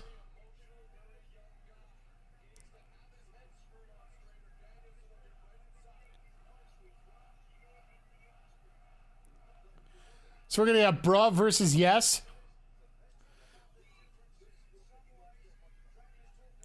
Yeah, Bruv versus Yes. Yeah, that's probably going to be your biggest. That's going to be your match here tonight for the most part. They need to be created a tag team. They can be called Yes Bruv. Exactly. Yes, Bruv. Maybe they can Bruv. take out. They can take out Pretty Deadly. Yes, boy. Bruv, boy. Bruv, boy. And then they'll have a match in the Tokyo Dome, and it'll be 15 stars. Mm-hmm. I don't even put credence on the star levels anymore. I just like what I like. That's why when, it's really funny because a lot of people don't realize this, and I take a very small amount of pride on this. I know a lot of people here are friends that remember the game, and there are Patreons. Mm-hmm. If you do listen to the Purple Monkey Dishwasher pod every Monday, Adam forgets who set up that ranking system. Yeah, hi. It was me. It was me. Because I was, to be perfectly honest, it was a time when I was watching The Completionist a lot, and the fact that I absolutely hate number rankings. So I just want to tell people what I want to do with the match. And again, I look at his star rating, and I look at it as like, you can choose. It's one person's opinion that people have based so much shit on, and I don't get it. I've seen a lot of 5-star classics. The fact that he gave I think he gave Jay and Jimmy like half a star or something. I'll be perfectly honest. I felt that was justified in many ways. No, the match was better than half star. It was at least to my level, it would be a 2.5 star match. It was in the middle. It was a decent match. It wasn't anything special. 2.5 stars. Yeah, okay, I'll give you the 2. But I won't give you much higher than 2 just because it felt like such a base match. No, but just it's like you're dumb to give it that low. That low is what you get when you have Toru Yano facing off against Ryusuke Taguchi. That's a half a star match. Or if you're dealing with Mel Ball, you just say, hey, if you're facing Toru Yano, and just leave the sentence there. And McGee in the chat here, he's like, in my opinion, it was bad, especially. That's the thing, when star ratings, are you comparing it to the quality of the match itself? Are you comparing it to what it should have been? Are you comparing it to what you think you need to have there? And that's the biggest problem with star ratings. You can't. You have so many variables towards it. For me, I've always been in the scale of, should you watch it? Should you rewatch it? Should you memorize it? Should you check it out maybe? Or just skip it to the next match? That's where I am in terms of ratings. And it's my opinion, right? Yeah. Again, it's all about your own opinion in all of this now. And it's just, yeah. Yeah, people clinging to those Meltzer star ratings ridiculous. And even Meltzer said it. Right, 3/4 star he gave it. Yeah. But even Meltzer said, if anybody's within a star of where I am, they're pretty much on the same page. When people say, oh, I can't believe you gave that one 4.5 stars when I thought it was only a 4. Then you say, yeah, we're pretty much the same thinking of it. And I could justify that completely. It's to give you an idea of roughly where you would put it in terms of what he think. If you like a Dave Meltzer type match,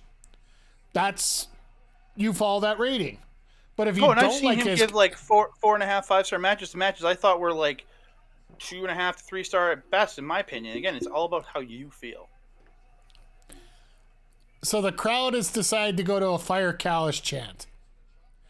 As much as I agree with them, focus on the damn match you got in front of you right now. Mm-hmm. I agree. At least they shut it down real quick.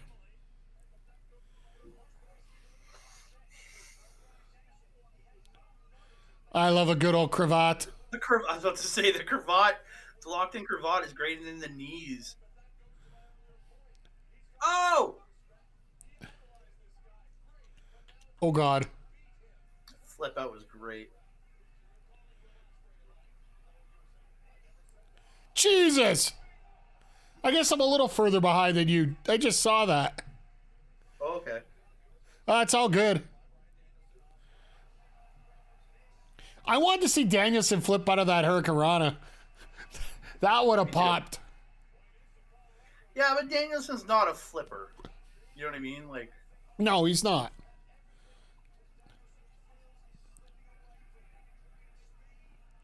He's a technical dwarf. some of the crowd just, Ospreay, Ospreay, Ospreay, Ospreay, Ospreay, Yeah. Ospreay. Oh, you're gonna get that all night. Mm-hmm. Like, as much as Danielson's a loved person, Danielson throwing a headbutt there. Did you see that? doesn't surprise me. He's like, to get him off the rope, he headbutted him in the chin. Yep.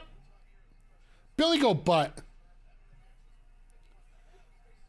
That wasn't even a real headbutt. That was just a Billy go butt. I know, but it was just like, you see the Yeah. aggressiveness in him.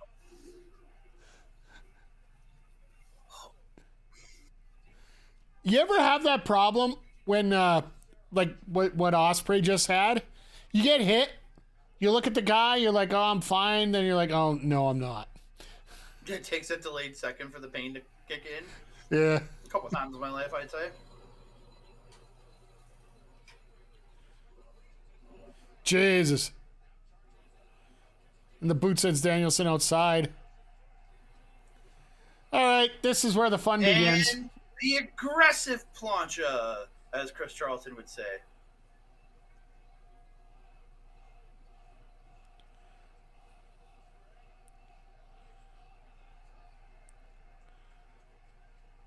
And the gentleman with the Blue Jays cap in the front row definitely has a lot of taste in St. Louis. Why? He's wearing a Blue Jays cap. If you had any taste, he's wearing a Rays cap.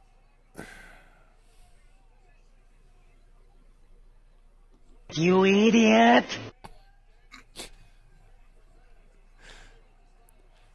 Here's a scary thought. The last place What's that? team in the AL East right now is Tampa. They're 12-11.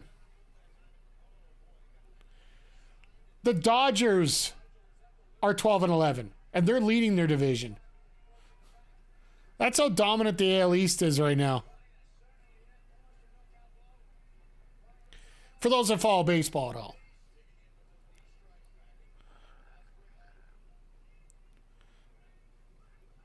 F the Dodgers. Amen to that, McGee. They're the Vegas Golden Knights of MLB. Really? Half their contracts are deferred to 2030. Makes sense. They got through the salary cap issues or the luxury tax issues by deferring half their contracts. So Shohei Ohtani's getting maybe $10 million, but then after the first couple of years, he's getting another 200, or I forget what stupid number he's getting, but all of it's coming at the end. The number's in the back end of his contract, right? Yeah, when the new owners come, when they sell the team off, and he has the option to leave as soon as the team owners change. True. But still get paid. My God, Danielson. Wrapping Ospreay into a little pretzel here. Very Zack Sabre Jr.-esque right there. Yep. he's learning at the hands of the Zack Sabre master. I thought Danielson was going to put his bicep up. Otani got off easy. He's guilty as F. Yeah, well, probably. But money talks. And MLB's scared they're going to lose their golden goose, so.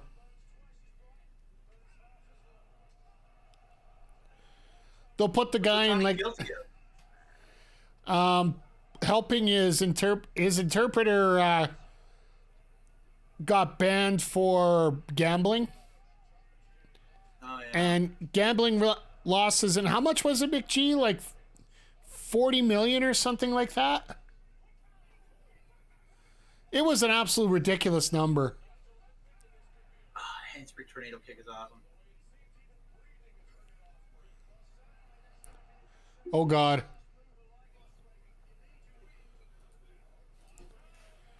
Oh, yeah, Otani's interpreter got suspended for embezzling Otani's money, where he just randomly lost like $4 or $5 million out of his account to pay off gambling debts.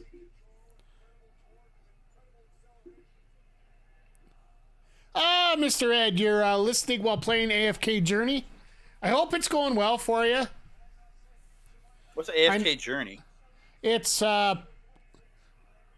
Ed can explain it better than I can. It's one of those mobile or PC games that you I call them time wasters, the ones where you form a group and it's sort of an RPG type, fantasy based. Mobile PC auto battler, that's what he calls it. Even though I couldn't auto battle for the first half because it said I had to be level 10 first. And I didn't know how to get to level 10. It has a story mode and arena game, yeah. And you're sponsored by, and they give you money if people sign up for you. So. Oh, it's gonna go Sky Twister. Oh, God. Sky Twister to the floor. Sky Twister to the floor.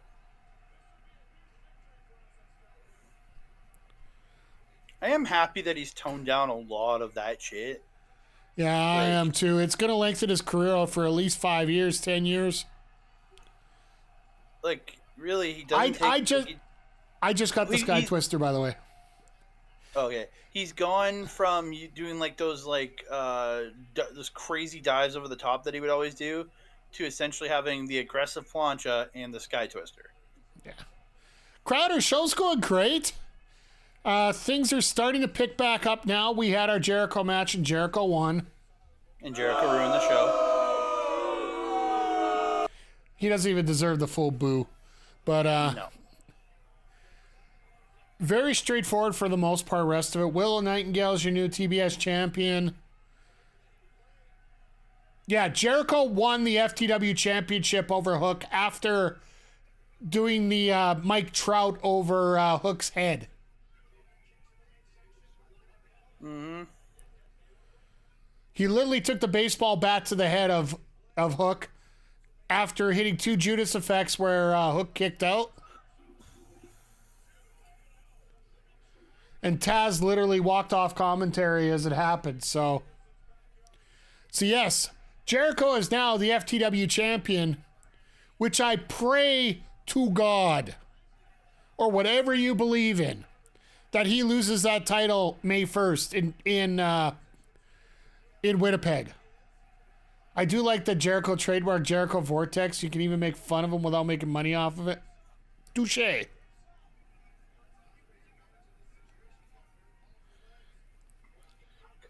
Come on. Andre's a little invested tonight, if you guys haven't noticed here. He is a diehard Ospreay guy. To the end, man. To the I'm end. just Fletcher Davis, Akira Cobb, and TJB. And good old Ed. And all right. Andre, I think Ed's talking to you. You can have your own opinion. Everybody has their legal right to be wrong. Again, I think both are great in their own ways. Ospreay's my favorite all time, but I think Triple H was one of the most solid workers of an entire generation. So exactly, Big G. We're right on the same page together. Oh yeah, Ospreay is actually like you got to see this. If you get a chance, you got to watch this. Oh my god. I'm not used to that. I'm not used to seeing that. Sorry. Let's just do a random, 6:30 standing up. Just try to piss Andre off. I've learned to not be as pissed off, and I'm trying not to be as pissed off by things. People that can have their own opinions. We all love what we all want to love. Oh no, you guys can just talk about it on Wednesday. And the thing is, I know Ed likes I know Ed appreciates Will Ospreay, so I know he's just trying to fuck with me. No, I was just gonna say you can discuss it with Ed on Wednesday during Marvel Talk, right? That is right, Marvel Talk. Yes, you were right. Wednesday, 8 p.m. Mountain Standard Time, 10 p.m. Eastern. We'll talk episode 6 and 7 of the X-Men '97 TV series. Yeah, that.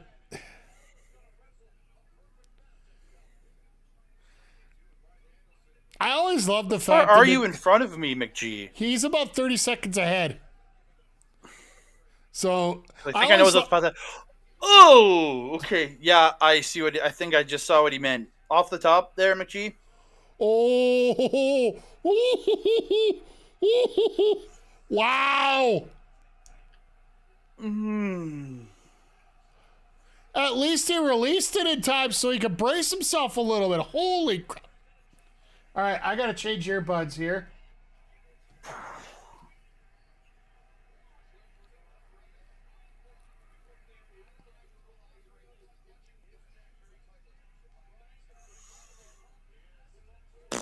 Oh, that looked just gross. Like, again, not that bad of a bump, but just looked hard. I've seen Ospreay take way worse bumps than that. So, like... But still, this is the first real big bump he's taken in AEW like that. I've seen him land on his head multiple times in one match, and be okay, so... Well, hell, after him and Kenny Omega there in London when he hit that Tiger Driver 91. Oh, dropping Kenny on his head, yeah. You mean in London? You mean in Toronto? Oh yeah, that was Toronto. Sorry, not. Unfortunately, London was Jericho. Yeah, I was gonna say it was the Vortex, and I guess we have to call it the Vortex now. No, he's El Nino. He's El Crapo. I am just so glad that nobody's going to remember that match now. Oh! That, this is.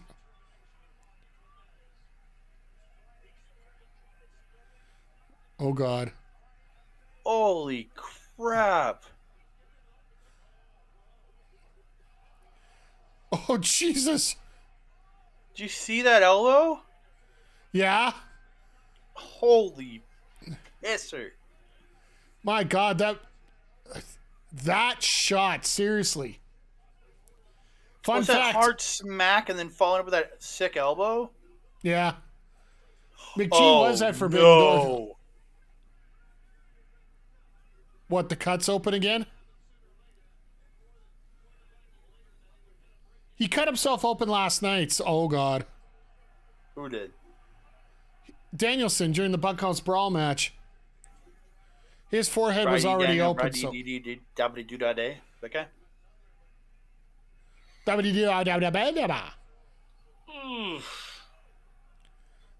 Worse on Ospreay. Oh, God.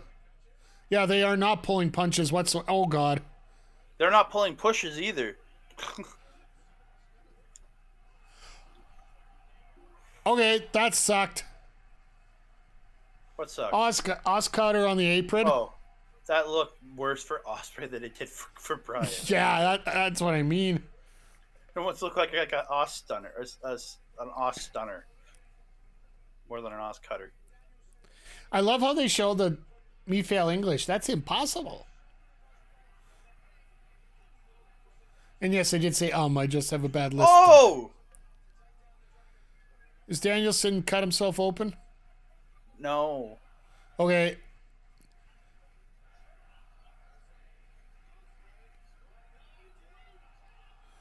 Oh, Jesus.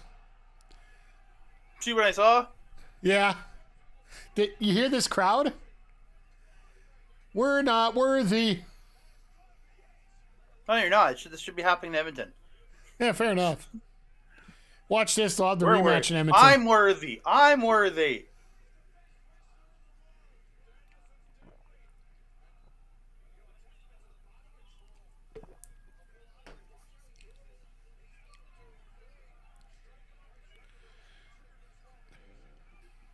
Watch them make this be a count out just to piss everybody off. That'd be okay because Ospreay would win. Well, the other part is they get a rematch. Mm-hmm. Boom!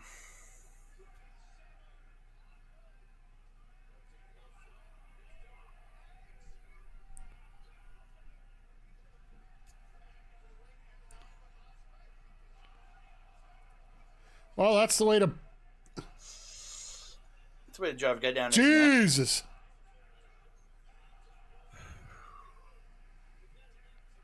Oh. Love how to get both reactions after yours. Yeah.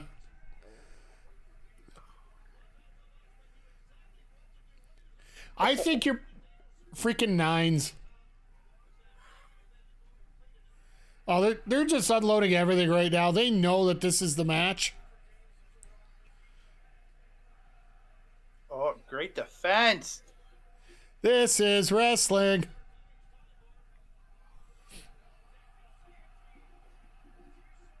Wow.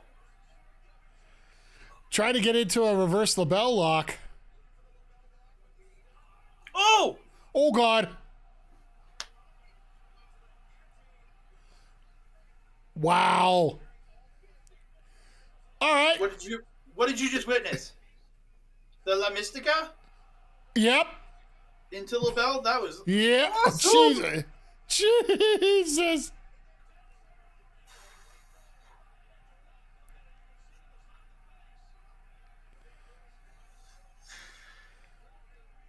My God, this is fun. This is just fun.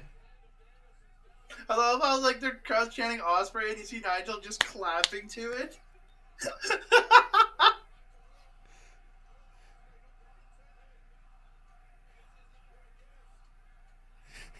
He's doing everything he can to try. Oh, God. Oh. You hear Nigel there? Legs, legs, legs, legs, legs.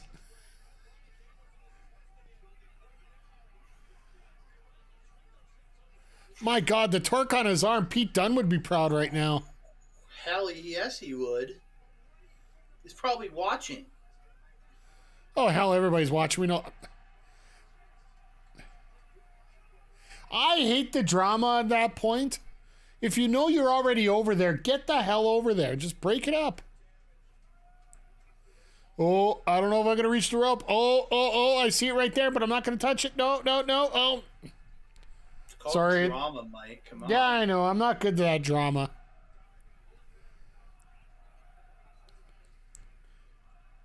Here's the other thing. Head.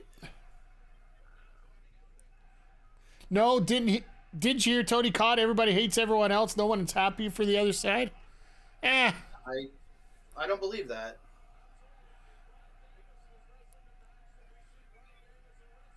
I think owners are like that.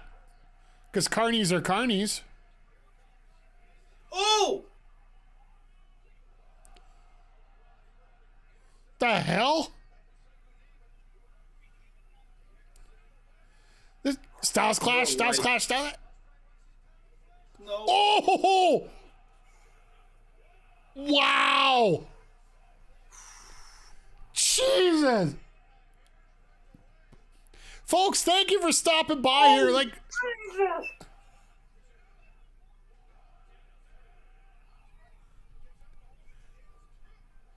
I know we ain't saying a whole lot, but my God, this match right now.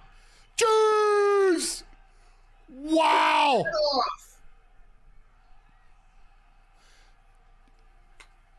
Holy shnikes. I think somebody broke the scale. Meltzer, give up your scale tonight. This is like an 8-star match. Try 18. This is so good. This is like everything you've ever wanted in a match. I agree. Thank you, everybody, for stopping by here. We've been chatty all night, but tonight, like this match right now, holy hell. I'll be chatty in the next two. I'm just... Oh, God. I kicked your fucking head. Oh.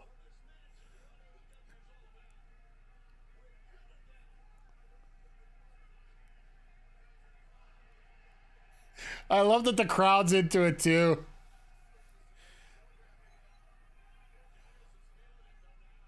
Oh, dude, you didn't hear the crowd when he's stomping him. It's yes, no, yes, no, yes, no.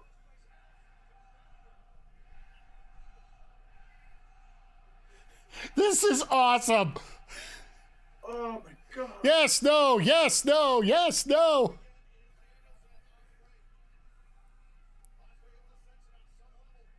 Oh.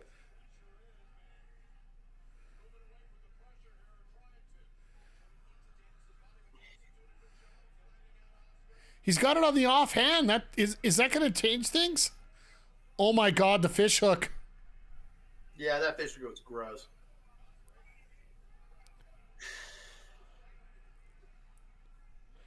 I love how AEW's just put out a post about making sure you get your tickets for Double or Nothing.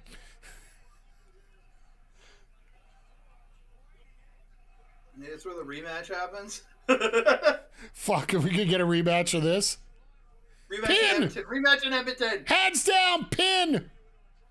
A couple shoulders were up there. Oh God.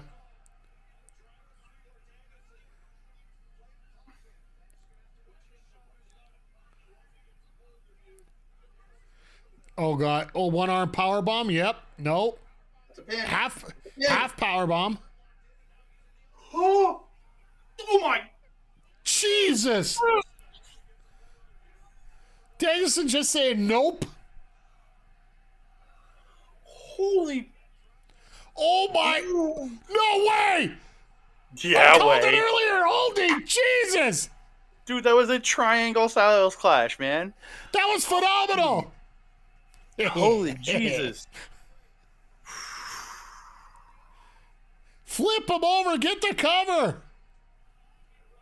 No, he's releasing it. My God, both these guys are absolutely spent. Watch the bell ring for a time limit draw.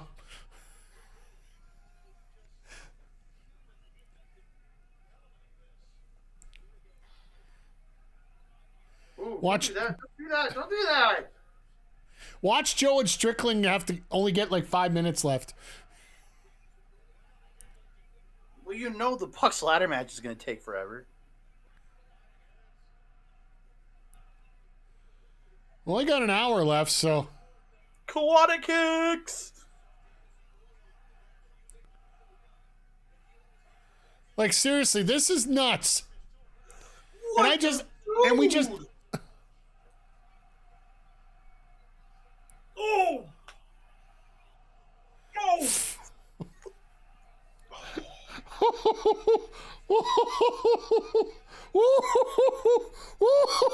Dude! Oh my God! No way! What'd you just see? Hidden Blade 1. Yeah. Watch the follow-up. Oh my God! Yeah.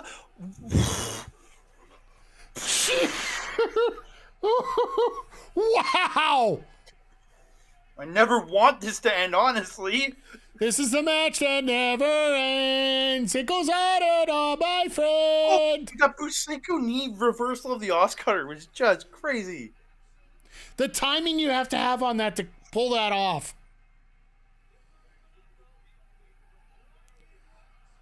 Although he has started to re-embrace the yeses. Oh yeah, he's been doing that for a while now. What's in the crowd? Yes. No. So how does Ospreay counter this?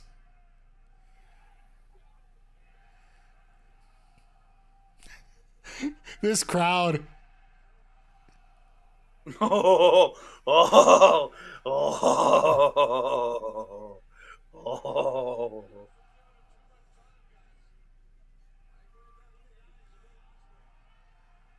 Oh, this is when you have everything. You just unload at the very last second and knock each other out. Oh! Dude! Oh! Oh my God. The fever pitch right now. Oh my God. Dude! Ospreay. Storm Driver 91. Boom!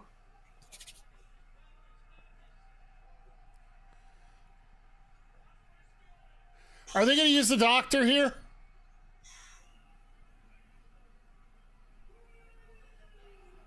Yep, there it is. Wow! Oh, didn't even have to use Stormbreaker. Wow! Holy that Storm Driver 91 was awesome. Seriously? Folks, get yourself a cigarette. Like, that was... I'm not even going to say borderline amazing. This is just freaking insane. Is this going to happen? Oh, I see Ospreay looking over to the ramp, so... I got a feeling I know what's coming up here. We were talking about this before the show.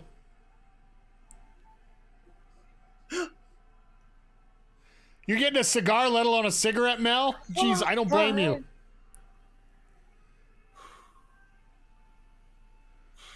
Oh, he's using the fingers.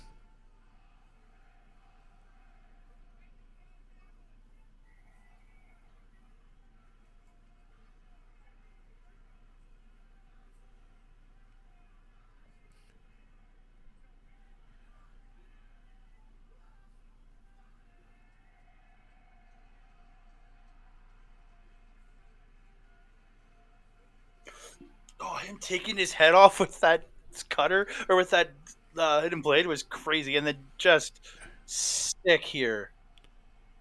Did he dislocate his shoulder? No, honestly, I think this is a sell job. I honestly think so. Because they would have, they would, if this was real, they wouldn't have the camera on him. Yeah, this would be right to the back. They wouldn't have let this happen. With the hidden blade. Because Ospreay's been checking on him with stuff and just, yeah. If you're going to have the camera in the ring on the wrestler, it's...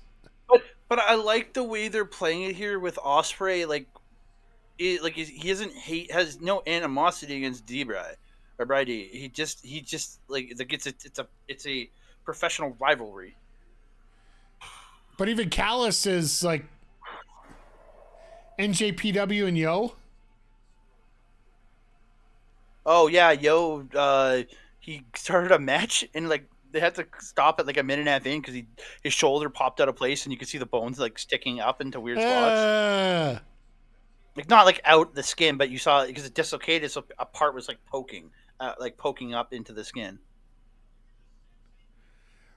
Folks, I know we're gonna get. I know we got that position there. That's how we ended things there. But seriously, that match, that might be the best AEW match ever. Possibly. Oh, and they filmed the relocation? That is... Oh, yeah, they filmed Yo's shoulder getting put back into place. It was oh, God. All right, this one I'll give 20 minutes because, frankly, 15 minutes. Just going to get that up there so I can get it out of the way. And, my God, I think literally we have just witnessed the best AEW match in history. We're going to have to take some time to think about this, but... I know others look at, like some of those like stadium stampedes and some of those crazy like hardcore. Like I know some people were saying the best match last year in AEW was that crazy hardcore match that Swerve and Hangman had, right? But again, it's all a matter of personal opinion. What style do you like most, right?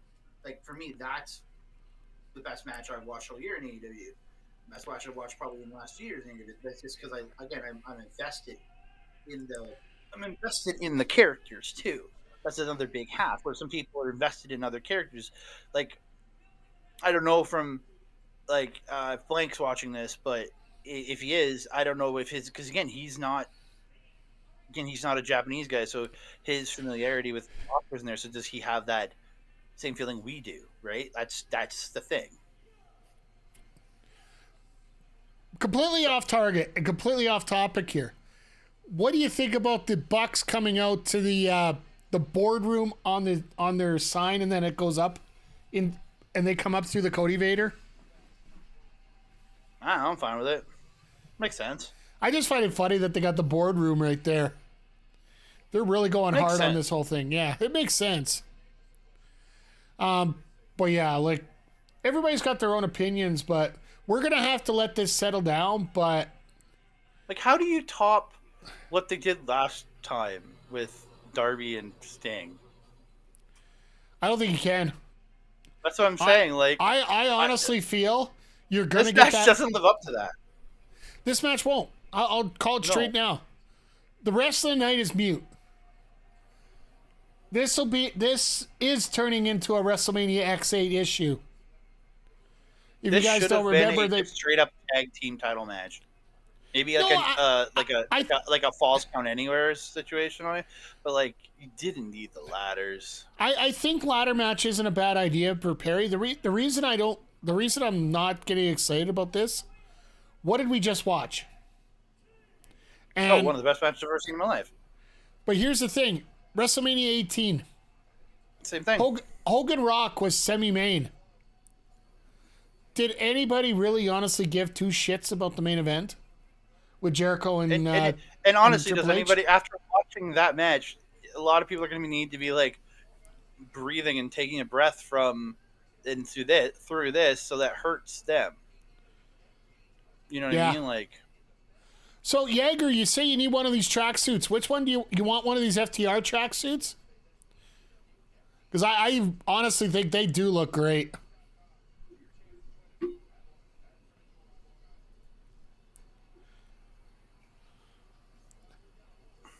Or you talk about the EVP pajama suits. But I do think you do need the ladder on this just simply because you know Perry's coming out. I think we all could agree on that. If Perry doesn't show up, I think it's going to be a massive disappointment for a lot of people.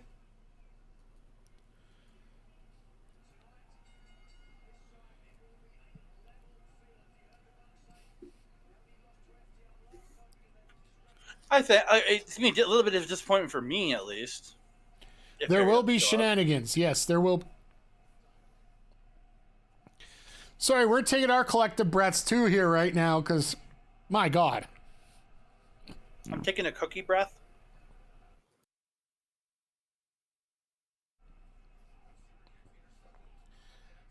Also, as we just finished up that ad break there, this one's probably going to get about 20 minutes, maybe a little bit less. They were going for the Shatter Machine already. They're okay, so everybody's going for their finishers right now.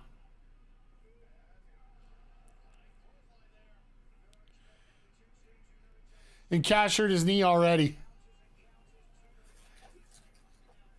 Probably. The only other reason I think the EVPs win this is the fact that we don't even know if Cash is going to be able to make London. His court arraignment for his misdemeanor is June 26th. Yes, that's been burned into my brain for a while now because we've been talking about it so much.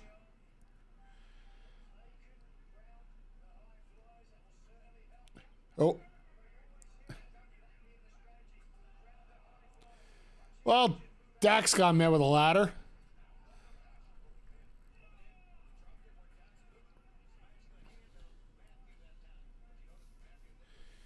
Well, my goodness, this is... In terms of a night of wrestling, this has been absolutely awesome overall so far. We've only had the one hiccup. I'm just going to refer to it as the vortex. The title got sucked into the vortex. But this is going to lead to a fun show on Wednesday. And just a reminder for anybody that's new, it hasn't been around in a while, we do have a sidecast for every Dynamite and Collision. So feel free except on May 8th. Except for May 8th. There's always that asterisk there. Because we will be live at... oh, God. That was actually pretty neat. We'll take a selfie and post it on one of your socials as I do need to start using a little bit more of my other socials. I put everything on X, but I should start using a little bit more here. Yeah, check out all our socials so that'll be your Dynamite watch along is us pictures on our socials. Yeah. But I will say this. I might not be using them properly, but it's easy for you guys to get a hold of them, so feel free to check out my socials all in one simple page on my link tree. linktr.ee/Mike the Ref. Me and Mel have one of those. You do? Yeah, I just never use it. I have it saved in like our YouTube. If somebody clicks on the link area for our YouTube, they just have to click our link tree. I never use it though. Yeah. That I find it so much easier than having to list all the Blue Sky and Threads and it's true. All those links that I never use. Maybe Ed should host for you that night. Hey, if you want to do an AEW sidecast, Ed, on our local establishment, feel free. I'll send everybody over there. I wish there was still hosting available on Twitch. Because I definitely would just, I'd like to see your reaction to everything. You're like, ew, why the hell are they doing that? Boo. Just 2 hours of being angry. I love how it's like, ooh, why are they doing that? Well, it sounds like what Ed would be doing, wouldn't it? But I love how it's just like, ooh, why are they doing that? Well, it's either that or what we're figuring out what we're doing on our Saturday nights.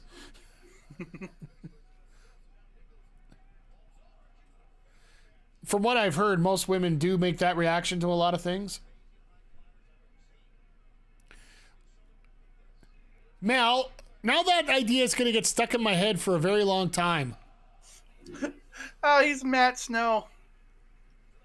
Or he's Al Jackson. Al Jackson, Matt Snow. You can hit the mat plow.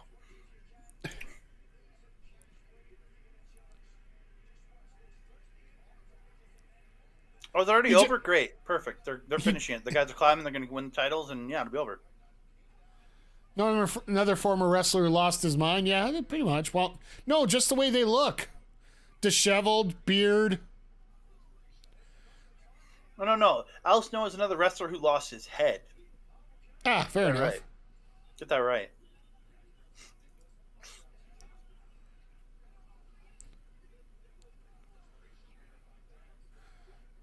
Oh, God. You knew somebody was going to bleed. Oh, come on. You knew somebody was going to bleed. And it was going to be Dax. Yeah. No Moxley here tonight. All the other bleeding that's happened tonight has been accidental. What other bleeding? Well, they had to wear the gloves for most of the match with Danielson, right? Because that cut opened up again? But he never actually bled, though. It was bleeding a little bit, but not enough that you really noticed a whole lot. The cut was open. You could see the wound open. Yeah, but there was glue all over it, dude. They had glue. If you looked, there was something covering it completely. Yeah, they put a Band-Aid on it. Pretty sure the cut had like some kind of glue stuff on it. Yeah, he probably pulled a Sabu knowing Danielson. Just put some hot glue on it and figured it would work. Oh! Oh, God. This sucks. How does this suck? It's not bad. No, just getting sandwiched in a ladder like that. True. I was talking to Mars after his ladder match. He was saying there was a couple spots where he caught his fingers and they really sucked. Yeah, like that's one of the biggest things you find in ladder matches is the fact that it's more having to hang on to. Oh God. Oh, dude, no. That looked so rough. It doesn't surprise me. Dax is going to take every hard bump possible. Just watch what happens to the ladder. Yep, right in the middle of the back. Oh. I've had that happen to me at work before. It sucks. Oh, I've had ladders follow me too, but they were never like sharp ladders like that. It's always been those like fiber ladders, like fiberglass ladders following me. They're kind of like more rounded. You know what I mean on the top. Yeah.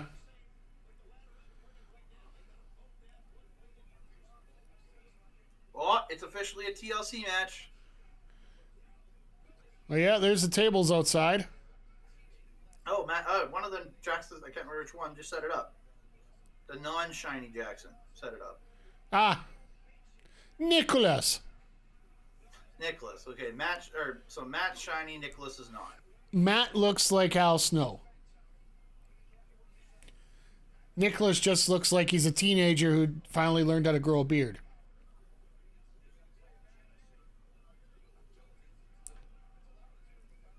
They both look like Al Snow because, they look the same. Not really. I could see a difference. I like that they're not twins, yet they look so alike. Yeah. Like, they're, you know what I mean? Like, I worked at They're the Sobeys quintessential brothers. Well, I worked at Sobeys when I was a teenager, and I worked with three brothers. One was the older brother, and then there was two twins, right? Yeah. And the one twin looked more looked like the older brother was his twin more than his actual twin, because his twin, they weren't like identical twins. And his older brother was looked like his twin. It was weird. I love a good baseball slide underneath a ladder. Mm-hmm.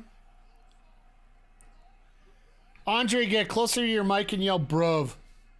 Bruv. Ah. Thank you for my eardrums. Bruv. Bruv. Oh, it said or yell bruv. So not and, damn it.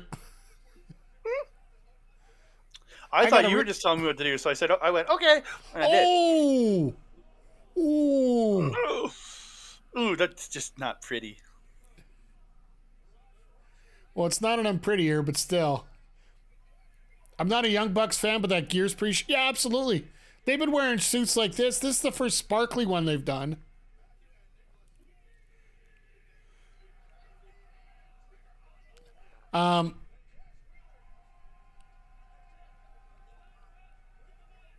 And that's bad. Yeah, thank you, Mel. No, Hulk Hogan is Chris Jericho. Chris Jericho is Hulk Hogan now. Yes, go on X right now. Ospreay is not a booker, so I wouldn't call him the other one. So go on X right now and search Jericho. Just type in Jericho. Just make sure you understand that it's not going to be a PG stream or a PG post at that point.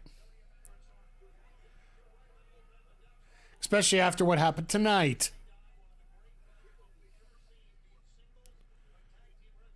Don Callis is Vince Russo. I wouldn't even insult Callis that bad. Come on, no, he's not even that I bad. honestly wouldn't. Because at least, in his infinite, scuzzbagdom, he's still entertaining. Is he a carny POS? Yes. But I wouldn't call him as scuzzy as Russo. Vince was never...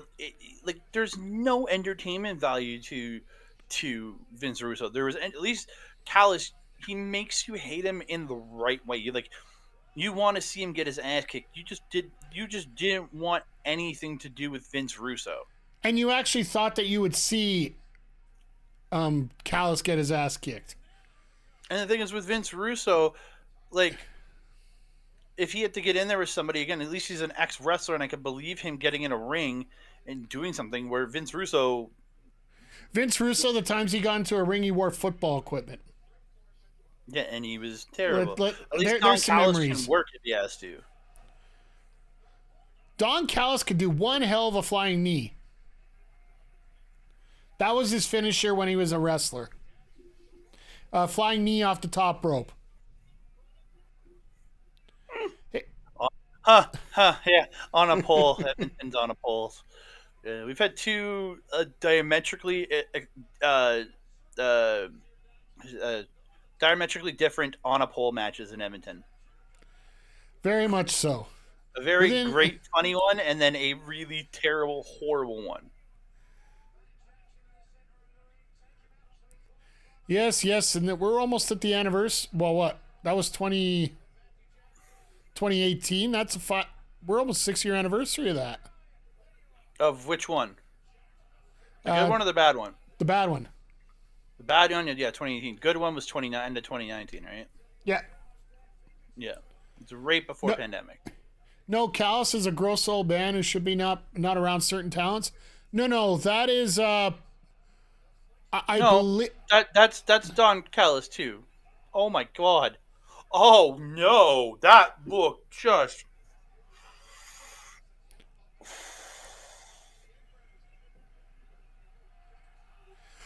I just saw it. That was rough. That sucked. Crowder, I remember PWA brought in Don Callis and had a great 6-man tag teaming with Chris Steele and Highlander against Johnny Devine, Juggernaut, and Rick Vane. Yeah, that would be a great match. Before my PWA days. Well, that table said no, I ain't breaking.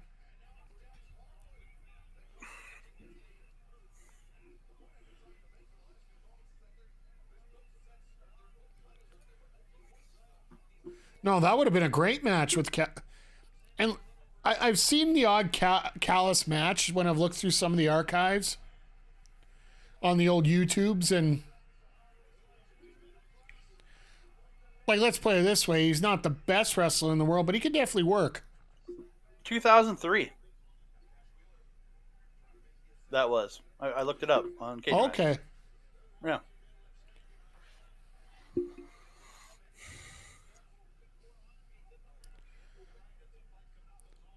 It's so funny. This match here, it could be the best match in the world. It's still got no chance to be considered the best match tonight. Well, if the best match in the world, it means it's better than the one earlier. Technically. Like I said, it could be the best match ever, and it has no chance to actually be that. It would never be to me, that's for sure. Well, you can compare this match to anybody, like on any other pay-per-view. And that's the thing about AEW. AEW pay-per-views are so solid. If they could just find a way to get rid of that one match. Every card they got one match. Pay-per-view I think I've only been one bad AEW pay-per-view. I mean, that was that Double or Nothing one with that 4-way. Oh, with the 4 pillars? Was that Double or Nothing? Yeah, that was Double or Nothing when you had... And then it had like Cole versus Jericho. The Cole versus Jericho owner that was absolutely brutal. Yeah, that one. Okay, I'll give you that one. I was thinking Full Gear, and that was just because horrible storybooking. Well, I think that was only 2 Full bad Gear was matches. it was only more the ending of that. The rest of the pay-per-view was pretty solid in ring. Yeah, yeah, and that's what I was going to say. That's pretty high standards here, but yeah, that 4 pillars, that 4 corners, 4 pillars match was just ugh.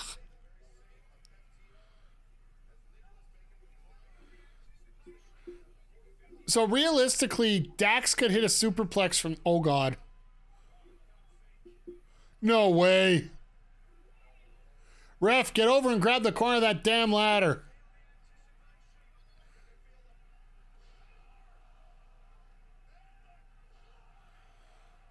Power and Glory special. And Cash has been running on a bad knee the whole time.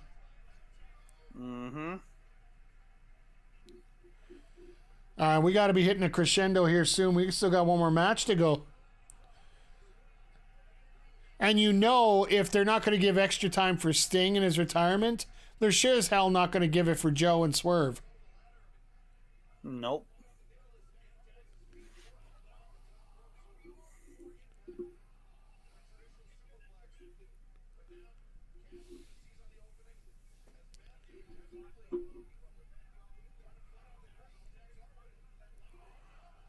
Oh God. That would have sucked if it went wrong.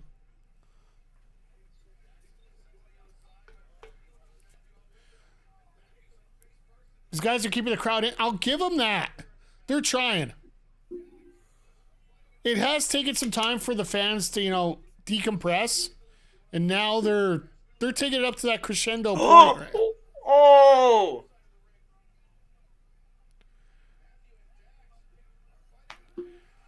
Yeah, I see it. Oh God. And oh God. Second one, buddy. Yep. 450 was great. It's that pile driver that was just. I didn't mind the pile driver if the ladder would have stayed where it was. I agree, but it didn't. Yeah.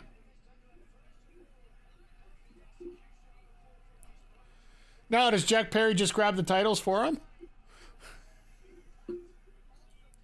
That'd be hilarious. Jack Perry comes down, grabs the titles, and walks out. It's possible. Well, who's the winner of the match? Nobody. Jack Perry and Luchasaurus. and Kill Switch. Watch it be somebody like Jack Perry and I pick Christopher Daniels. I pick Ren Narita. Or the better pick. I pick CM Punk as my tag partner. And nobody sees him.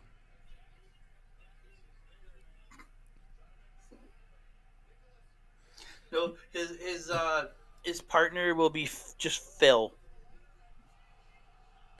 Oh! Matt slipped. Still got it off, though.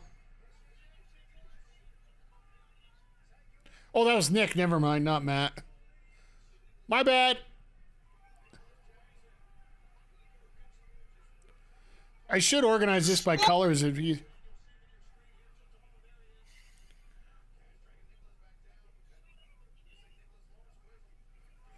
Ooh.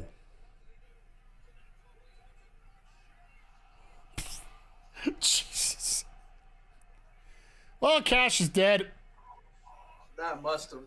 That looked like it hurt. Jesus. Please be careful, Chance.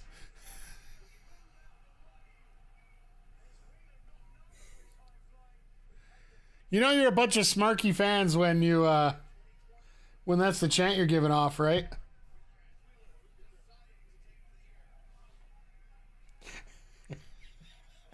I'm sorry. There's a tweet out right now.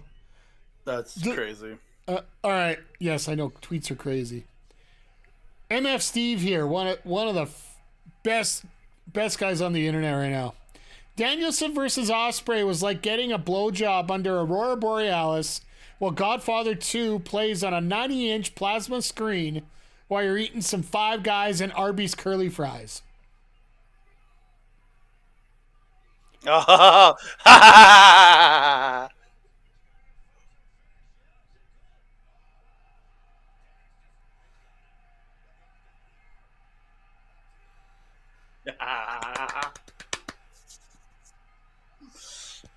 There he is.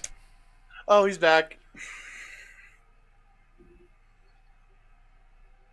Now security doesn't know what to do now. It's great. They're like confused.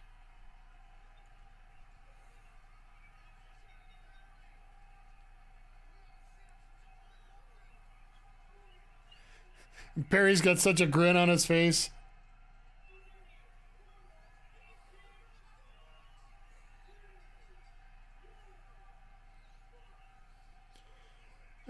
pretty much the way we thought it would happen. And the pop for Perry, because everybody's so happy to see him back. Dude, Perry threw up an elite sign. Nice. He was like, on his way out, he was like this. He was like eluding. Well, he's getting a Perry is all elite. Yeah, I see it.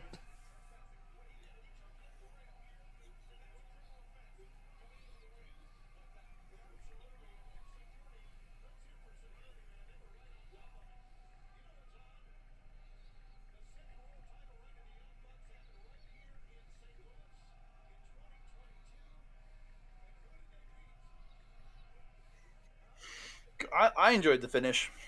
Absolutely. We're just going to get the storyline back. And true. I love the Crimea River there. Mm-hmm. Oh, at least we know Narita's will get started. Let me... cry me a river. Ooh, 2,200 points given out to two people.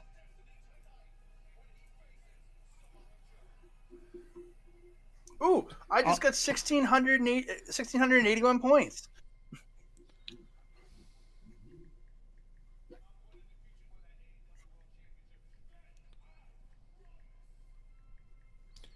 I just gotta get this. Go ahead. I only bet like 200 on that, and I won 1,600. Well, it's because there's only one guy that bet on the other side, and it was 2,200 points. Yeah, McGee, I'm guessing. Oh, me and McGee got points. Okay, who was? Oh, we took all of Ed's points. He bet on FTR, and he was wrong. Just because you hate the Bucks doesn't mean you have to vote for it. You can't vote for them. Wild's favorites were one of Wild's favorites. Swerve. All right, let me get this last one up here. McGee, my only loser is still Hogan. I mean Jericho. So good. So good, McGee.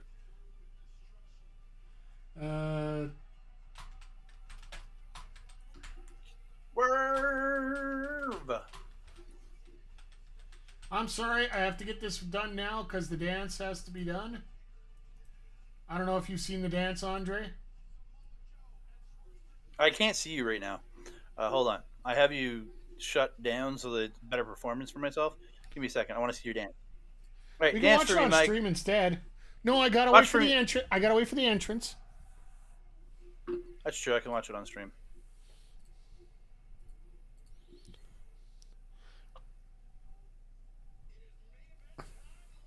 It's about time it's main event time.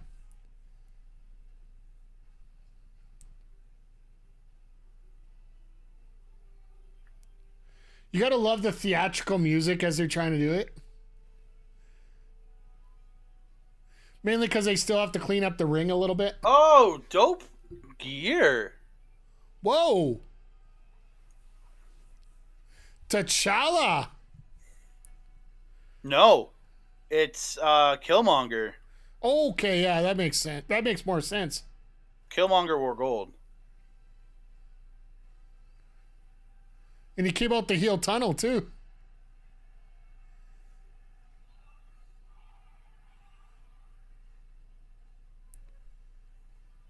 And then Nana came out the face tunnel.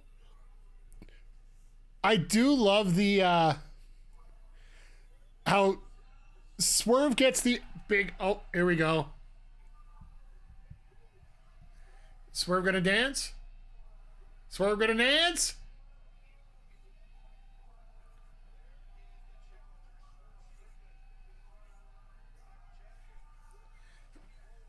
And I swerve when I drive, and I swerve when I drive, and I gotta get a title, so I'm gonna take out Joe.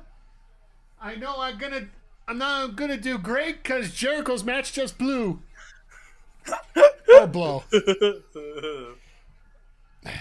There you go, folks. I know you pay for that, so we'll And you gotta double those with me and Mike, so exactly.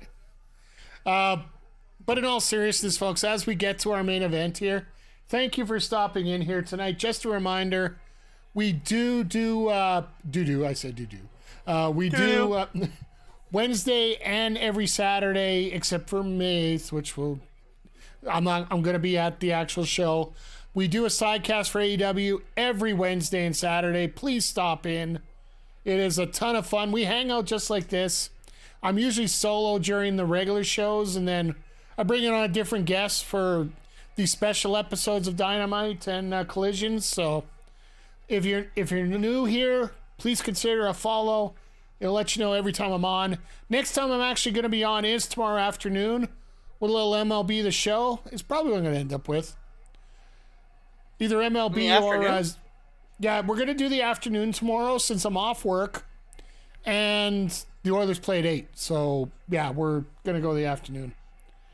Afternoon tomorrow. Then we're going to do Tuesday night. We're going to do WWE 2K24 Week 16. Coming out of the Fastlane pay-per-view. Wednesday, AEW Dynamite. Thursday afternoon, we do Tears of the Kingdom. And then Saturday, we're doing our good old AEW Collision sidecast and Week 17 of 2K24. Andre, what are you up to this week? Might as well throw it out there while we're getting ready for our main event. A lot of yard work. I got a lot of yard work to do this week. But, oh, you guys want to know what I'm doing? Oh, there you go. What I'm going to do on stream. On stream this Wednesday, I will be live on OLE, our local establishment here on Twitch and on YouTube with my boy Mike the Ref, or not Mike the Ref, Ol Ed. Sorry, not Mike the Ref. I'm with Mike the Ref right now.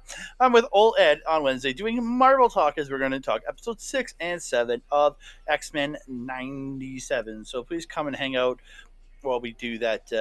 We talk to that 8 p.m. Mountain Standard Time, 10 p.m. Eastern, and then Friday, myself and Melba will be back with a Japanese wrestling update. That'll be a pre-recorded show because we are going to be actually at Love for Wrestling that night. So check that out at some time that day. Well, it'll come out. That's all I know. And then we got it'll be simulcast here a week later. Justin Roberts with the slick purple vest here. Okay, who's the ref? I don't recognize the referee. I got to take a look again. I didn't see him here. They did bring in like 3 or 4 new referees because they want separate crews for Collision and Dynamite. I get that. So is Aubrey not going to be on both shows anymore, though? No, she's just on Wednesdays now. For the Or majority of it. Or if Jericho goes to Saturday, she'll show up to ref his match. Yeah, pretty much. This ref was at Collision, yeah. That's probably why I don't recognize him, because I don't watch a lot of Collision. Steven Smith, is it?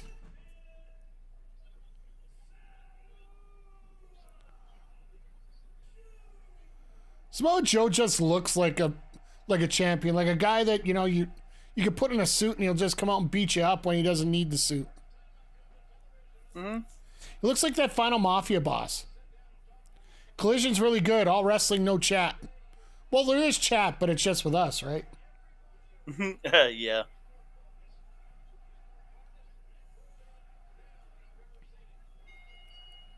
I really, truly hope that AEW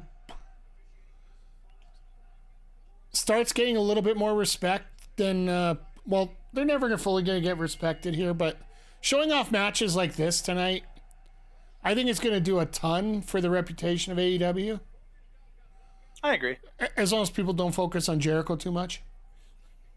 Funny. Like, seriously. I really do not want to be Jericho looking online today. For the next 24 hours, Chris Jericho is the new CM Punk videotape. I agree. I can see that. What do you guys think of Swerve doing press in St. Louis with the AEW title on his shoulder? If he steals it from...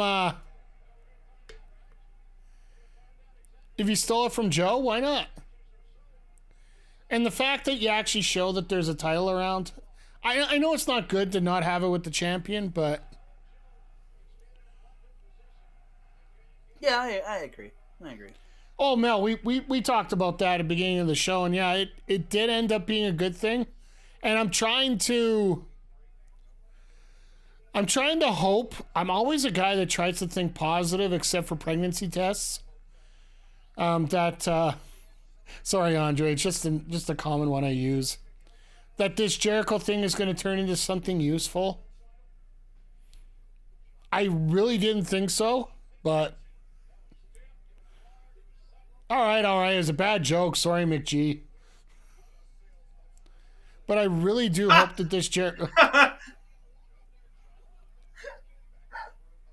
Oh, dude, that was classic. Oh yeah, here it is. Yep. I love it. I love that sequence. Oh, Jim Ross is back.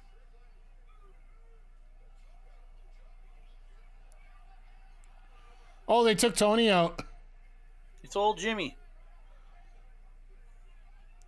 Joe is good at playing pissed off. Oh yeah. And Andre and I actually get one funny little statistic. We were actually in attendance for Samoa Joe's last independent Indie match. Yep. And I know that we were completely pissed at the end of that match because Mike Richard Blaze didn't get an offensive move in 5 minutes. Yeah, I was very disappointed by that. He didn't get a lot in. He didn't get anything in. It's true. He literally did not get a move in. Joe squashed him in about 3 minutes. I was happy he was there, but at the same time, like, yeah. With all due respect, McGee, I understand there's padding there, but it doesn't do a whole lot. If you're talking about that Fosbury flop over the top rope, at least he landed on his arse. Grant, he doesn't have much of an arse. I'm sure Mel could confirm that. Who doesn't have much of an arse? Swerve. Oh, no, he got ours. Trust me, Mel was Jesus! talking about it last year. Mel was just like obsessing over it last year. Yeah, I can just imagine. Swerve got all that arse.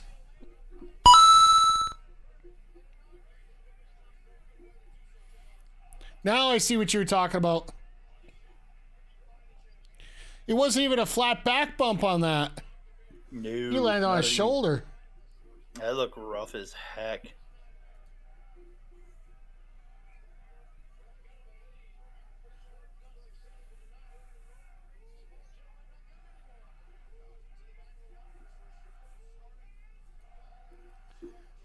I love how Joe's like, yeah, whose house?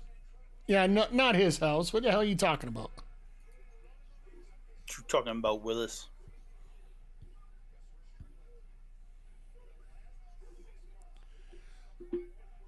So, since the predictions are in already and locked in, what do you got in this one, Andre? I'm going with Swerve. Whose house? It's Swerve's house. I think it's going to be Swerve, but I think it's going to be due to the unintentional help of one Hangman Page. You think so? Setting up the final match between Swerve and Hangman at Double or Nothing. And then once you get through that match, you can start setting up Ospreay Swerve for All In London. Because you have Forbidden Door. You got Forbidden Door there. You're not going to have him put on. Someone put Bryan versus Ospreay on Twitter, so you're watching it now. Make sure you got a very big screen to watch it, Ed. And make sure you got some cigarettes for after, or cigars. Mel recommends cigars. Because I'll be honest, like, it's going to take some time to settle things down, get the emotion out of it. But that very well could have been the best AEW match in the history of the company.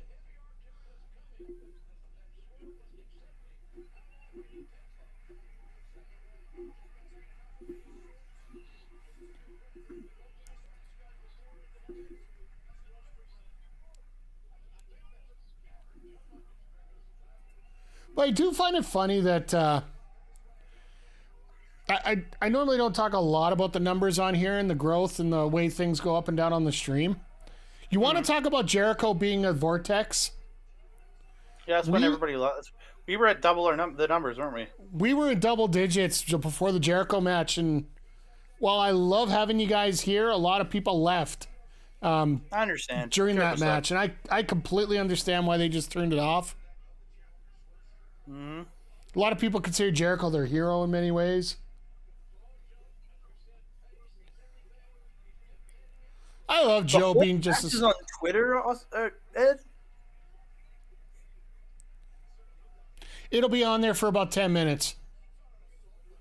Yep. AEW's copyright team is about as vicious as the Yakuza is with Nintendo. I can also if you can't see the whole thing, Ed, I'll send you some information later, and you'll be able to see it. You're welcome. My dog. But yeah, it just Joe has been just such a perfect champion to fit into this spot here. Mm-hmm. If you couldn't have MJF keep the title and continue that feud with Cole and whatnot to get to this point here, where I still think Swerve. I still think Swerve would have got. I think Swerve would have got the title at Double or Nothing, personally, if all things were put together. Yeah, but I think you feel weird to have somebody not Swerve in here with Joe in the main event. Oh, absolutely. No, I mean if MJF didn't get hurt and they didn't have to do like an emergency sub onto Joe, which I do feel is what happened here in November. You mean December 30th? World's End at the end of the year? Yeah, that one. Wow. Oh, all right. wow. Could break a forearm. Joe doing his best Shane Taylor impression. Yeah, you're right.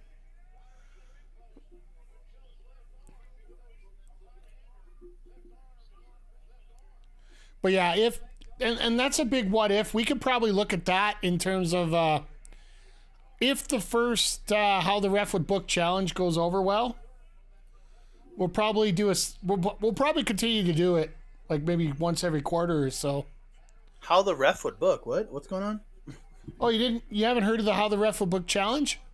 I heard something about it, but I didn't really know exactly what it was. So what's going to be happening here is myself, Kayla J, and then Vic from Heels, Pops, and Chair Shots. It was a Channel Golda meetup, and you guys met up with it just before WrestleMania. Actually, it was WrestleMania Saturday that you guys got the goal. We're gonna take a scenario, and we're each gonna get 10 minutes to book it, rebook it the way we think we should book it. We're still mulling over which one we want to do first, whether we want to finish the story our way, or do we want to do the fallout from All Out? 2022. Yeah, the from Brawl Out basically, and how we would deal with it moving forward and getting the whole storyline put together on that. A fallout from Brawl Out. Okay. Yeah, so it's gonna be one of those two, and then once we get the video together, we're gonna put them all together, put them in a YouTube video. People are gonna get a chance to vote via comments on the YouTube post, and the one who gets the most votes after a certain time, I haven't figured that out yet. I haven't thought that hard. I'm going to be donating $50 to charity of their choice. And McGee has graciously offered to donate $50 as well. So there we go. So yeah, that's what we're going to be doing here going forward. I thought putting the charity challenge in, like originally it was just going to be me. But I think there's so many other people that could come up with great ideas. Definitely. And since Heels, Pops, and Chair Shots is celebrating their 300th episode this Thursday, I thought it'd be great to bring Vic on. He's always been a great friend. Yeah, 100%. And yeah, it's going to be a lot of fun. And sorry I didn't get the advertisement put together. I'm going to see if I can get it for Wednesday for you guys. If you're at all interested in checking out Heels, Pops, and Chair Shots on Thursday. It's the main reason why Impact's ratings aren't what they are, is because they run somewhat at the same time as Impact. There you go.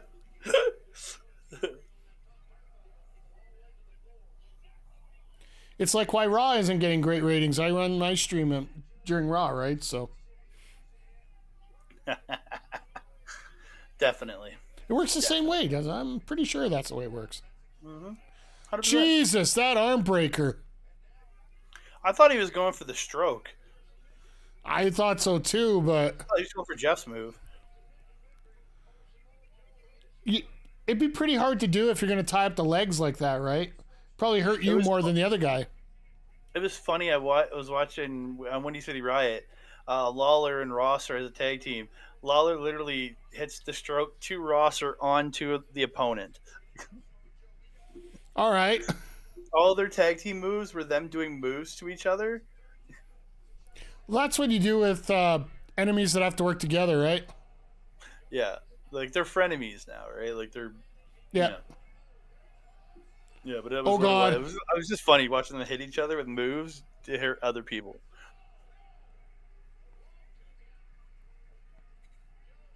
Nobody kicks out of the Muscle Buster, and Joe is in shock. 11 minutes left.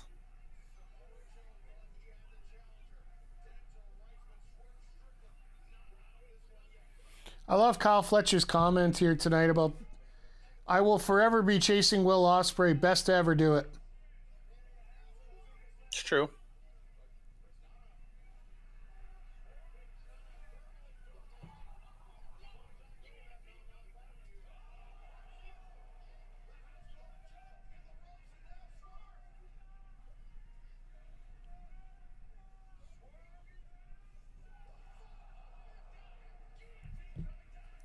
Oh, God. Swerve's going up for it. They're going to have to give it 5 minutes for the celebration. They're not going to go straight to black. They might. They might. They might, but for a new champion, I doubt they would. That's if it's a new champion. Yeah.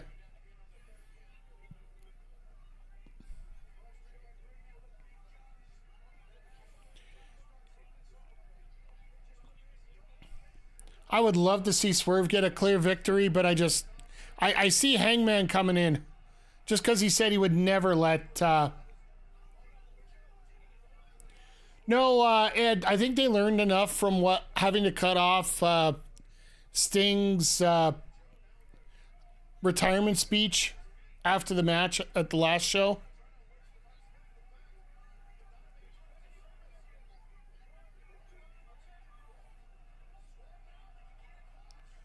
Fuck. Is it going to choke him out? Yeah. He's a choke artist. He's got to choke, right?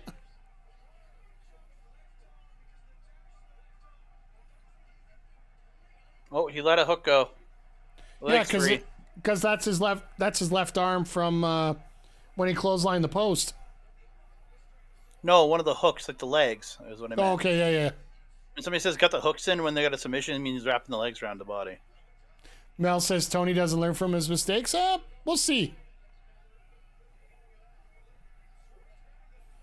It also could be Jericho went long, and that could be the problem. Whoa!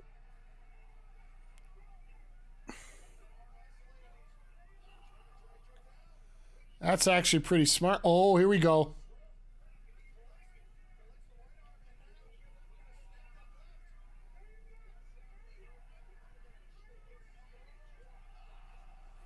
Well, there goes any submission.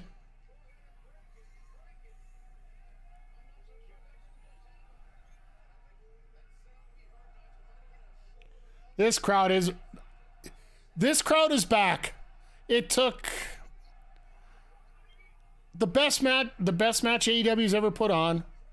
It's taken a very strong ladder match. It's taken a women's match to get the bad taste out of their mouth. But it seems like the crowd's right back to where it needed to be. Oh, 100% this crowd's back. Like, by the end of that ladder match, they had the crowd back. Yeah. But like again, they didn't lose the crowd with the match for it. Just the crowd was like dead after. It just needs some time to breathe. It just needed a second to breathe. And it seems like they've gotten their next load of gas here. And we just all know now that anytime Chris Jericho shows up, He ruins the show. Go take a piss. Go get more drinks. Go get whatever you need to, and then come back. Mel knows for next time. Yeah. Hopefully there isn't a next time at Double or Nothing, but Mel knows. I still say he loses the title in Winnipeg. Hope so. Anytime Jericho shows up, go for your ear breaks. He's gonna try and do a one-arm. Oh God.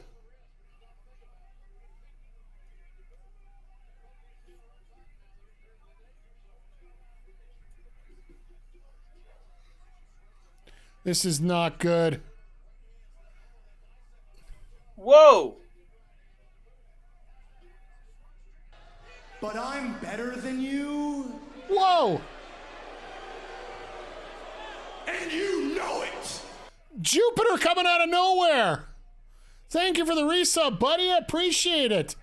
We're having a lot of fun watching this main event here in another buddy. classic AEW show. Sorry, Andre.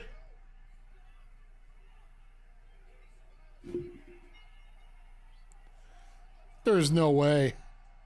Oh, this crowd. Look at the feet of this crowd.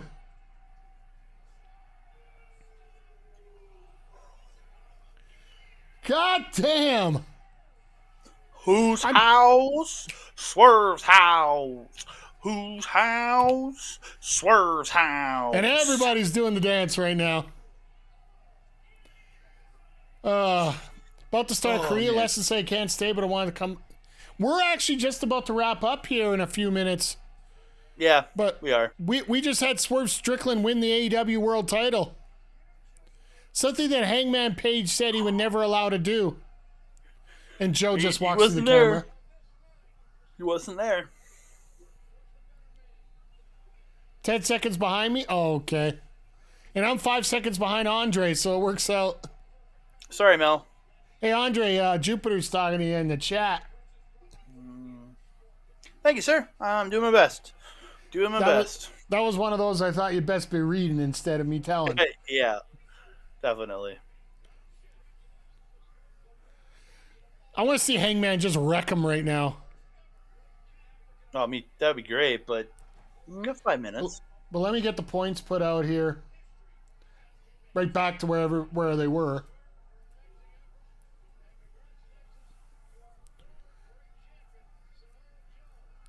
And out with the people. He's the people's champion. As the pyro goes off everywhere. Let's see Hangman come in with a real horse. Well, he's done it before. I know, but just, that would just make this night absolutely amazing to finish off. Well, folks, this is like, yeah. Yeah. Yeah. This has been absolutely freaking amazing tonight. Yep. It has. It really has. And Swerve is another one of those guys that everybody said, oh, he'll never do it. And guess what? He did it. He did it. He did it, and he did it in spectacular fashion. He did. But yeah, it's going to be a lot to exhale out of this one, because this show has been a ton of fun tonight. Oh my God, the guy wiped the camera. I didn't notice that before.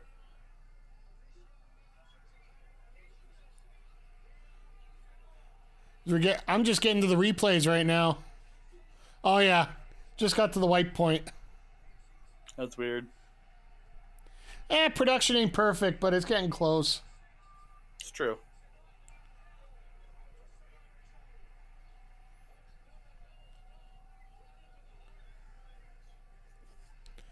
What a fantastic, let's take out the Jericho match and just simply say this card was absolutely was an absolute home run. All the way across. Yep. But yeah, from a new TBS champion to a new world champion, Toni Storm keeping the title. And yeah, Swerve just proving the naysayers wrong. And that's one of the big things to me. And then that Danielson Ospreay match, like, Just that absolutely stellar. That match is going to be talked about for years to come now, I think. Not just months. That's going to be years to come. And even with the trios match to start off with the House of Black and the Rated Chicken Hawks, was just... And then O'Reilly and Strong, like, my God, that was amazing. That was an incredible match, too. Like, oh, yeah, this whole show, other than the one match, was awesome. Like, literally, I think that's why AEW fans are so pissed right now. Is this show has been absolutely spectacular, and then this one guy ruins it every single pay-per-view. Because it's been 3 pay-per-views in a row that Mr. Jericho has been in that match that's just... But, you know what? We could talk about... Double or Nothing last year. Yeah, same thing. And we could talk about all the bad stuff Jericho's involved in, or we could talk about all the good stuff. And let's face it, it's been an absolute spectacular show tonight. I agree. And Andre, what was your... Okay, let's take out Ospreay and Danielson, because I know that one already. What's your favorite match on top of that? Ospreay and Danielson. No. Come on. I'm making you think. I don't know. Let's go look at the card again just to... I love it when this happens because there's so much good stuff on this card tonight. And stick around, folks. We're talking Okada. Yeah, best way to start off the show was just a match like that, and we're all sitting here and we're like, this show's going to go on an overrun with a match like this. Mm-hmm. I remember seeing that. Including the Jericho match, I give this show a solid 8.5. I liked it better than WrestleMania. Being 100%. You know what? In many ways, I've said this about WWE for a very long time. And the comparison between the two is the fact this thing here doesn't give you a second to get down about a match because I got another one right after it. Yeah. 100%. If you think you had a match that wasn't overly spectacular, we got another one right now that you can compare it to right away. And the momentum for all these wrestlers are keeping up so well right now. And that's the big thing. They're all keeping up so well. And just because I want to be different, Andre, from you taking my pick, which doesn't surprise me, I'm going to go with Willow and Julia. That was a great match, too. Like absolutely great match. New champion. A match that a lot of people didn't expect to get to this point and be as good as it was. Mm-hmm. And, well, they knew they were going to get a good match out of these two, but I didn't think they were going to get that great of a match out of these two. And it just seems I agree with you there. Yeah. But, yeah, I hate rankings, so I'm not going to rank it. I don't know if you want to, Andre, but no, I enjoyed this show. Simple as that. Any other closing thoughts before we wrap this up here tonight? No, I just want to say thanks, Mike. Thanks for having me on, man. I really enjoyed being here and doing the show with you. Well, we'll definitely have you back here. I know we have a few others that want to be on the show, and we're going to get through everybody here. But I definitely want to have you in here because you are definitely a very good source of information for me. And, well, let's face it, it's just fun to hang out together because we haven't done this in a while.